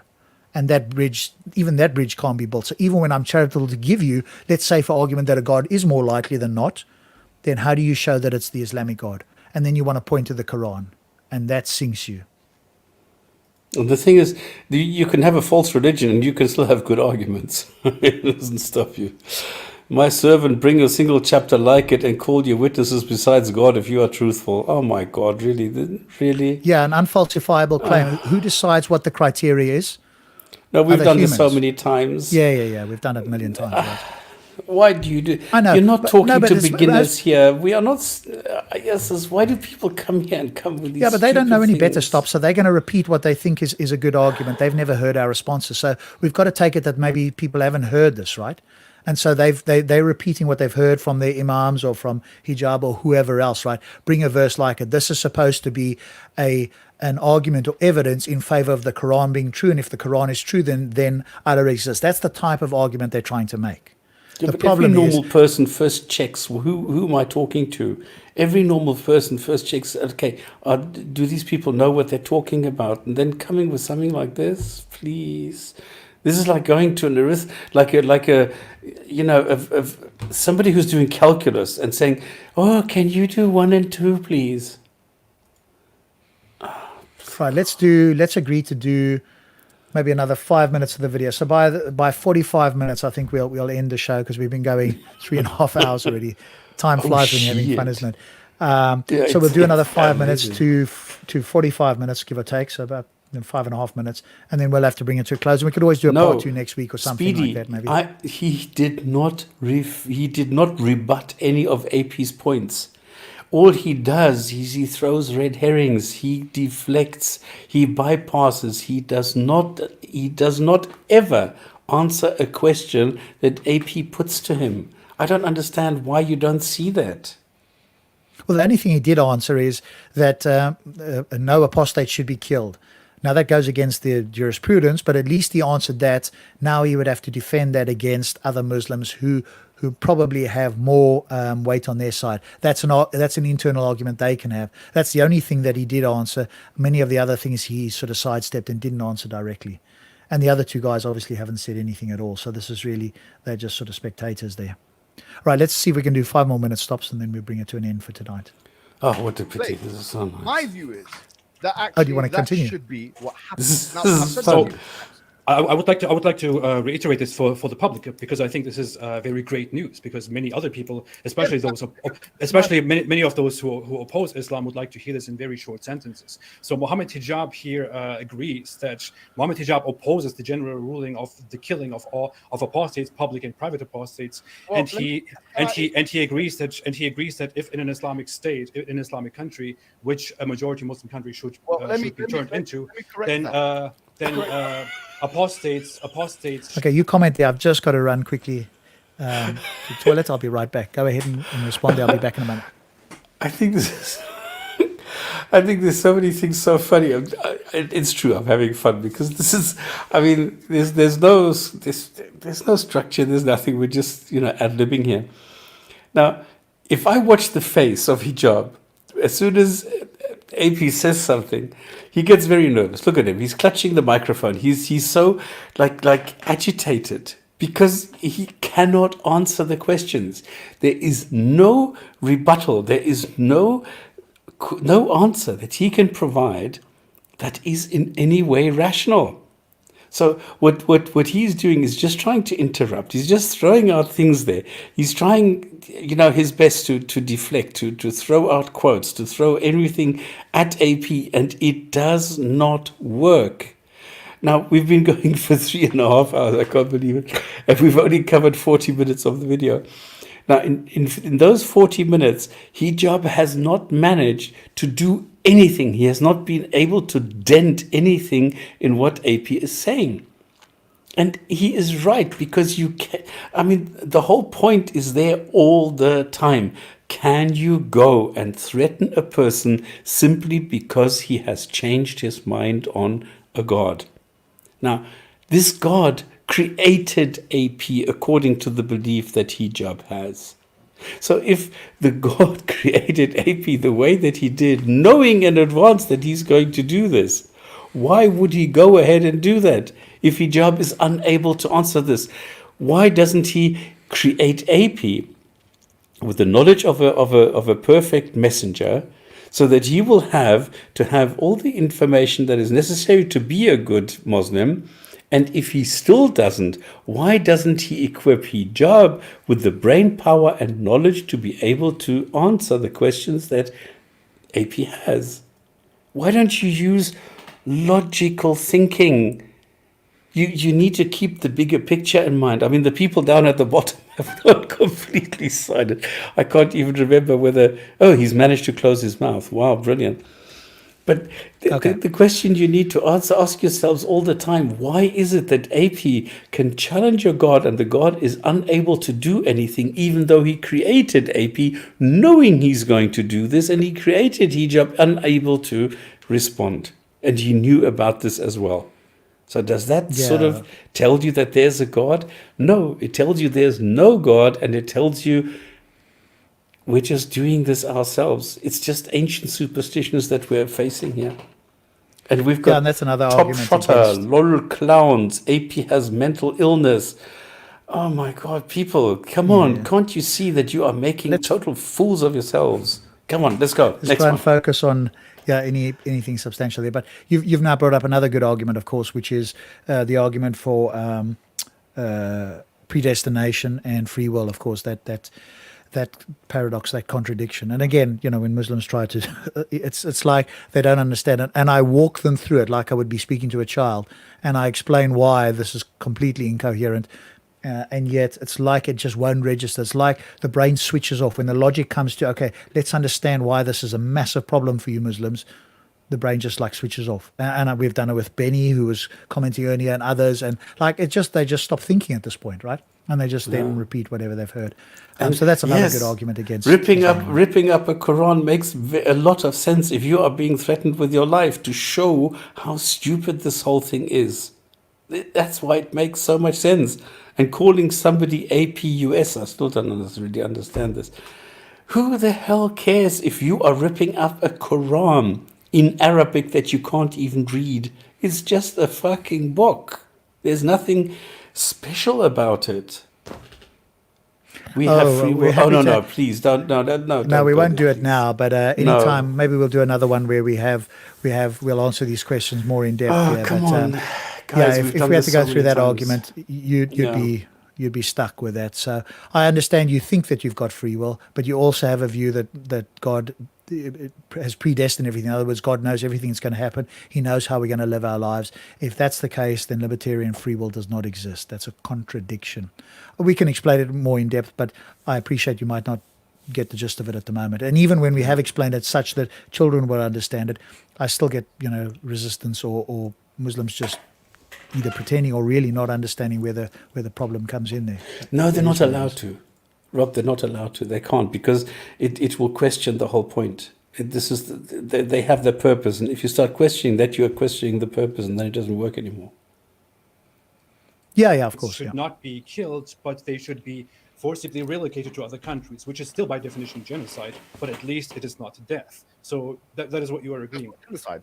Well, this is by definition of genocide. It's not genocide. No, it's not genocide. It is cultural genocide. No. Stop trying to use words that you don't know what the definitions of them are. It is by definition cultural genocide. Let me tell you how to articulate it. Yeah, you are one to talk. Mohammed Hijab believes that in an ideal Islamic state in the 21st century, that if there is a Muslim country, Muslim majority country that claims to rule by Islamic law, that such Muslim Islamic country should make a peace treaty or a contract with other non-Muslim countries, such that if a public apostates become apparent in the public sphere, that such public apostates are relocated, and he is basing this on the final hadith of the Prophet Muhammad ﷺ, where he, the Prophet, allowed such thing to happen with Suhail ibn No, he doesn't. He said kill them. Sorry, stops. What's that? He said kill them. Have you got see if you can find it while we go through it. Maybe that's the last thing we can bring up here. Because Hijab there's quite a few hadith. Okay. Oh, you mean that there are other hadiths where he does say kill them? So Yes. what Hijab is trying to argue, if we try to steel man his position, is that, hey, maybe Muhammad did say, he hasn't said this himself, but if there are other hadiths and they're sahih, then Muslims would have to accept it. But then what Hijab could be saying, if we try to be as charitable as possible, is, hey, yes, in the past, maybe Muhammad did do that, but his final one was, hey, you can relocate them, and that's the one we're going to take because that one overrules all the other ones, and therefore there isn't a contradiction. Yes, he changed his mind, he'd have to acknowledge that, but he changed his mind for the better, and that's the final one, that's what we should take. Now, even if we accepted that, and if that was his position, how is it, again, that all the other madhabs don't agree with us? How is it that they have missed this crucial point, and then in fact that they say that apostates should be killed after 3 days? And I've got it right here. Allah's apostle said, whoever changes Islamic religion, kill him. Yeah, but like I say, I think he might try to argue, if we were trying to steel man him, that that was a hadith, and the one that he's talking about was the very last one before he died, and somehow that makes it, overrule the other ones. He hasn't said that in words, but I'm trying to think of what's the strongest thing he could say, because if he doesn't go that route, then it's a contradiction. Muhammad says one thing, then he says another thing. So why should we take one thing over the other thing? So the only thing he could argue is that, hey, if there's two different things that Muhammad said, one was kill them, then one was relocate them, that relocate them is now the one that should be taken because that was the last one. So that's probably what he would, well, hopefully, if he was trying to make a coherent argument, that's what he would have to go down. And where the scholars of Islam, and in fact, you could even argue the majority of scholars, allow such thing. Mohammed Hijab is not saying it's not conceivable Here you go. within an Islamic state, or it's not understood classically. Oh, you've put it into chat there, have you? Yeah, so now the question is, which one is he, what hadith is he quoting? And how does he explain the two difference? There's a thing which is called the final sermon, okay, which is what Muhammad apparently or supposedly said before he died. Yeah. Now, number one, there's no evidence that Muhammad actually existed. So this is something. The second thing don't is, go down that no. The second thing is there are multiple versions of this final sermon. Nobody knows which one is the real one. So because Muhammad did not really exist, people were free to make up their own hadiths, and this is why there are several versions of the final one. This is the problem, that there are so many different versions. The same with the 99 names of Allah. There are so many because they are made up that nobody knows which are the real one. And this is what the situation we have here. If he is saying now in his final sermon, he said this and this, we don't know what version of the final sermon he is talking about. Okay, so this is ridiculous to make a claim and to base your entire thinking on this, because it's very possible this is sheer fabrication. Oh, we've lost you, Stops. Are you still there? What? I'm Have gone. you bumped something now? No. By the way, somebody's asking for the hadith number as well. I can't hear you, so I don't know if anybody else can. Hopefully, I'm still here. No, it's me that's lost you. Something's happened there. What has happened? Plug something else in. Sorry, Okay, I'm not hearing anything now suddenly. Let me just see what's going on here. want to... No, I'm still showing.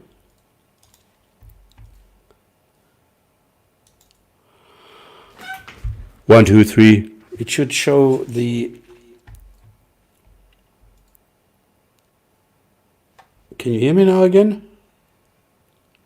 Yes, now I can hear you. Something happened on my end there. Sorry about that. You guys are jokers. Where is your evidence? You say he didn't exist. I did not say he didn't exist. I said there is no evidence that he did exist. You need to listen. Listen, you have ears. I know that the ears only transfer information to your brain, but you need to switch on your brain. And when your brain finally registers that I am saying there is no evidence that he does exist, then we can start talking. And if you have evidence that he existed, then come and bring your evidence. All right. Yeah, Stops got a lot of information on that. So yeah. We've done this so many times. Anyway, the point is that Sahih Bukhari, Volume 9, Book 84, dealing with is the you information. need the volume. Yeah, somebody wanted the hadith number as well. Number 57. So it's hadith number 57 of Book 84, Yes. Volume 9. Okay, so 57 there. just for people who want to go look that up. Sorry, it cut off with the copy and paste because I had to do this several times to get this. Well, at least some people. Islam is the best. Islam is the best what? Islam is the best way to kill yourself. Absolutely. Is the best myth ever created? I mean, that's a bit of a. Islam is the best if you want to if you want to keep slaves, if you want to keep sex slaves, if you want to have 4 wives, if you are a man, then Islam is the best because you can have 4 wives and you can have as many sex slaves as you want. Islam is the best, absolutely. But if you are a human being, a decent human being, you're not. Okay, sorry. Thing. Yeah, in the 1,400 years of Islamic history, as public apostasy, punishments. I'm not saying that. What I'm saying is that there's a maneuverability within the scope of jurisprudence. You're repeating this 10 times now. Shut up. Muslims to actually make this a kind of contract, and I think that if Muslim majority countries make such contracts, that will decrease the ability of the non-Muslim enemy, yes, to be able to attack Islam and its peoples on the pretense of human rights. And I think. Do you think it is not conceivable that there should be such a thing? I don't understand the question. Sorry, could you repeat that? you said you're not saying that it is not conceivable that there was such a thing in the history and in the past, the killing of apostates. Do you also say that it is not conceivable that there should be such a thing in our time or in the future? Do you think it is wrong, inconceivable, impossible? I say that Muslims. No, I know what you think. I know what you suggest. But do you think it is absolutely wrong and inconceivable that apostates, no matter what kind of apostates they are, should be executed? I haven't used the word inconceivable because inconceivable means not possible, right? Sorry, I'm just going to put this on plain mode. It means not possible. I'm not saying it's impossible. I'm not making an argument from conceivability. This is not what I'm saying. I'm just saying I'm making a policy recommendation for Muslim majority countries, and I've made that. So it's just a recommendation. No, it's a recommendation based on the actions of the Prophet. But that's all it is. So you would still, in the end, in the end, actions of the Prophet. Looking at the Islamic dawah scene, for example, the consensus is that the right thing to do is to put public apostates to death. You are, but so therefore that is not part of the. That's not the question, you fool. Majority of people, for example, come together and think that the appropriate punishment for public apostasy, would be death. So if people now come together and establish such a state, and they said this is the ruling that we should apply. Sorry, Mohammed Hijab, your suggestion is very nice, but we cannot do that because we agree to this. Yeah. Do you think that is okay? I've had conversations with policy officials in countries like Malaysia. And I've actually had the chance to influence their spokespeople. That was not the question. I've given them. Okay, what's the answer? These kinds. Yeah. Do you notice again? He doesn't answer the question. That's like a politician not answering the question. He asked a specific question. Hijab is saying he's spoken to people. That's not the answer to the question that was asked, right? Again, we get the same thing. Of recommendations, because as you know, Brunei is a country that is nearby. And they look at that as an example. We're talking about maslaha and mafsada. Really, we're talking about what is in the common interest and what's not in the common interest. And this is something which many. No, this is so frustrating. And on the other hand, as well, Muslims, they don't understand. And I'm trying to educate everyone here that actually Brunei, when they attempted to put a full-fledged hudud laws, what happened to them as a country? They were under attack from all spheres, and they're too small to defend themselves. So how can they be a Muslim country? How can they do as much as they can do within the scope of the international, the waqā or the international environment, whilst at the same time being faithful to their Islamic position? I'm giving them a very reasonable and practical solution. I'm giving people countries like Brunei. What would you do with countries like Brunei when you have apostates in Brunei? If they're trying to imagine trying to kill a public apostate in Brunei. I mean, just think about that for a second. What do you think America would do? I think they would threaten invasion. I believe that. Of course. Yeah. For that reason, I don't think that it's within anybody's interest. And what I'm saying is that the fiqh, look. Yeah, it's kind of what Waisa is saying here, is that he's saying Muslims shouldn't impose the death penalty because of attacking and what benefits Islam right now. In other words, don't do it, because if you were to do it, this is Hijab's view, and of course there are countries that are doing it, already. So Hijab's view is, hey, don't do it because it's in your best interest not to do it so that you don't get attacked by non-Muslims. That's kind of what he's attempting But this to is do. such a ridiculous thing. This is childish that he's now going, well, if Brunei were to do that, then America would do that. Yeah, what the fuck is he talking about? He's not answering the question. AP asked a very, very precise question. Do you think that this should be the case? And he's not answering. He says, well, I was able to go to Malaysia and I was who cares? Who cares? Answer the bloody question. He's trying to cherry pick this thing and claim that, hey, this is a better answer because this small country wouldn't be able to defend itself, as if they suddenly started killing apostates, like suddenly what? America's going to nuke them or something because they're doing that. Other countries are doing that already. Saudi Arabia does it. They're in bed with... Pakistan does it, yeah. With the US. The US gives millions to Pakistan as well. So the fact that there are countries that are already doing this, and who's attacking them? They're not, if they are attacked, they're not attacked because they're killing apostates, so that's also nonsense. But we're pretty much at 45 minutes here, Stops. I mean, we can carry on for a little while longer if you're having fun here. It's obviously... I'm having fun. Get a bit of... All right, we do about half an hour more here.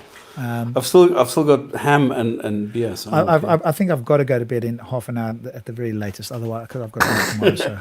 So I've got the first appointment at 11:30, so I'm okay. Lucky. Islamic jurisprudence is wide. Okay, it's not black and white. It really is not black and white. I'm a traditionalist. It's not black and white. Do we That's expect exactly what it is? Well, do we expect that a God would make it black and white? Or do we expect a God who wants his people to follow strict laws such that they can be judged for not following them? Do we want them to be wide, or do we want them to be clear and strict? Because if they're clear and strict, then if he has to punish people, at least he would have, quote, some justification. If it's wide and people can make up their own minds, then he's not in a position to judge them, because he himself has allowed this wide scope that people can make up their own things. So this is not a good argument at all, of course. Look at the two clowns at the bottom. Look at the facial expression. Is that great? Well, I don't know if they're even following it, to be honest. You know that I'm a traditionalist. I'm not scared to tell you the most severe view of everything. But what I'm saying is, Ibn Qayyim was Ibn Taymiyyah's student. I mean, Ibn Taymiyyah was the traditionalist, if you like. I'm a traditionalist. I'm telling you that this is fully in line. I want to confirm that what I'm saying is fully in line. But what I want people to understand, this conversation about apostasy now, I think we've done and dusted with it. If this is your strongest argument... It is not an argument. This is because... Even because if you opened the topic. I've given you the floor. Tell me, what's your biggest objection against this? So,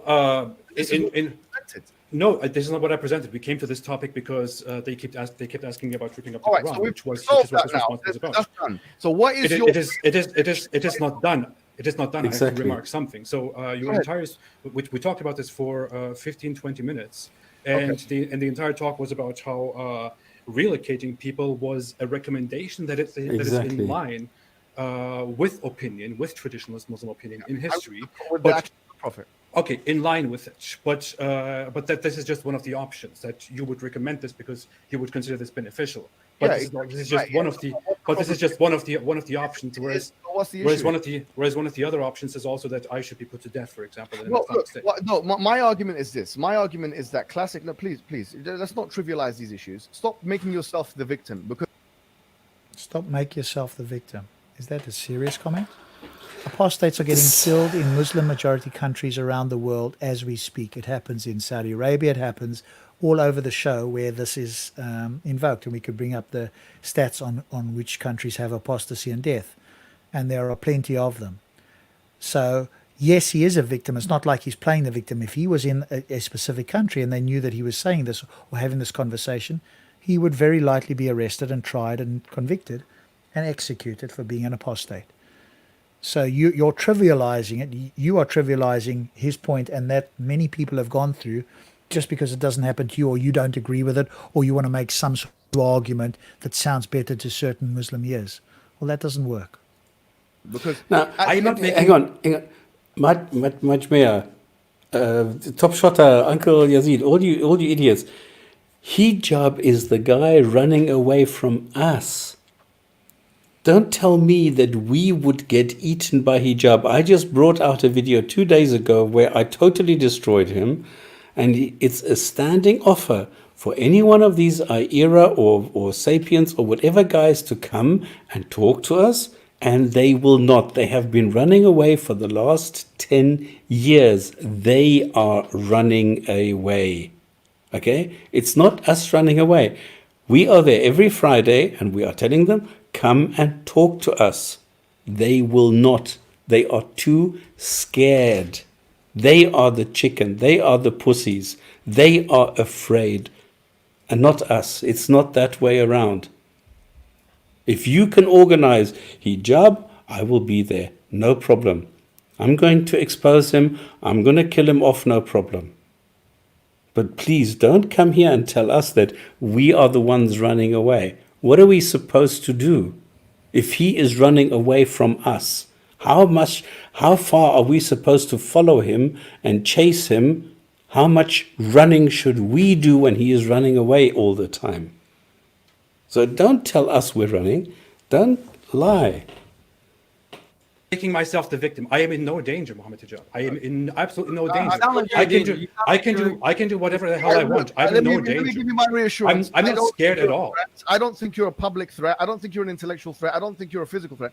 I don't think it makes sense for anybody to try and threaten you physically. I am in no danger. This is not about me. This is ridiculous. It's not about me. I'm not saying that we should be killing you. So what I'm saying now, look, at the end well, it's just a recommendation. That's it. So we're done with the topic. It is a recommendation on your part, and that's it. Trying to get a nice headline for Twitter. That's what it was. Okay. Framework, isn't it? What I'm saying to you now, look, Islam, you have to understand, this is a branch, okay? Hudud and penal laws and so on is a branch of Islam. But really, we have to understand what the foundations are. The foundations of Islam is Tawheed. It's the idea of one God, worthy of worship. That we really? Tawheed? Tawheed is the center of Islam. Can you please show me Tawheed in the Quran? The Quran is the foundation of Islam. Can you show me Tawheed in the Quran? No, you can't, because it's not there. So why are you talking shit? Yeah, they've been challenged by Bob in Speaker's Corner as well, and yourself, about showing this clearly in the Quran. And I've not heard anybody present a sound argument for that. They'll bring up multiple verses which they claim refers to that, but again they have to make inferences. And if they're free to make inferences, then we can do the same thing when we look at straightforward verses in the Quran. So if you're going to play by rules, then you got to make sure that you're consistent. But of course, that's the other thing that most often happens is they're not consistent. They want to play by certain rules where they can use inferences and then deny that you can do that. No. It doesn't work that way. We're not going to be what's the word? We're not going to allow inconsistencies like that. We're going to pick up on that. Yes, I said 10 years, Uncle Jazid, you fool. What's wrong with I said 10 years? Exactly. I can show you videos which I've made 10 years ago, and I can show you exactly the recordings from 10 years ago where I go and challenge sources and Imran Hussein and Subur and these guys. And they say, yeah, we're going to come and talk to you. Or Shabir Ali. No, what's his name? Shabir. What's the guy? Shabir Yusuf or Shabir Ali? Or some other Shabir? Yusuf.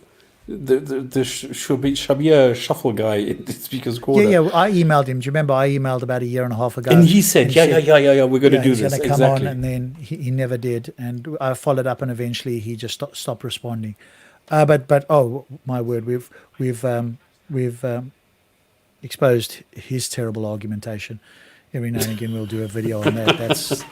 That even hijab looks good compared to him. That's how bad that is. And again, people just think that he's like such a good debater. I mean, it's like they're weaving a magic spell over people's brains and critical thinking, and it just they stop operating. Right? It's just remarkable. The fact that we believe that Prophet is the final messenger. Like when you come to that conclusion, okay, then things that you might otherwise feel unworthy or aesthetically unpleasing and so on will start to become more sensical. You see, so you have to start with the roots. So we can come to that. We can come to that. You've given me one question, and we can come to that. Just the opening topic here. We're supposed to start with the roots. This is where hey, disrespectful. No, you have not let me speak at all for not even once. I haven't said a word for the last like 15, 10, 20 minutes. We let you speak. This is I'm respect. waiting for your strongest argument. You have no argument.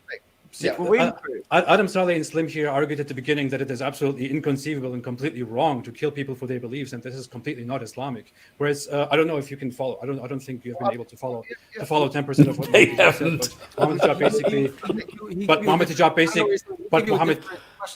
The question was, what is? You've given me one question. I think that's fair. You have just told me. You have just told me that you always let me speak, and now you're trying to get a clickbait title of Mohammed Hijab or Adam and Slim. Like, it's just we're talking here. Have a leave the hate aside. Look, we're giving you the floor. What we're saying is Islam. Look, you have to understand Islam from the beginning. Islam is a religion. I will not argue theology with you here. I will not argue. It's not about arguing. We're talking here. It's not an argument. No, I will not talk about theology here. It is theology. It is basic theology. I made a very clear offer to you. I said, if you want to exchange opinions on whether Islam, on whether my question, and again he interrupts let him. me speak. You just keep saying this. Let's talk. You're right here. I made you an offer. If you want to talk about whether Islam is the truth or not, then we can unite and talk on a third-party platform where none of us is. Then we can talk on a platform where none of us is in charge, where nobody can interrupt each other like this, so that we can freely talk about why you think Islam is the truth and why I don't think Islam is the truth. Well, there's no need to go through all of that. Look, why not?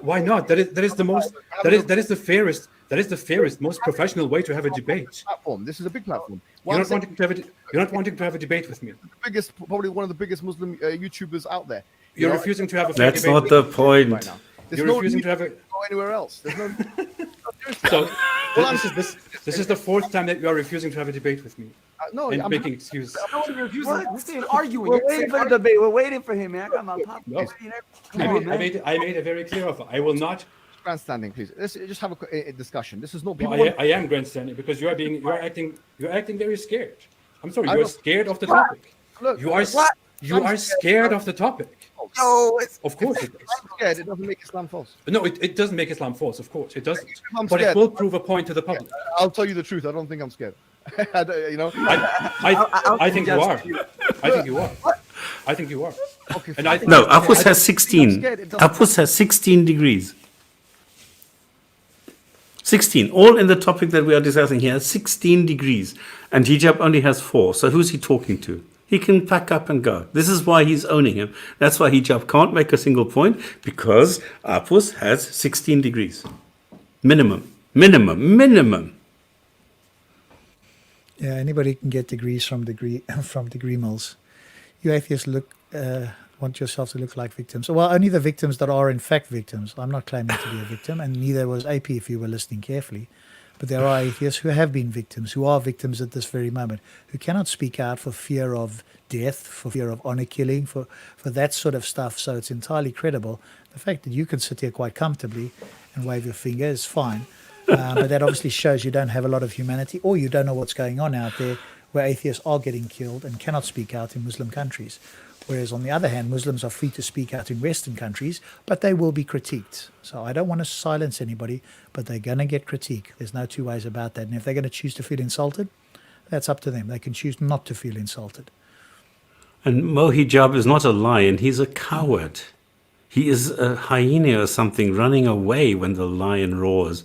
That's what Hijab is. And 2 days ago, I owned him, and not from my basement, but from my study. That's I know. The scared one hasn't said his argument, though. You didn't say your argument. Engagement. You're not scared. It doesn't make Islam false, but that is the entire point. We should be able to come together and properly have a fair debate on whether Islam is the truth or not. It's not about discussion now. We're having a discussion now. So all I'm saying is, look, I'll be very straightforward with you. There's 4 things I would say about Islam being the truth. I'm not even going to go through maybe 3 things, for the sake of argument. We say number 1. Mo Hijab doesn't know who you are.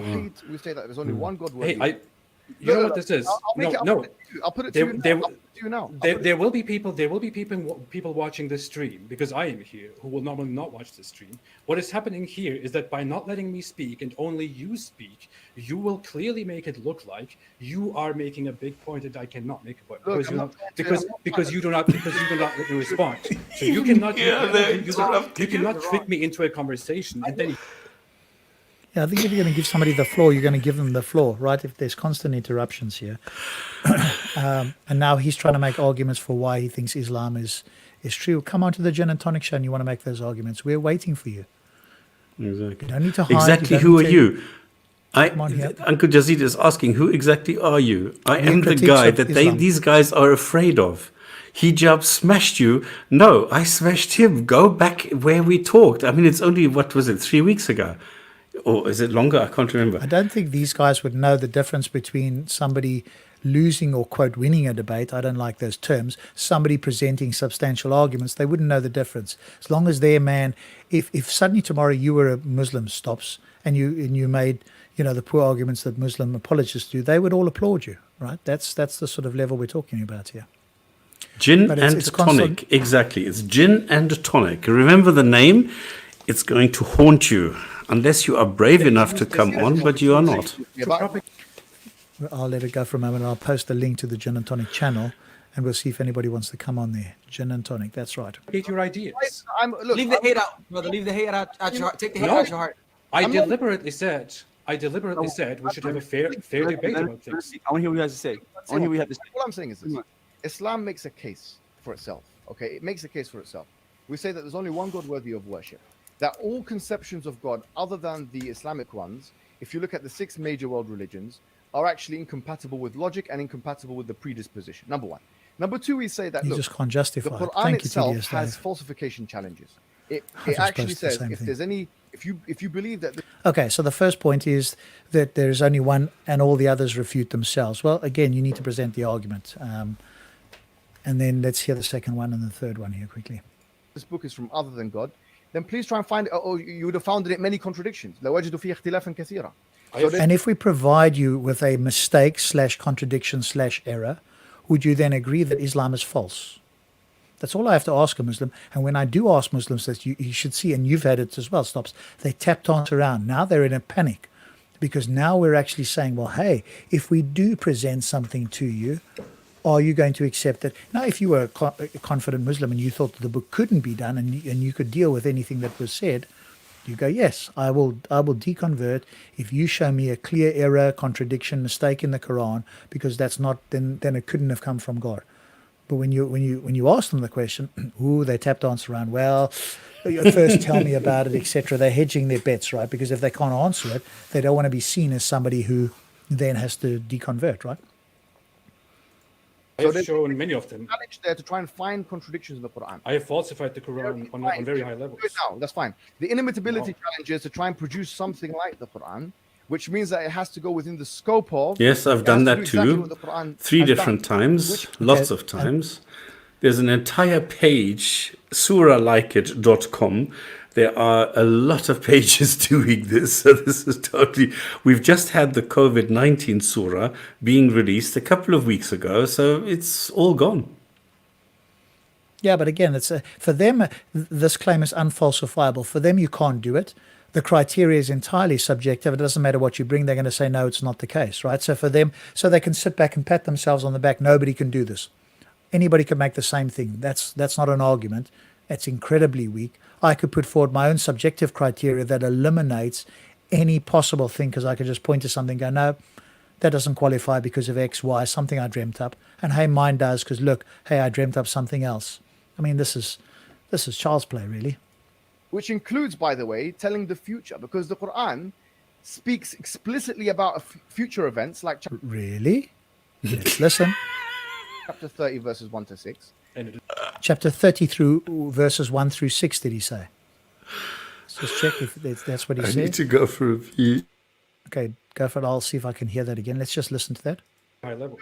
No, that's fine. The inimitability challenge is to try and produce something like the Quran, which means that it has to go within the scope of, it has to do exactly what the Quran has done, which includes, by the way, telling the future, because the Quran speaks explicitly about future events, like chapter 30, verses 1 to 6. And it is Chapter 13, verses 1 to 6. Let's just quickly, I apologize. I'm just looking. I think he said 13, 1 to 6, right? Is that what I heard? Is that what you guys heard? 13, 1 to 6. Is that what he said? Or was it 31 to 6? Let's have maybe we don't have time for that now. I'm just wondering whether we have a quick look. If it's 13, 1 to 6, how can I share that? I can't easily. Damn, I've got the book up here. I'm just having a look at the moment. These verses are of the book and have been revealed to you from your Lord is the truth, but most of the people will not believe. That's verse 1. To and Allah erected the heavens without pillars that you can see. He established himself on the throne and made subject the moon and the earth, each running its course with a specified term. He arranges matter. He details the signs that you may of the meeting of your Lord be certain.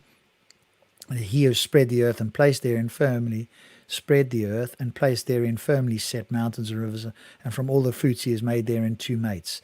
He caused the night to cover the day. Indeed, in that are signs that people who give thought.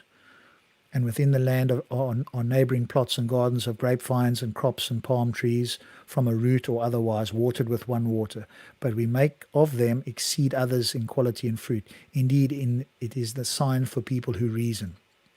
Verse 5, and if you are astonished, O Muhammad, then astonishing is their saying, we are dust, we will indeed be brought into a new creation. Those are the ones who have disbelieved in their Lord, and those will have shackles upon their necks, and those are the companions of the fire. They will abide therein eternally. And number 6, they impatiently urge you to bring about evil before good, while they already occurred before them similar punishments to what they demand. And indeed your Lord is full of forgiveness for the people despite their wrongdoing, and indeed your Lord has a severe penalty. Okay, I don't see anything remarkable about that at all. That's just vague claims about reality that barely stand up, and you could even argue I'm mistaken. I won't even go down that route. And it is wrong. And yes, in many other places of the Quran, like chapter 24, verses 55 and onwards. So yes, it is wrong about that. Explicitly about future events, and it does so accurately, even according to Western. Really? That's a massive claim. It makes accurate predictions about the future. What is an accurate prediction? All we have to ask is we just bring. You see, if Mohammed Hijab came onto Jinn and Tonic, we will deconstruct this rhetoric, these baseless claims, and clearly show that it's entirely vacuous, that it's general at best, that it's vague, that you can do a lot better than the Quran did. I don't know if AP will do that now. I haven't watched the rest of the video, but we can see. But this is the claim, that this is somehow so good according to Western standards. Philosophers. What about the 60 scientific mistakes of the Quran? What I'm saying to you is, if number one, you said that you found contradictions in it. So my challenge to you now is to try and find a contradiction. Do you think the stars are missiles thrown at devils, for example? Well, chapter 67, verses 1 to 5. Where it says, وَلَقَدْ زَيَّنَّا السَّمَاءِ الدُّنْيَا بِمَصَابِيحَ وَجَعَلْنَاهَا رُجُومًا لِلشَّيَاطِينِ. First of all, it says, if this is your strongest argument, let me answer it. No, it's not. Well, I will not make my strongest argument. I'm throwing rocks at you. I want you to answer this. Okay, Since we're not abiding by rules, go ahead.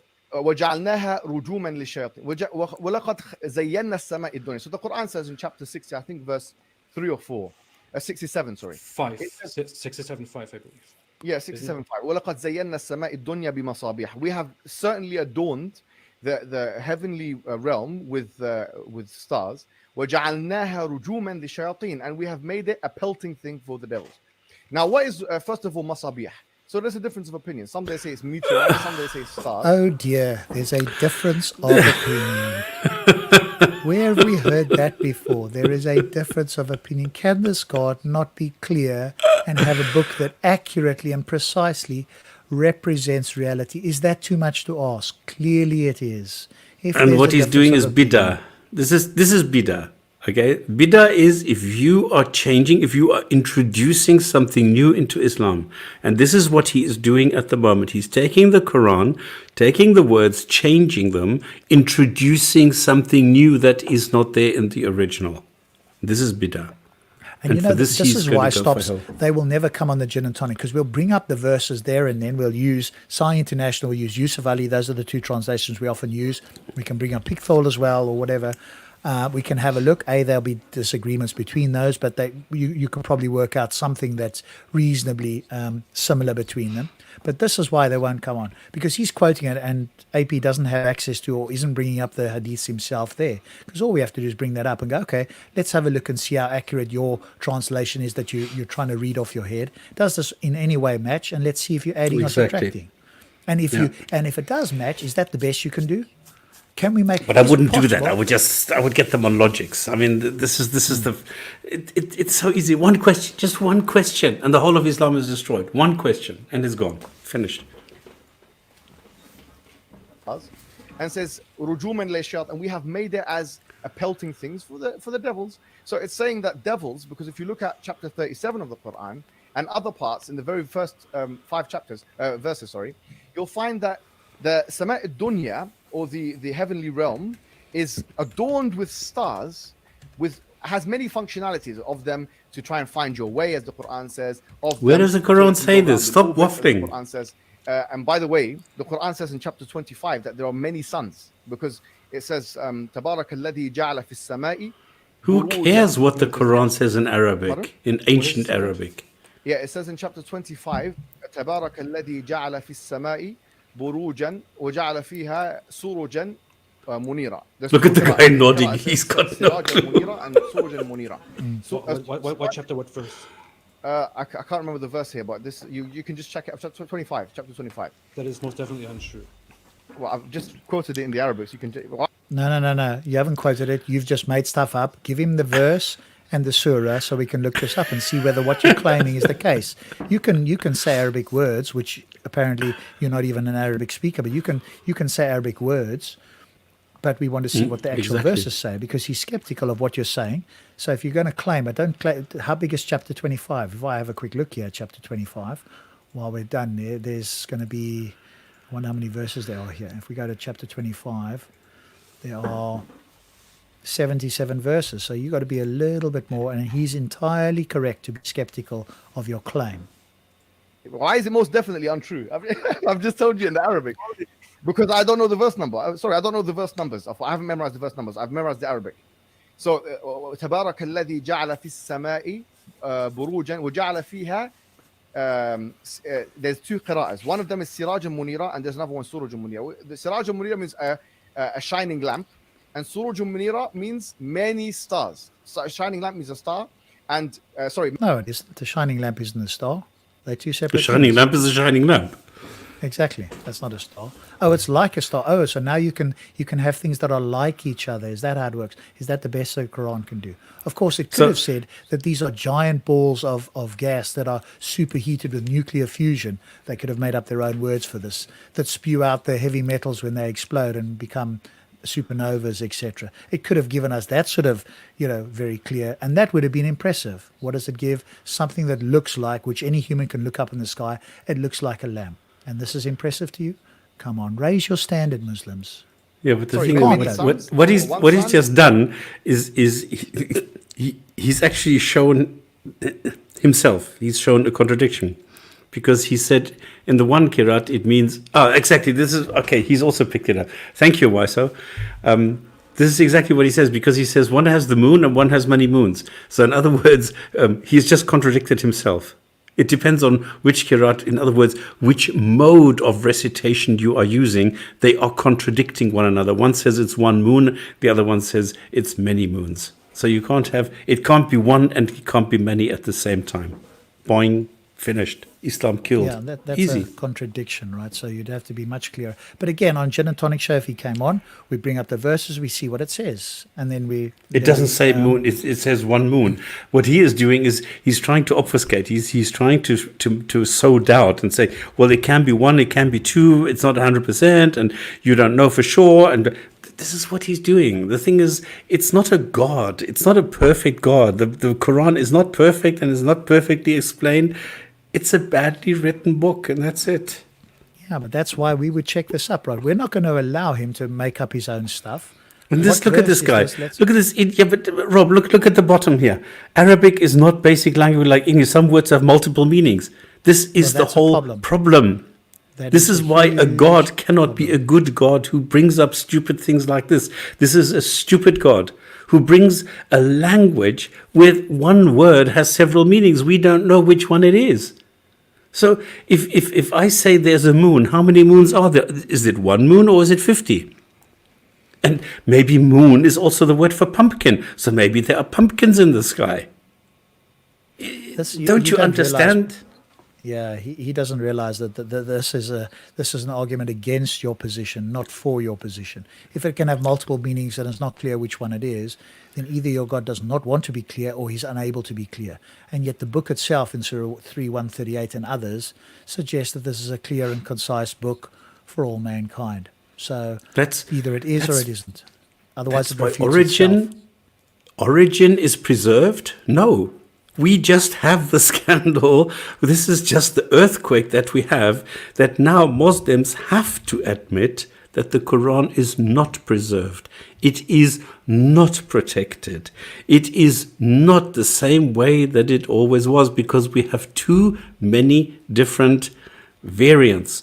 We have corrections, we have additions, we have omissions, we have so many different versions of the Quran. It's unbelievable. That's why even Muslims are now saying, Muslim scholars are saying, like Dr. Shabayali, Dr. Yazakari, they're saying, yep, there are holes and we cannot go and justify any claims that Western scholars are making regarding the preservation of the Quran. It is no longer tenable. That is gone. Right. And many suns. So in other words, the Quran says that there are many suns. The cosmic picture of the Quran, therefore, is that there are many suns, many solar systems, because suns are accompanied with solar. Look how he just adds that is in, wrong. right? He's And got it's to wrong. pick up on this, right? Yeah. And not every sun has a solar system. So some do, some don't, right? And No, especially the ones that are orbiting Maverick, you've black tried this holes. for the last, I don't know how many years. You have lost. You don't know what the hell you're talking about. You are not an Arabic speaker. You have not studied ancient Arabic. You don't know what you're talking about. And you're still just trying your luck. I'm sorry. It's the Jinn and Tonic Show that has showed you do not know what you are doing. You're finished. Arabic is pure language. And that they have many functionalities. Of them, there is a metaphysical thing which we can't see, which is that the Quran, that the stars or the celestial spheres, they actually pelt the devils or the We can't see all of this, but we take it on faith. Well, you can do that, but faith is an unreliable method to find out what is true or likely true. Anybody could take anything on faith. Not a good idea. jinn, because we believe in this this creation called the jinn. And tonic. We haven't created the jinn and the human beings except they worship it. So And the tonic. These celestial bodies actually pelt them. How can you falsify that? I don't. No. It's not him that he has to falsify it. You're shifting the burden of proof. That's a logical fallacy. You have to demonstrate that it's true. If you can't see it, how do you know that it's true? And if you're going to claim it's metaphysical, why should we accept that? Because you can claim anything that is metaphysical if you can't demonstrate it's true. And I can make up that. I can play a reductio ad absurdum. For those who are watching, and there's probably plenty of intelligent people watching and some that are not so intelligent. A reductio is that you take a position using the same rules that the other person does to show that their position is absurd. I can just claim that, hey, there's a metaphysical 10th dimension, and that's the totality of reality, and that refutes Allah. Can I prove it? No, it's just metaphysical. It's invisible. I can't see it. See, I can play the same game. No, it doesn't work that way. You don't just make up stuff. And classic Arabic is not called fusha. Stop lying. Jesus Christ. Do these people really think we're beginners or something? We've only been doing this for 2 weeks. Do you really think we're getting all our information from Fox News or something? Oh my goodness. But Well, the you have failed to give me. is not something which is seen as the cosmological picture of the Quran is not something which I would say is out of line with 21st century understanding. Unbelievable, eh? Unbelievable. Yes.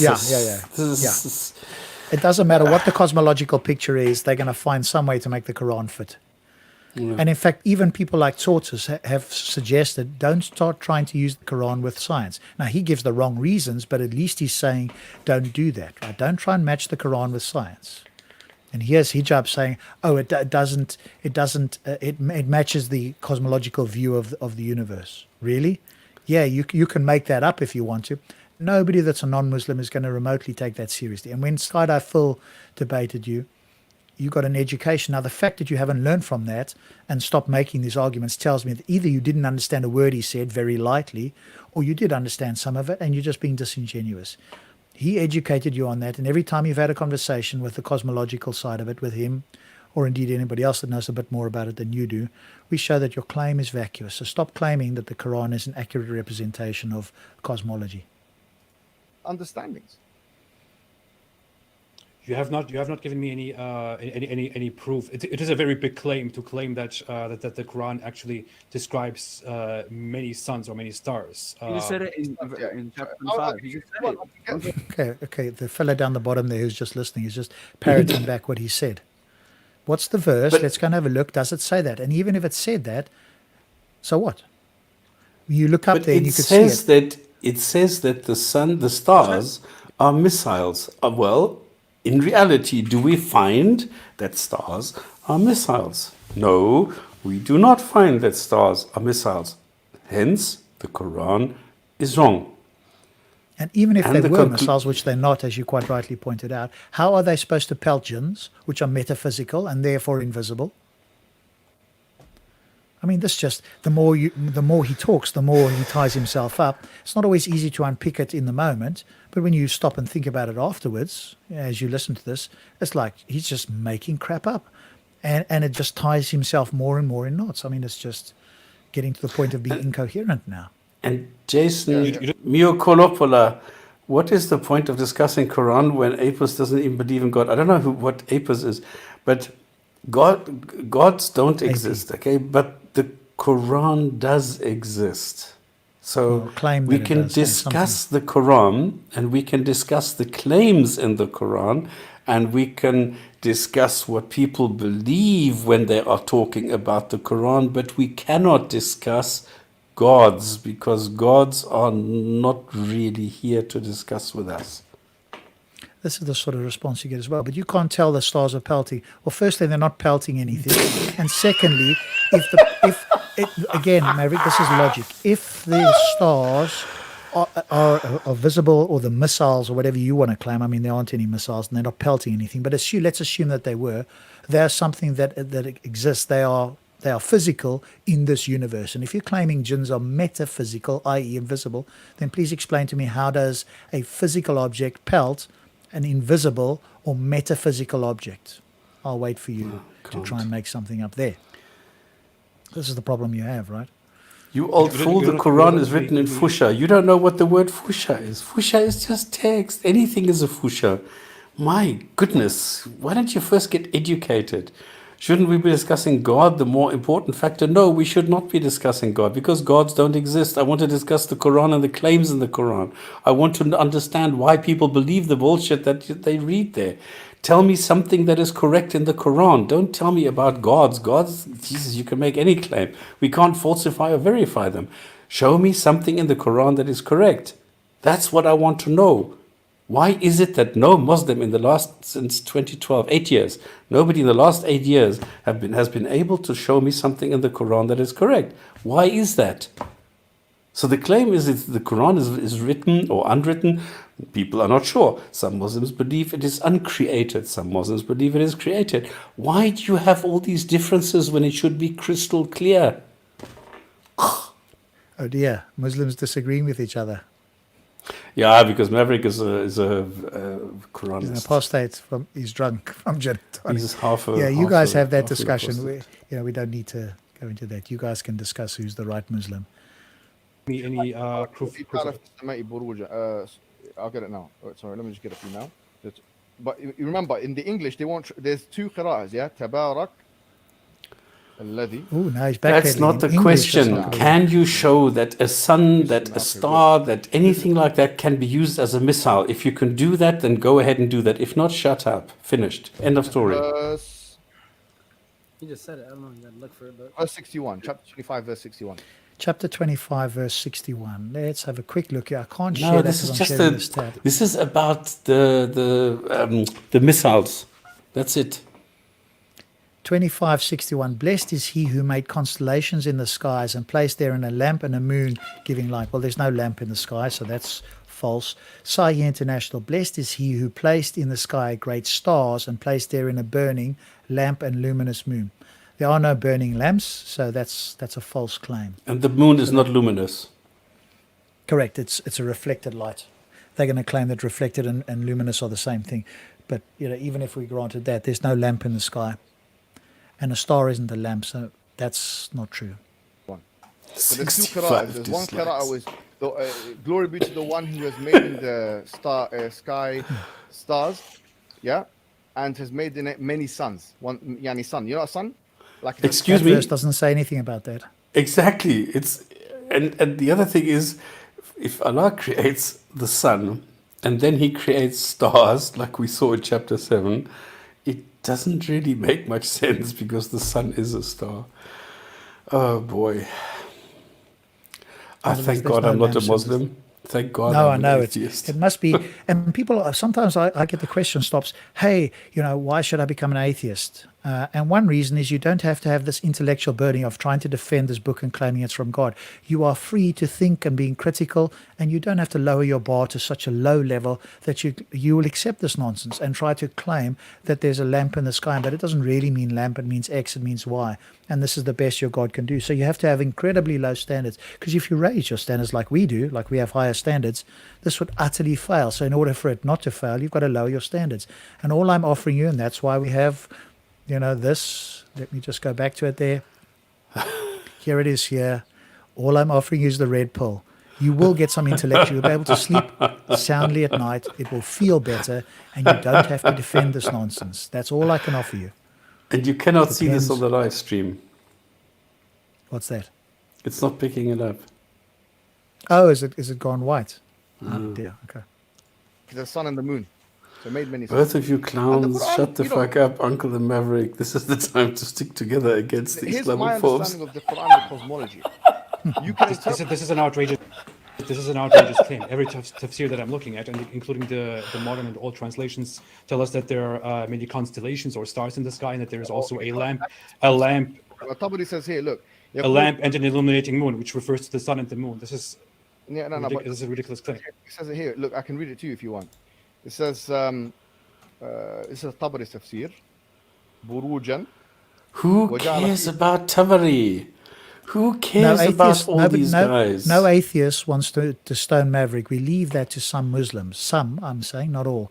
We leave that to some Muslims who want to stone Maverick. No atheist wants to stone Maverick. We as atheists, or me at least, I won't speak for other atheists, want Maverick to think critically, in which case he'd join us on this side of the fence. But nobody wants to stone him. There's no atheist going around saying stoning people. That we leave to some Muslims. We Thanks laugh for playing about that. people like Hijab who has to use 21st century equipment like a telephone to look up ancient old texts to find some sort of justification for his stupid belief. This is funny. This is really funny. فيها سراجا يا اختلف القراء في قراءة ذلك فقراءة عامة قراء المدينة والبصرة وجعل فيها سراجا.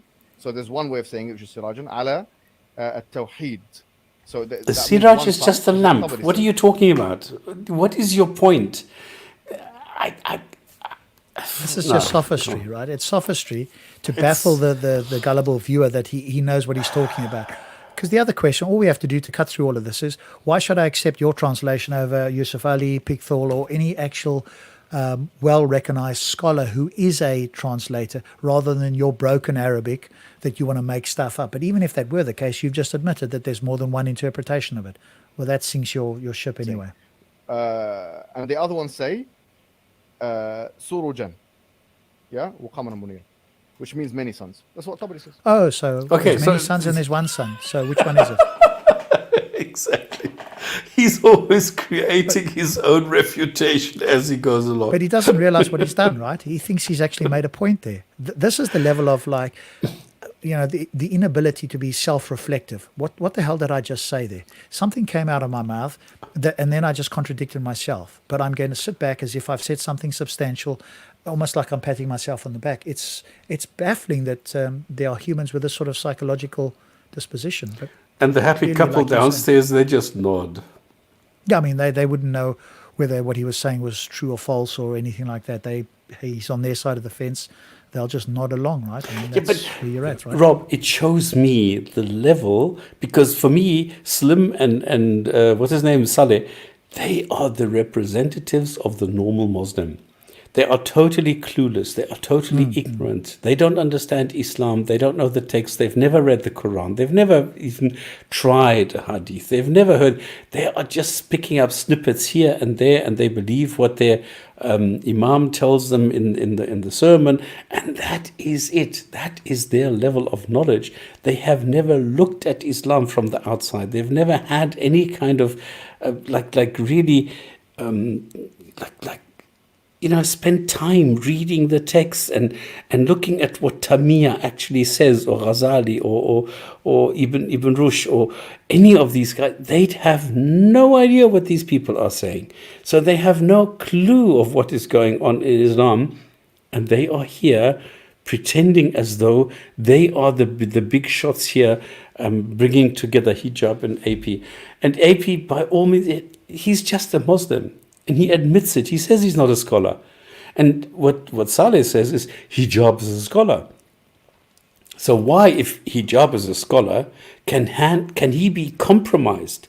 And can he be shown to be totally incompetent by somebody like AP, who just says, I was just a normal Muslim. I was not a scholar. I did not have any special knowledge. But hijab has, and he can be compromised so easily. There's something wrong here.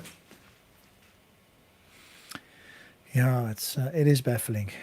But these two guys, like you say, most Muslims have never read the Quran. I mean, there are some that have read it, obviously, but most haven't. And there's a vanishingly small number of them that would claim to understand it. Because all we have to do is bring them on the Jinn and Tonic, show them some verses, and say, what does this mean?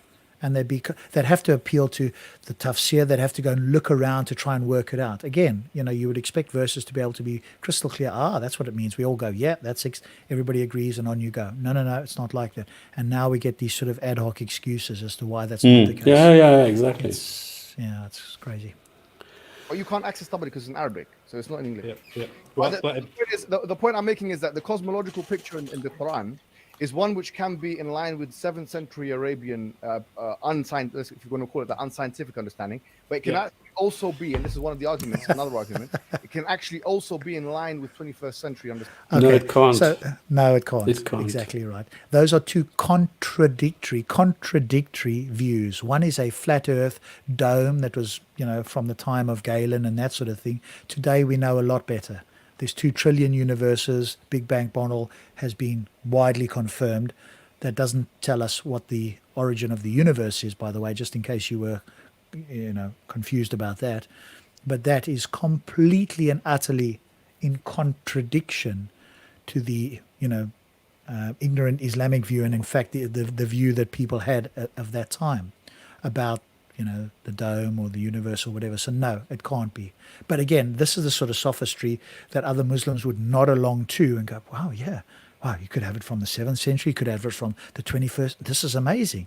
Not realizing this is a complete contradiction.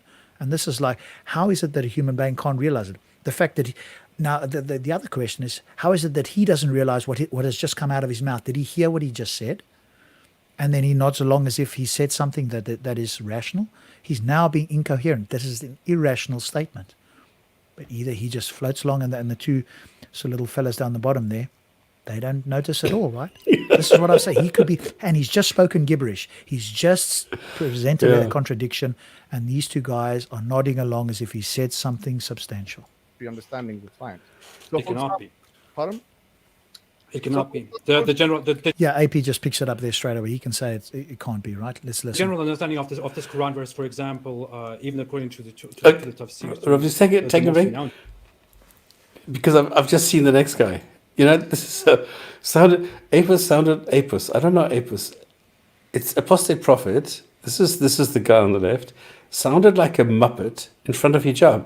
No, He is showing up hijab. He is showing what an incompetent, ridiculously ignorant fool hijab actually is. You guys should have been there instead. I would love to be there. But unfortunately, hijab is a coward. So he's running away from us. He is too scared to come to us. And this is the problem. You guys always say, yeah, you should be there. You should be. Why aren't you there? Why are you saying that hijab should be there? Why don't you come and talk to us? Why don't you make your case for Islam and come and talk to us yourself? Instead of telling hijab, he has to come and talk to us. Why don't you? Finished. End rant. Now in Tafsir, which is Ibn Kathir, and all the translations that we have clearly says that this is speaking about constellations, and there is a lamp and an luminous light, which in other parts of the Quran is repeated in English. Is the problem? Is repeated numerous times. It refers to the sun and the moon. The lamp is the sun, whereas the luminous moon is the. Two ways of reading it. One of them is like that. Oh, there's two ways of reading. One is this way, one is that way. And I'm going to go with my way, even though that contradicts the other way. And then I'm going to try and make this sound rational to some people. Somebody has done magic and has made hijab disappear. You're right. So no, but there's another way of reading it, which is surojan. So both of them are acceptable, and Tabari says that. So the cosmological. No, they can't both be acceptable. If they are in conflict with each other, that is a contradiction. You cannot both have A and not A at the same time. This is a fail in logic. The fact that the other guys, okay, but I mean, yeah, never mind. They wouldn't know the difference. Charlie Laguna, are you telling me that you're an atheist? You're a disgrace. You should not be talking like that. You should get your thoughts together and first get your act together and think a bit. Yes, my goodness. Okay, next. Sorry.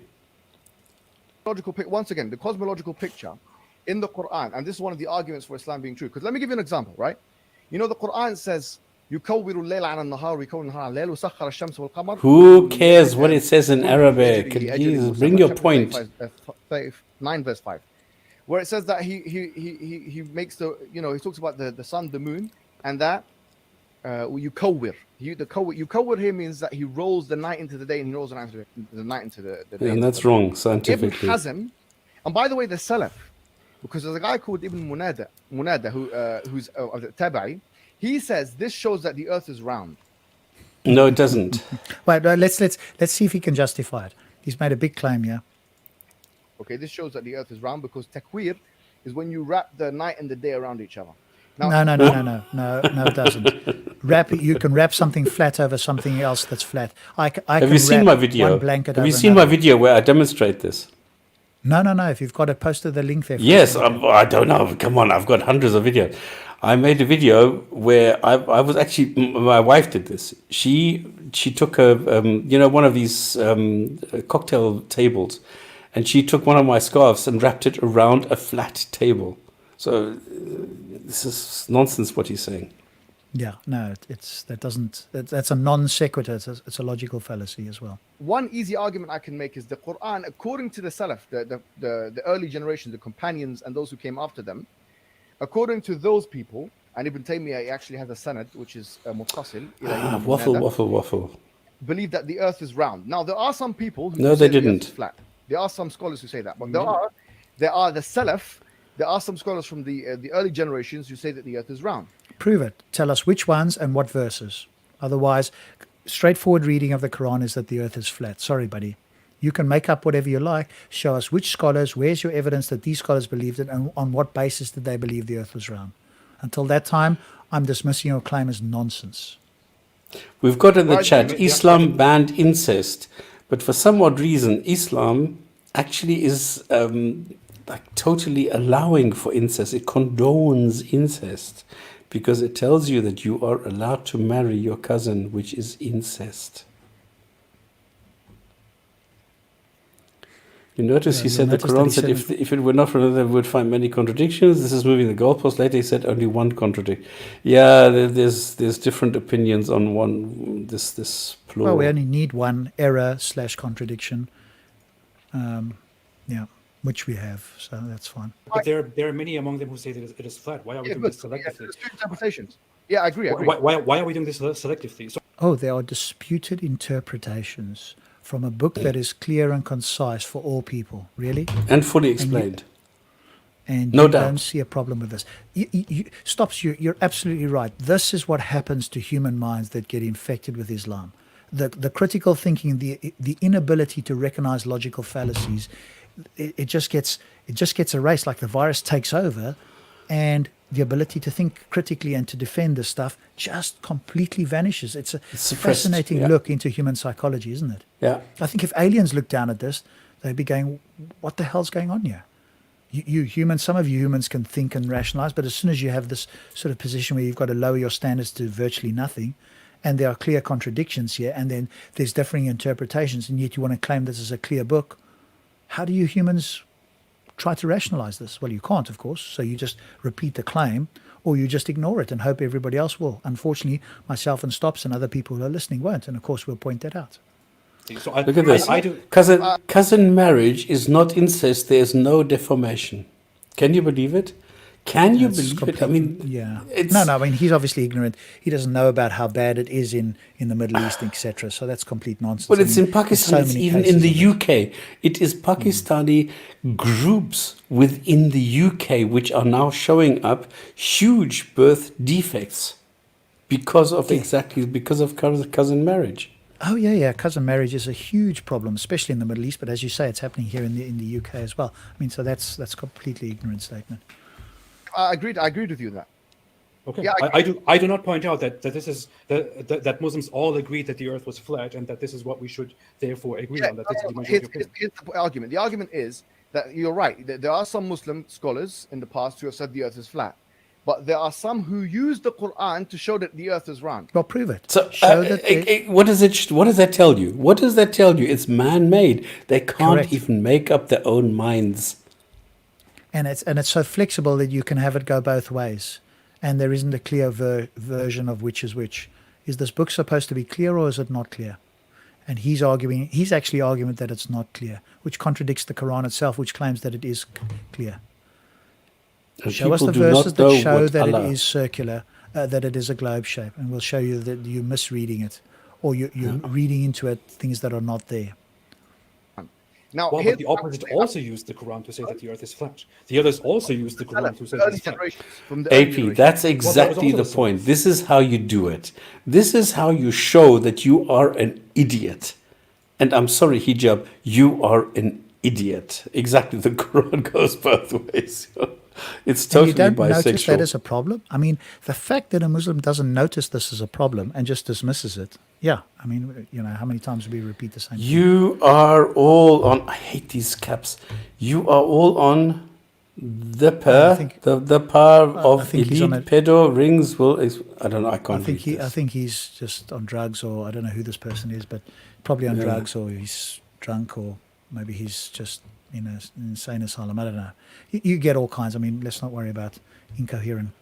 No, I'm just trying to show people that we care, that nobody can say we are ignoring and that we are running away. No, I'm trying to find everything who has a point. No, Earth Earth is is not around. Earth is a sphere. It's an oblate spherical. spheroid. Yeah, it's an oblate spheroid is the correct term. So it's slightly wider around the equator because it spins faster around the equator and therefore gets slightly deformed. You can't see it, but it can be measured. So it's an oblate spheroid is the correct term. It's a pity that the Quran didn't show this, of course, but there we Yeah. go. Instead, it God shows the didn't Earth know is flat. this. So No, we don't get your I cannot point. memorize, Sorry, it's round. he, Well, he prove- says prove yes, the Earth but is you round. get my point, and I'm answering no. We don't get your point because it's not round. It's not the point. If we That's are not what the talking Quran about scientifically accurate, we have to be scientifically accurate, and round is not scientifically accurate. show us the point. verse that you claim shows the Earth is an oblate spheroid. I'll wait. Probably Yeah. infinitely long. names, but I would have Maybe been you're right. examples I of that. looked at it, but I don't think there's anyone from the Salaf that says that the earth is flat, okay? I'm But pretty sure. I can look into that and demonstrate. but It doesn't according to Ibn Taymiyyah, matter. actually, No, I'm sorry. I'm just saying it doesn't matter. It doesn't matter if there's any salaf who says one thing or the other. But There again, is no Stops, consensus. There is nothing in the Quran that says yes, the earth is an oblate sphere. This is something that a god would know, but a human being would not know, and this is why we have sun and moon swimming in an orbit, and the point when the moon catches up with the sun, that is the end days, and that's when the sun will rise in the west. So this is all superstitious nonsense. yeah. I mean, it's exactly what ignorant people of the time thought. No, we are and not today Muslims.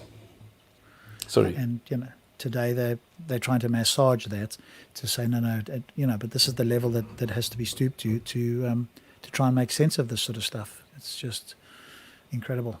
Yeah, actually, Ibn Taymiyyah has a fatwa on this in Kitab al-Arsh in his Majmu'at al-Fatawa, and he says in it that there's ijma', there's a consensus among the scholars that the earth. Just prove it. You're making big claims here. You're making claims that most of the scholars do. Show us where they say this, that is a Sahih type of accepted grade, and what's the verses that they're getting this from, or did they get some revelation after Muhammad died? Presumably they didn't, so they're going to have to appeal to the literature. How do we know they did this? How do we know that that's what they said? And what literature are they appealing to? And this is what Muslims are looking for. No, there is no ijma in the ulama. The earth is round. And many, like Ibn Hazm says that, Ibn Munada says that. Many, you said Ibn Taymiyyah? Yes, Ibn Taymiyyah. But he lived in a time where it was pretty clear the earth was round. Yeah, I don't think we can base it on. The Greeks knew that the earth was round. The Greeks knew it. I mean, I'm not trying to make an argument from that. Ibn Taymiyyah was 8th century or whatever, 728 AH. We're talking about the Greeks knew it. I'm not saying that. I'm saying that, look, if you look at the Bible, the Old Testament corpus, there's never been a patristic scholar, for example, an early church father, who has said the earth is round because of what's written in the Bible. They always refer to the Greeks, like Aristotelian logic. Whereas the commentary, the exegetical commentary in the Quran, allows there to be an interpretation which says that the earth is round, yes, and you notice what happens here. He's just making this crap up now. Yeah. This is all because you can hear the stuttering in the voice as well. If you pay close attention, the body language as well. I've got to use these expansive gestures to try and convince myself and viewers that I'm talking sense. I've got nothing that I could point to, and I think this is where, again, a small critique for AP is to say to him at the moment, you've got the computer, prove it, show me. I want to see it. Let's critique this together. I don't believe it. I'm skeptical of your claims. I am dismissing your claims if and until you can show that they are in fact the case. So Because at this it point, can't. the body language shows us that this guy's making stuff up. He's just trying to do this on the spot. He doesn't have anything there. You just got to look at it closely. that comes from the Quran rather than from Greek sources. Can you see the body language? He wasn't doing this before, right? Before, when he was quoting verses, he was sitting quite still. Now we've got all this expansive movement in an attempt to make it sound like he knows what he's talking about and make it more plausible. Not the case. It's compatible with 7th century understandings of cosmology, but it's also compatible with 21st century understanding. And both of them, you can find exegetical precedent for that. So, for example, when you're looking at many suns, many constellations, it doesn't matter. You can find commentaries that go all the way back to the Salaf. You can find commentaries that talk about the expanding universe all the way back to the Salaf. No, you can't prove it. You see, he makes these claims, and I think this is where AP just needs to be like assertive. Stopping him immediately. Prove it. Exactly. Prove it. Show me where it says that. No. Yeah. Because this is like a shotgun effect. It's called the Gish Gallop, right? This was after a famous Christian apologist who used to throw out lots of claims one after another in quick succession, so that his opponents had difficulty then trying to refute them. But all you have to ask is stop right there, prove it. FBI body language is not something for the FBI. This is common human knowledge.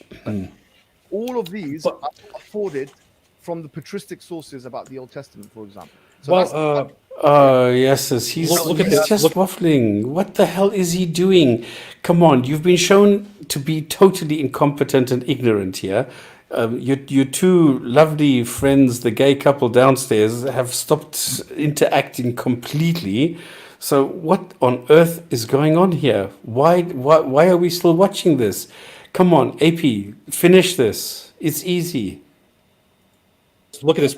Testament with patristic sources. Yeah. Look at this. We have many Quran verses. I in fact made a compilation of this. Many Quran verses which on a plain reading indicate that the earth is flat, that the sun travels over the earth, that the moon follows the earth. The Quran even explicitly, literally says that the moon follows the earth, for example. If you read these on a plain reading, if you read the entire Quran on a plain reading, and you don't have any idea about the universe, about what things actually look like, you would clearly understand that our world is a flat, a plain place, above which there is a ceiling, which could crack, which is being held up by things.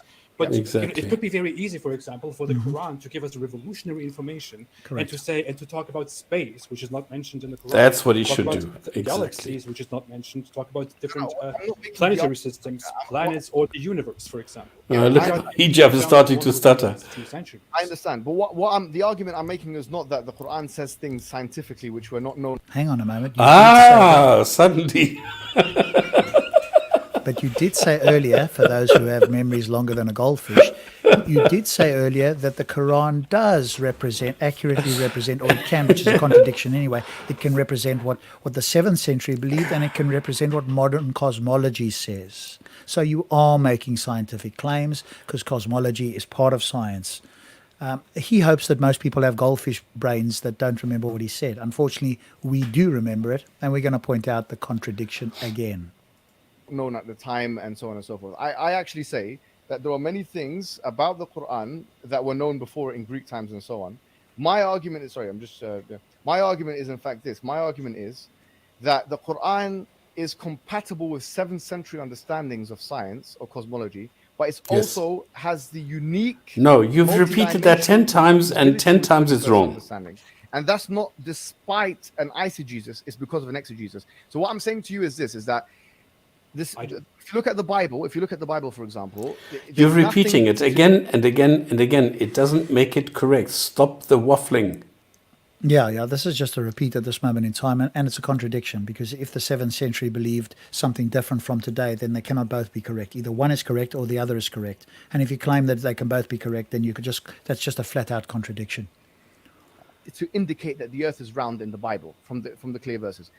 You could say, if you wanted to say that the earth is, there are scholars, there were people from the Salaf, from the early generations, way before telescopes were invented in Islam, that said that the earth was round. And they did that despite the cosmological evidences. They used chapters of the Quran, like Ibn Hazm actually used in his Kitab Fisal, he used chapter 39 verse 5 as a reason to suggest that the earth is round. Now, chapter 39 verse 5. Let's quickly go there. Oh, give me this guy for 15 minutes, please. But not on a Muslim channel where I'm treading carefully. I want him 15 minutes on the Jinn and Tonic Show where people can't muzzle me. He won't come near us. So he's claiming that from Surah 35, chapter 39 verse 5, that this is how they determined the earth was round. And here it is, right? Because I've got it underlined here as it happens. He created the heavens and the earth in true proportions. He makes the night overlap the day overlap the night. And he subjected the sun and moon to his law. Each follows a course for a time appointed. That's Yusuf Ali. Sahi International, heavens and the earth. Totally nonsense, yeah. Yeah, he created the heavens and the earth in truth. He wraps the night over the day, he wraps the day over the night, and he subjected the moon and their sun, each running its course for a specified term. Unquestionably, he's the exalted one. There's no ways you get from that the earth is round. So that's complete and utter nonsense. And in fact, even those statements themselves are not correct. Like they don't run in their orbits in the way it's described there. So now that's unique to the Quran, that it has the capacity to align itself cosmologically with a 7th century understanding. And you're repeating it and it's still not correct. So this is still an argument I'm making that it didn't know things from this. It's not a Zakir Naik argument. I'm making an argument of the fact that the Quran, the cosmology of the Quran, is a cosmology which is compatible not only with the 7th century, but can be compatible with 21st. I'm not saying it's the fourth or the fifth time he's saying it now. Yeah, it's still wrong. I think it's a fourth. It might be the fifth time that he's saying it. It's more. As if repeating this multiple times suddenly makes this a more substantial argument. And by the way, that's a scientific claim. You're making claims about reality, which we investigate with science. So don't come and say, like you did 5 minutes ago, again, for those that have memories longer than a goldfish, that it's not a scientific claim. You are explicitly making scientific claims at the moment. And if you're denying that, you're just outright irrational, which I think we've shown already, because you're pointing out contradictions and you're not noticing it yourself. And Saying LRG that there's no Hijab looks like the man that loves to touch other men. He does. Absolutely. That's why I actually suspect that he's gay. Same as these two characters downstairs here. Yes, sorry, these people keep calling me. I really don't know why they keep calling me. Oh, and They're trying to tell you. They're trying to tell you to stop because you're embarrassing yourself and Islam, and you're just not taking a hint here. They're saying stop hijab. You're outright contradicting yourself. You're just making stuff up here. This is not going well for you. Stop now while you're behind. No, I'm going to ignore my phone. The thing is, why I'm saying this, I just want to explain this. I grew up in an Islamic country, and I've spent a lot of time in the Middle East. So there's a lot of gay sort of touching and interaction going on due to the fact that they are not allowed to touch young women. So there's only men that they go out with, and this is why you have a lot of slumber parties, girls with the girls and guys with the guys. That's why a lot of these guys have a lot of gay encounters in their time, and some never get rid of it. Golden showers. Yeah. But what I'm saying, so you understand the point here. So these are arguments. Prophecies are something else. Like the Prophet Muhammad, we say, he made explicit prophecies about the future. No, he hasn't. Not one. Not one prophecy. Where Islam will spread. He told us Islam will spread to Egypt. He told us. No, he didn't. Now, if we go and look at these claims, they're so vague, so vague. They are not precise, clear, with a defined timeline. We've been through this, haven't we, on one of the shows, with the criteria that would be acceptable for a real prophecy that only a God could do with such precision, such accuracy, that would be stunning for human beings. That we would just go, no human being could possibly do that. What do we get instead? Some vague claims that could fit any time at any place, whenever you want. No. But like I say, Stops, it's at the risk of repeating ourselves so many times, this is the level that people like Hijab and other Muslims have to stoop to in order to make it sound as if they've got something here. The standard they have is so incredibly low. If Muhammad had accurately predicted the internet at the time that the internet came into force with such accuracy that you'll be connected with wires and you'll be looking at screens that will be powered by electricity from the sky or the equivalent, we'd be going, okay, nobody could have thought about that sort of stuff at the time. That's and you could make it even better. I'm doing a bad example, but the Almighty God, oh my goodness, how much better is he than me, right? But this is what we've got. So let's just hear a little bit. It's getting so late here. A little bit here to see if he even remotely comes close to an actual prediction that we can critique. Islam will spread to India. He told us Islam will spread to Sindh wal Hind, India and what's now Pakistan. He told us it will spread to your country in Turkey, that the Arabs will fight the Turks. He told us that count 6 things between the hour. One of them is Moti. That Islam is going to enter Jerusalem, which is a place which is the crown jewel of the Roman Empire. He's talking about dreams. Oh, is he? Okay. But even still, right, this is a vacuous claim because all you need is one Muslim to visit the country and then you can claim that Islam has gone there. Right? So again, this is not impressive at all. And you don't give a time, you don't give dates, you don't give any information. You give vacuous, nebulous claims. And then you think this is impressive? How can you possibly do this? This is just... And again, I think AB is just giving him too much time because, again, it's like he's throwing out a lot of gish gallop claims here that are so vacuous. All we have to do is prove it. Show us what the verses say. And then all we have to do is ask the killer question, is that the best a God could do? Let's add some more precision. Let's add this. Let's add that.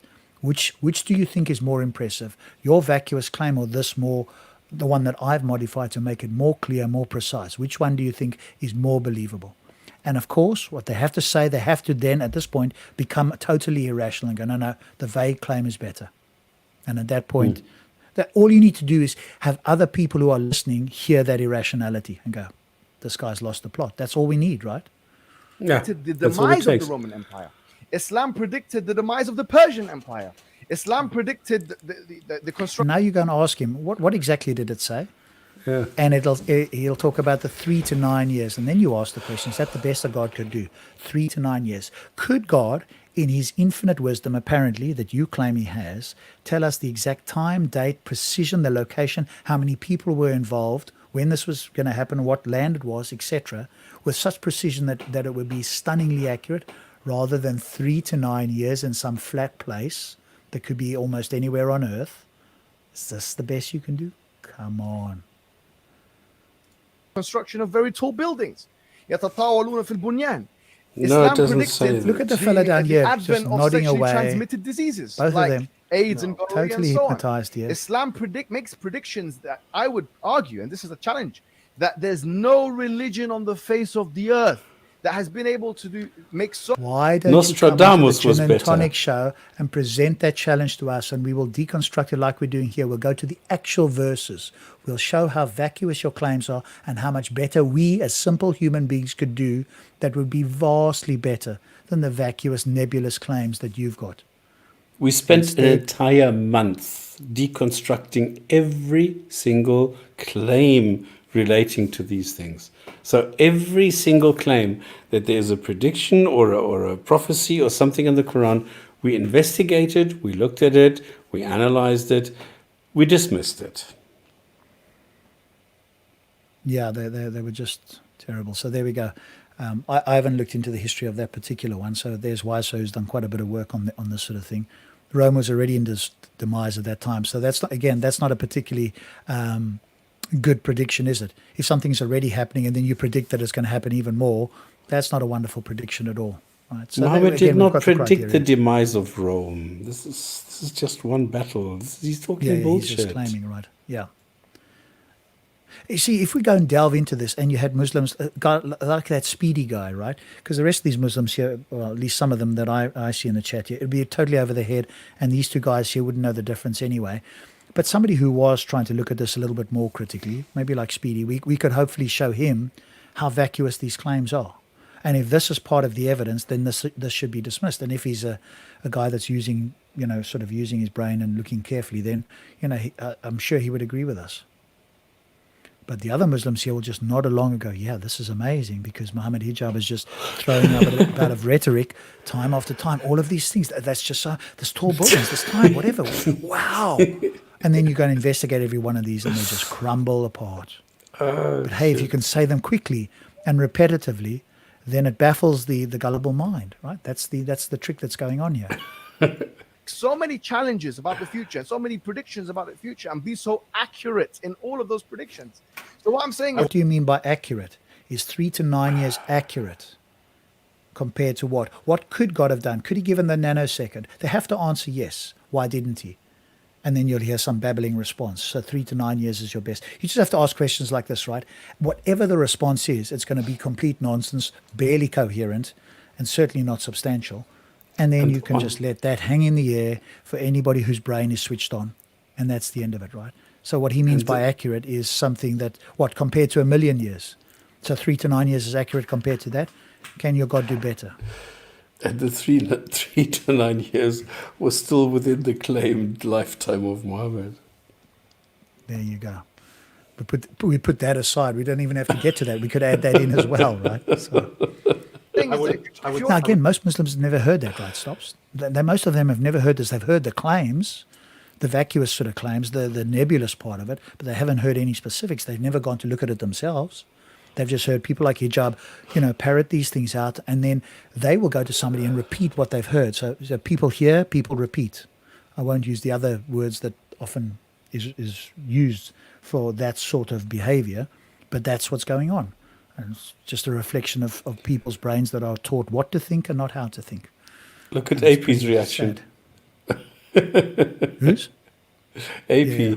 I would strongly contest that. I would strongly contest that. I would have to, Exactly. I would like to first off respond to the science point. Yes. You are of course arguing that the Quran is not only compatible with its time when it comes to science, but also compatible with modern times, like today when it comes to science. I would definitely disagree with that and say not always. I can correct that articulation. I'm not saying that Islam has to be completely congruent with 21st century science, but I'm saying what I said is the cosmology of Islam. Or the depicted cosmology in the Quran is something which can be harmonized with 21st understanding. Okay, this is just rhetoric. either it accurately represents reality today and or it's in the not. 7th century, and if those two are in conflict with each other, then that cannot be true, or it doesn't. But you can see he's now walking back the claim, right? Now I'm going to make it a bit more vague so that I can't get pinned down on it. This is what's happening here. Now, there are things, it's conceivable that Islam can sometimes go against science, because science is not an enterprise. Oh dear. Now he's admitting that Islam can go against science. And what happens, Mr. Hijab, when Islam goes against science? Do we take the scientific consensus or do we take Islam? And if you're going to take Islam, at that point you've shot yourself in the foot, because now what you're saying is that it doesn't matter what science says. We just go with what Islam says. Or you're going to go with what science says and reject Islam. You're obviously not going to do that. Which is perfect. As you know, it's not an incorrigible enterprise. Sometimes it will change, and we know that. There are many things which change in science. It's called paradigm shift. Thomas. Okay. Let me get back to the point. Then I would definitely say that the Quran can not be seen as compatible with the modern understanding of science, because there are many examples to that where the Quran, for example, describes that mountains were put into the earth, that Allah made the earth a bed, that Allah is holding up the sky, that Allah sends rain from the sky, that Allah sends thunders from the sky, and so many more. Rain from the sky so many more examples. That is only the scientific part. You could argue forever. I have made a huge collection. I understand, but can I comment? No, you moved. Oh, sorry, that was me. You moved on to prophecies. So I would say before you get to prophecies, because you did mention a few points. I think you ended the talk of scientific stuff. Just on the point on those examples you gave. So you see the examples that you gave on, like, for example, Mahd. The Quran refers to, you said, أَلَمْ نَجْعَلْ الْأَرْضَ مِهَادًا وَالْجِبَالَ أَوْتَادًا وَجَعَلْنَاكُمْ, so on in chapter 78 verses 1 to 4. It refers to the earth as a Mahd, which is basically the Arabic word for bed, a resting place, as they. But now the question is, can the Quran, can it be interpreted? Can someone pluck out verses and make it interpreted to fit a flat earth model? I'm not saying no. But what I'm saying is that we have had early interpretations using the Quran, despite the cosmology, that agreed that the earth is round. And in fact, there's more. They don't have a basis for that. Yes, go ahead. No, sorry, but do you understand now why I'm turning it around? Do you understand now why I'm no longer doing what AP is doing? Do you understand now why I'm saying no? I am not going to give you an example that you can then go and find your way around it. I'm doing it the other way around. You tell me.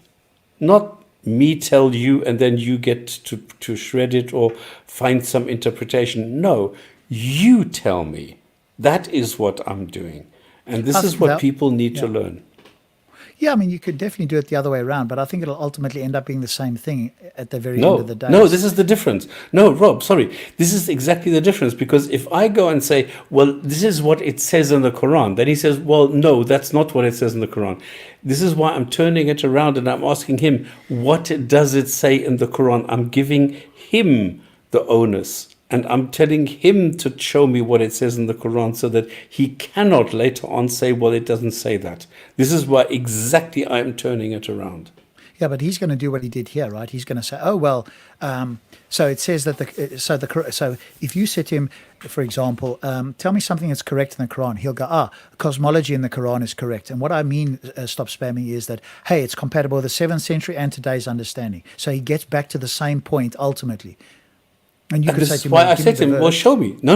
Yeah. Show me something that is correct. And showing what is correct, or what I do, is provide me a statement in the Quran that is correct, means he has to show that it is correct.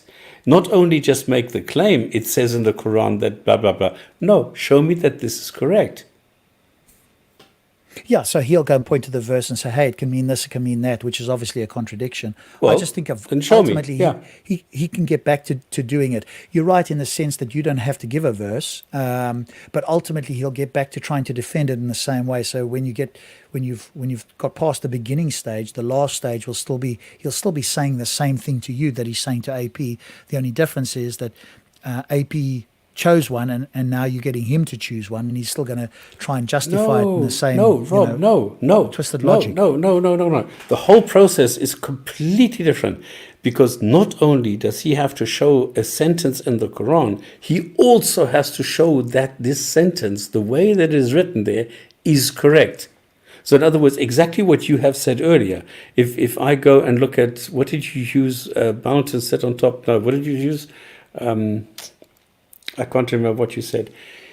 It doesn't matter what. No, you came up with an example where you said, okay, this is wrong. And it doesn't really matter what example you used. Let's take the mountains now. If he says, in the Quran, it says, well, the mountains are set like pegs on top of the earth. Well, then show me a textbook which says that mountains are pegs which are set on top of the earth. And this is the point this is the important point. Mm-hmm. So then he'll go to a geological book and he'll say, hey, look at this picture here. This looks like a peg set on top of the earth. And this is exactly the point. Then he cannot go and do this because it doesn't look like a peg. This is exactly the point. Because he will then have to show me where it says that this is like a peg. He can't. Well, I agree he can't show you. I think I guess I'm just saying that it ultimately ends up at the end point of him. You know, once you've got it through to everything, if you did it your way and we did it AP's way and we got past the beginning phase, at the very end of both of you, he'd be saying the same thing. And he'd be trying to justify it in the same way. But with AP, he can go and say, well, the Quran says what the scientific says. I'm turning it around. I'm saying, okay, show me that the Quran says what the scientific consensus is. And that is the difference. By turning it around, he cannot go and give me multiple solutions for the same sentence in the Quran, because he is fixed now on one version of the Quran which he has proposed. And then he has to go and show that somewhere in the scientific literature it says that the mountains are set on top of the earth and not coming from out of the crust. And that is what he can't do. Maybe we should test it at one point. I could be wrong about that, but I think that either way he'll still come back to doing the same thing. Because I've played it through, and the way that I've played it through, there is no way that he can sidestep it anymore. Okay, well, it'll be interesting to see if we try and do it that way. It's pretty much 3:00. I think. Shall we call it now? Stops. I'd love to finish, but I think it's there's a lot more. We could always, if people are interested, we could always do another one. We won't go with the likes-dislike ratio, because obviously Muslims don't like to hear logic and to see one of their so-called heroes here being deconstructed. So, oh shit. Okay, I think Adam Saleh has sent a couple of people our way because it's 40 to 70. Yeah. But he's of course welcome in the meantime to come on to the Jinn and Tonic Show if he wants to come and either defend himself or even make any claim about the Quran. I'm sure we won't see him. It'll be like a Western, right, where you get the tumbleweed going across there. There's nobody out in the towns, so it'll be the same tumbleweed. We won't see Adam and his buddies or the other fella, but they'll be very brave on their own show where they can control things. All right, I think it's now quite late. I hope it's been enjoyable for at least some of you, educational for others. It's been over 5 hours. Stops and I have come on. This was spur of the moment. We just decided we had a little bit of time longer than we wanted to. But I think hopefully we've showed some of the irrationality, the tactics, the ploys, etc., some dishonesty, disingenuous and simple ignorance and so forth, certainly of Hijab and of the two other fellows there. And that you've taken something valuable from that. And again, just pay attention to what people are saying. So on that note, I want to thank But hang on. If you really think that you have an argument, if you really want to discuss something like this, you're always welcome to come along. You're always welcome to come around, talk to us. We're always open, no problem. We don't have this thing like what Muslims have that you're going to get censored or something. No. If you misbehave and you go on our nerves, we always have the option to block you and bang you and chuck you out. But otherwise, no. Yep. So on that note, thank you very much, Stops, for joining me. Thanks to the viewers who have listened. Hopefully you've taken something. If you're a Muslim and it's gone over your head, well, we can only hope that at some point you will engage critical thinking. Until that time, keep listening at least, because at least hopefully something will resonate at some point. And we'll be back tomorrow night anyway, which will be Friday the well, it's already Friday for me here at least. So we'll be back later this evening for us here, Friday the 28th, on the Jinn and Tonic Show. If you want to hear more and you want to see Islam being critiqued with the Quran open, we might have another video. We'll certainly critique more of the Islamic apologetics. And if you've got any Muslims that are brave enough to join us on the Jinn and Tonic Show, we'd like to have them. On that note, sir, thank you very much. See you later. Good night. Good night.